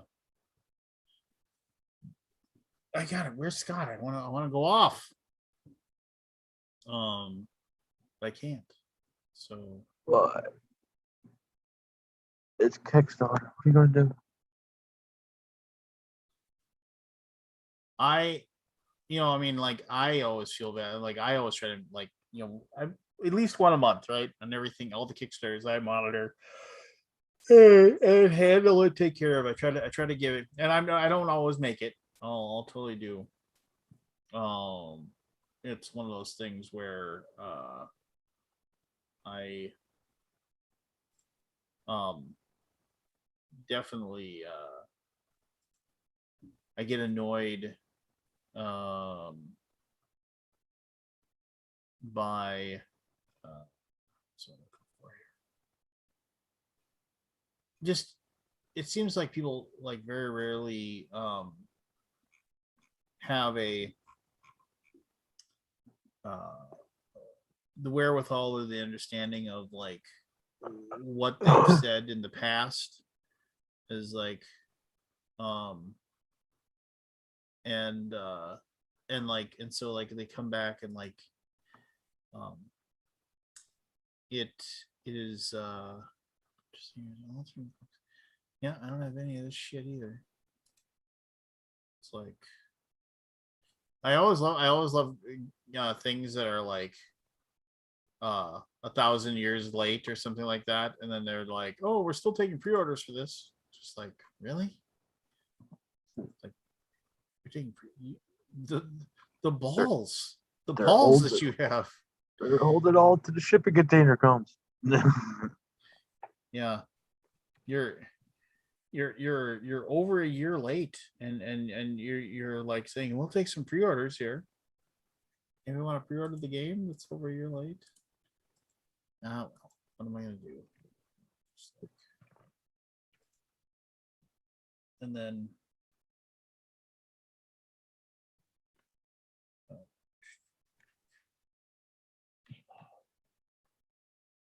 I think that's where the hobby kind of lost recently is all the Kickstarter hype. Yeah, we're in the strange times, but for a few years, even before pandemic, it's the hype, and then the game comes, and you never hear anything about it. And yeah, I think Kickstarter kind of lost me in that. Yeah, granted, the Kickstarter's a wonderful thing for the hobby. Like, you said it before, that fear of losing them or whatever, missing out. I haven't had a ton of great luck with Kickstarter games either. I mean, none of them really wowed me. Or if they have, I bought them after the fact, at retail. yeah. Yeah. Well, I mean, what do you think of like when people like when you buy? So like when you buy a video game right away, and then there's all the DLC and stuff for it. But if you can wait a year or two, you can buy like the Game of the Year edition of it that has all of that DLC. I mean, it's just like, and we know that like it's like, can you wait? Can you hold out or whatever? That kind of thing. But just like, I don't need all the bling per se, but yeah, I can hold that. Yeah. Oh, wait, a couple of years before, but my buying of games has dropped dramatically though. Although I do try to keep up, like I said, with the YouTube and all that.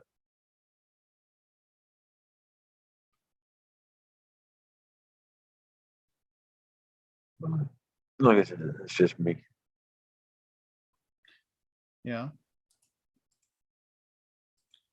Um. Yeah, I agree. There he is. So if I could just this is gonna be a quick rant, but if I could, if I could drag, if I could drag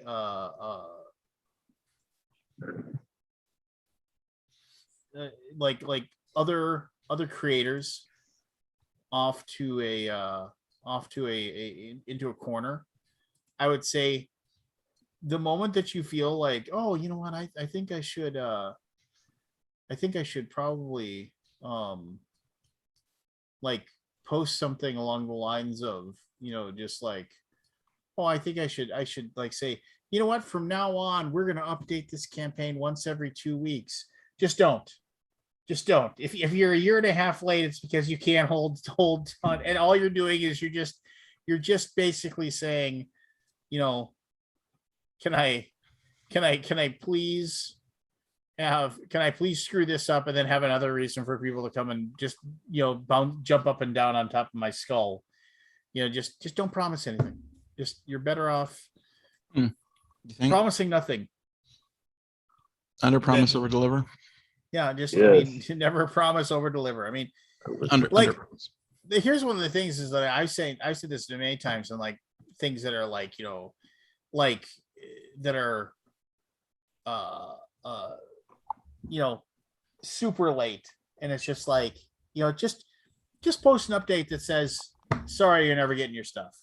mean, because you're not going to. It's like, it's like if it's some little RPG book that's over a year late and everybody's been waiting forever, and just like, and you'll update on other campaigns, but not the one that you're like, still doing or whatever. It's just kind of like, you're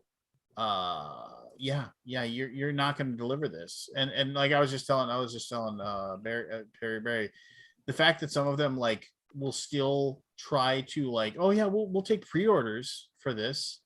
It's just like, really? It's like, but you're still willing to take money out of people's hands that like think that they're going to get what you're offering.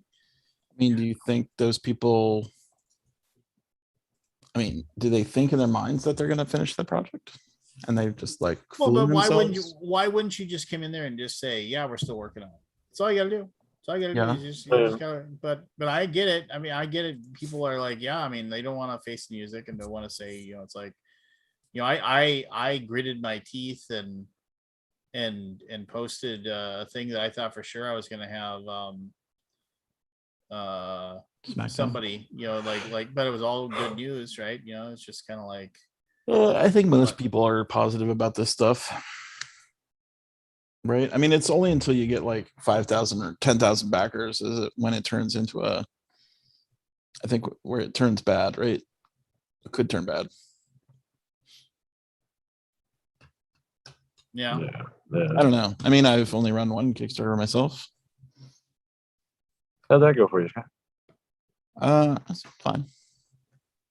Yeah, I mean, it was the day before Pledge Manager, so we had to do all that stupid shipping stuff.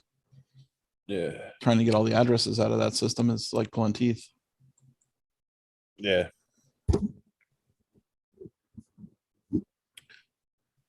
So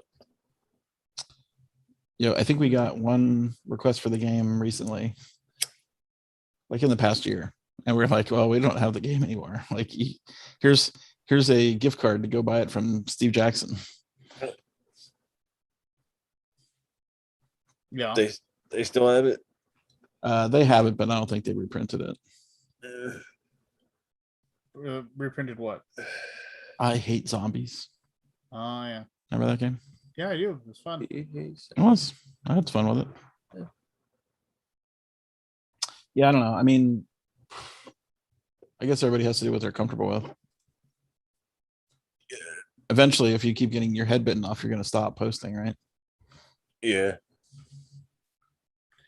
Yeah, you fool me once, shame on you. Fool me 17 times. Have any major projects gone belly up lately? Like set up? Sorry, I don't think we're going to be able to finish this. The one that's and I feel bad because I like everybody with that company. The one that's driving a lot of people crazy is Sandy Peterson Games. Because they made that, right? Well, theoretically, but they made the conscious decision to basically, and they were transparent about it. They basically said, like somebody approached them to purchase a shit ton of their games, right? And so if they wanted to take that order up, I mean, this is this is all paraphrasing, but basically it was one of those things where it's like they could do a small print run and of like both their, because they had a Glorantha thing and a Cthulhu Wars expansion, and they ran those two, right? And then so though they were going to print off the stuff for them, but then they could do a small print run and get that done and get that shipped out, or they could do a giant print run and then it was going to make everything super late, but for the long term it would be better for the company. So they went with the second option, basically telling Kickstarter backers, you're going to have to wait probably an extra year for your stuff. So and they did the two-step thing, 2 stages. No, not even 2 Or stages. one big. They did one big giant. You're just going to do one giant thing production, and then they're going to get the things. And so like they have multiple campaigns that are like over a year overdue. And it's just, and people are No, I don't think Sandy Pearson Games is going anywhere. I mean, they'll Yeah, They'll they'll, stay. they'll fulfill it. they'll fulfill it. But I mean, it's super ass frustrating. I mean, it's just it's Yeah. you know, I mean, and you know, I mean, and I have a certain level of understanding, you know, just because I'm on the other side of the coin as well, right? But I mean, I mean, I probably wouldn't have done that, I guess. I mean, if I'd had a skin in the game, I mean, it's just like I could tell you, I mean, the last copies of Tsukiyumi are being sent out the door pretty much this week, and it's just like, and we're finally going to be able to step away from that campaign, and that has been for the last year of my life, like literally probably the most stress inducing, headache creating, like wake up in the middle of the night thinking, how else can this just like suck, you know, things that I've had to deal with for like ever. And it's just like, and it's just, I've dealt with it for like a year, and it's just kind of Yeah. like, you know, and it's just one of those things where it's like, you know, and it just sucks. And it's just like, but we've had to deal with it. And it's just like, I can't even imagine how, you know, they've got to be sitting there thinking, good Lord. I mean, every day I've got to listen to like somebody contacting me and saying I'm a fucking thief and I'm a fucking piece of shit and where's my stuff and you suck. You know, I mean, you would be like, you know, this sucks. I don't want to do this anymore, right? You know, and it's just kind of like, but yeah, I don't know. It would be enough to make me want to just say, can we just get these people their shit so I don't have to listen to them anymore? I mean, that would be definitely be my my impetus. Mm. But I'm not them, and that's not me. So what do I know? Didn't Flying Frog do something like this? With that big game. Flying Frog, and then they basically said we're never doing it again. And I think then they went back out and they did another Kickstarter. Like they swore they were never going to do another Kickstarter, and then they went back. We're never going to do it again. Oh, wait. Maybe we'll be a little smarter this time. Yeah. Maybe. I mean, it's just Well, once you start getting above those high numbers, right? Like it's Yeah. so much harder. Yeah. I'm just checking through some of my old Kickstarters, marking them. Yeah, I mean, for me, it's like I a lot of them for me are like, did I get this? I don't remember. You know, just like, did I get that? I mean, which is such a weird feeling to be like, Yeah. did this get delivered to me? I can't remember. I think that's telling me something. I should probably not back this shit, because if I can't remember whether or not I got it after backing it. And then plus going through the stuff you haven't gotten can be very depressing too. Yeah. You're just like, oh man, seriously, I never got that, did I? You know, you're just like, Yeah. well, that sucks. And then Yep. you know, and then you're like, and then you go and you look at the thing and you read, you know, what happened. All and the you're just- anger. all the anger, and then it's just like, and then you even feel like angry for a little bit, and then you're just like, okay, maybe not. I got my Tolus book. What You was got that? your I you wouldn't got have. I Tolus? wouldn't Yeah. have gotten it though if I hadn't talked to Yeah, you. he had to go and jump through the hoops or whatever. Yeah. Yeah. Storm Sunder. Did I ever get that game? Heirs of Ruin. Don't know. Yeah, but then you just, like I said, you get depressed if you go through it all and something. Like here's one where he's like, "Oh, these are sent out." Yeah, I didn't get mine, so now I've got to contact him and say, "Hey, Joel, never got my book."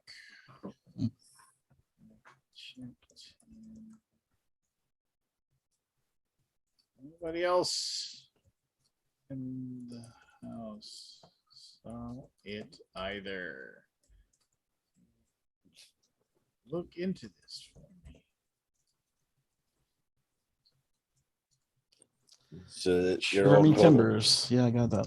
Shiver Shiver Me Me Timbers is great. The game's Yeah. awesome. Have you played it? No.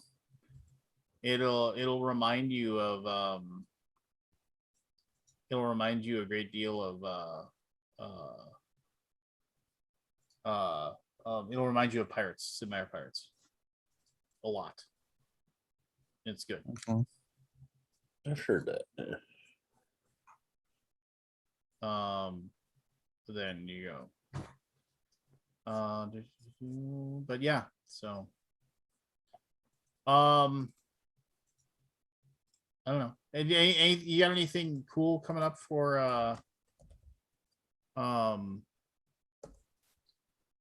you have anything neat or anything coming up as far as with can't even talk with BGCon? Like, is anything I just saw yeah, we something- just announced how we're gonna run the special events, like the flea market and all that stuff. yeah, how are you gonna run the flea market? It's a mask only room and limited room size. Like, I mean, only want to let certain amount of people in and then out.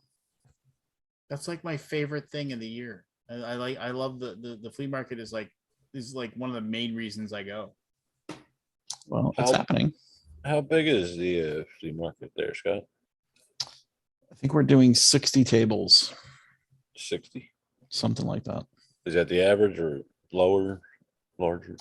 I don't I remember. don't think I remember going to the flea market. Yeah. Yeah, it's like a 1 hour thing. It's very quick. It's on Yeah, Saturday. I walk in there. There are two gentlemen that wait for me to show up, and they say, "Lance, I got your thing that you want right here." They say that to me every time. Mhm. It's funny because like the jokes that I hear, it's always the same. What's the jokes? I know you need this game. I know you probably don't have this game in the library, right? Like, yeah, I probably do. Yeah, Big library. but that's usually I usually get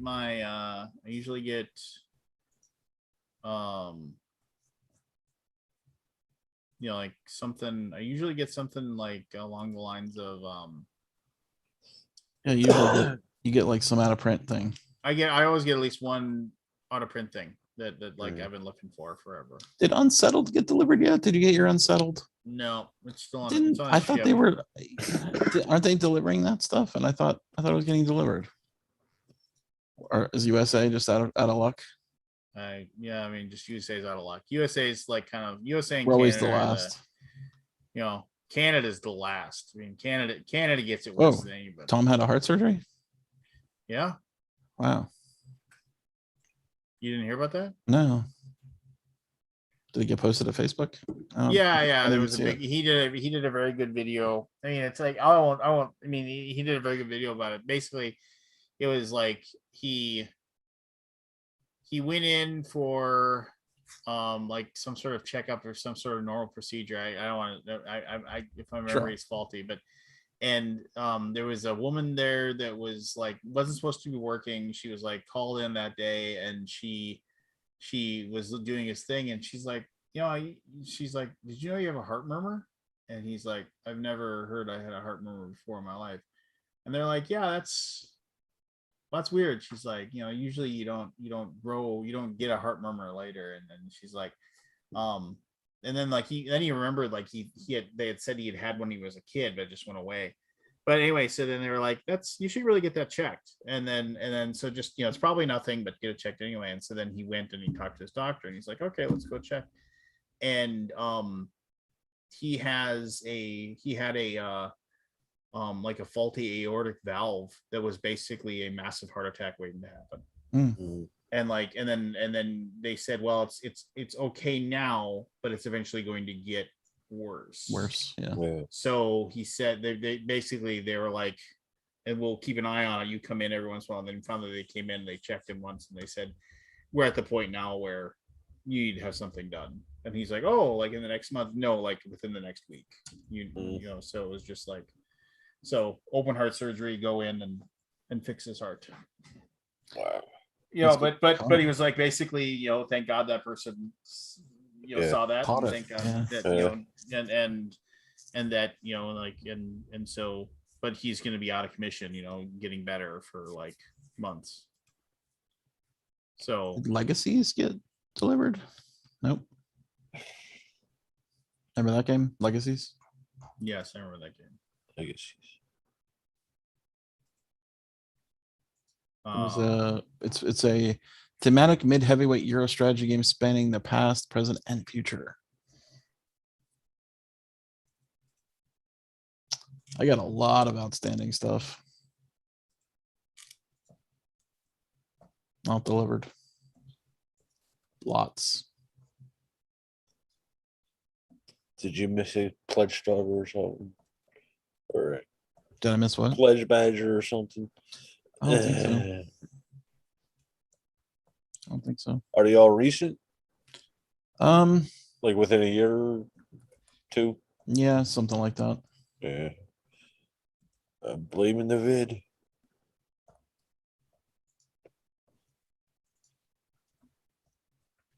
yeah, I don't know. The Isofarian Guard. The hell is that? That's not delivered. But I That can tell. was, well, that's tons of voice actors, and I mean Right. that game was very. No, I mean, and I enjoy the gentleman that created it. I mean, very much so. I can't think of his name right now. Really good, really nice guy, but that was definitely a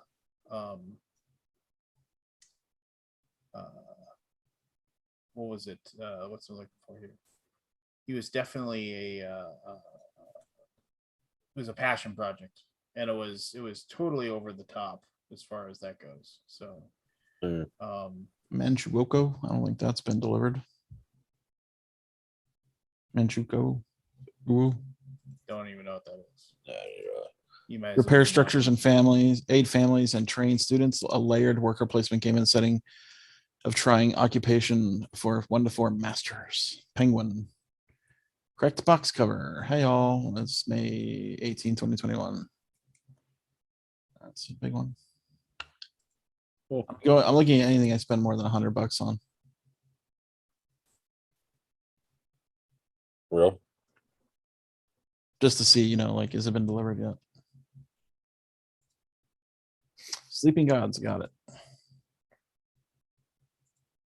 Yeah, you like that one, didn't you? Was that- Treadvang Legends not delivered yet. That's Not anytime that's the soon. CMON game where they toss the game, right?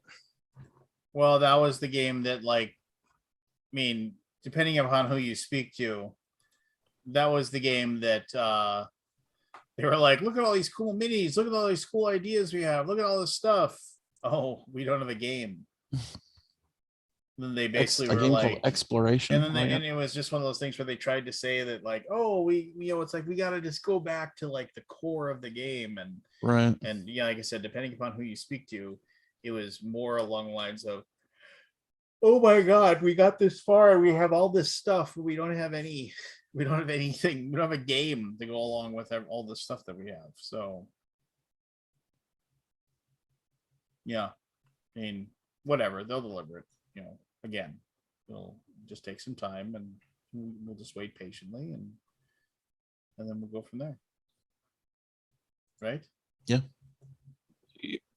So, but we just gotta wait. Yep. Patience. I guess that's the biggest thing, is like, if you're like, okay, I'll wait, and never, and then you're just kind of like, you need to Forget about it. just tell us something about what's going on with this stuff. To be fair, you're on the other end. What can they tell? And again, I fully Yeah. understand. As a person, I have a lot of I can definitely understand when you get to it gets tough. It gets tough to go back in under the hood when people are blasting you, but I don't know. You have to give information. You have to give wins when you can, that kind of thing. Just like we posted like pictures of all of the pledges, the giant boxes that contained all of the all-in pledges for Tsukiyumi. Like we showed them all set up, ready to go, and like the labels being put on it. And we knew that there's gonna be people like saying, "Oh, well, wait till they screw this up," But it's just like that's what you got to do. You just have to post something. You have to say, "Here, look, this is all this stuff." And so if they still want to be turds, then fine, they can. And again, I get it. The game's late. They've been waiting. And there's a lot of people that are very upset about it, and they're allowed to have the feelings they want to, but it is tough. It is very tough to go back in and allow yourself. And then maybe that's it. Maybe we have to take our lumps and listen to somebody, tell us exactly how they feel. And How has Blood on the Clock Tower not been shipped yet? they're still willing to take pre-orders for it. It's a card game. Crazy. Crazy. Yeah.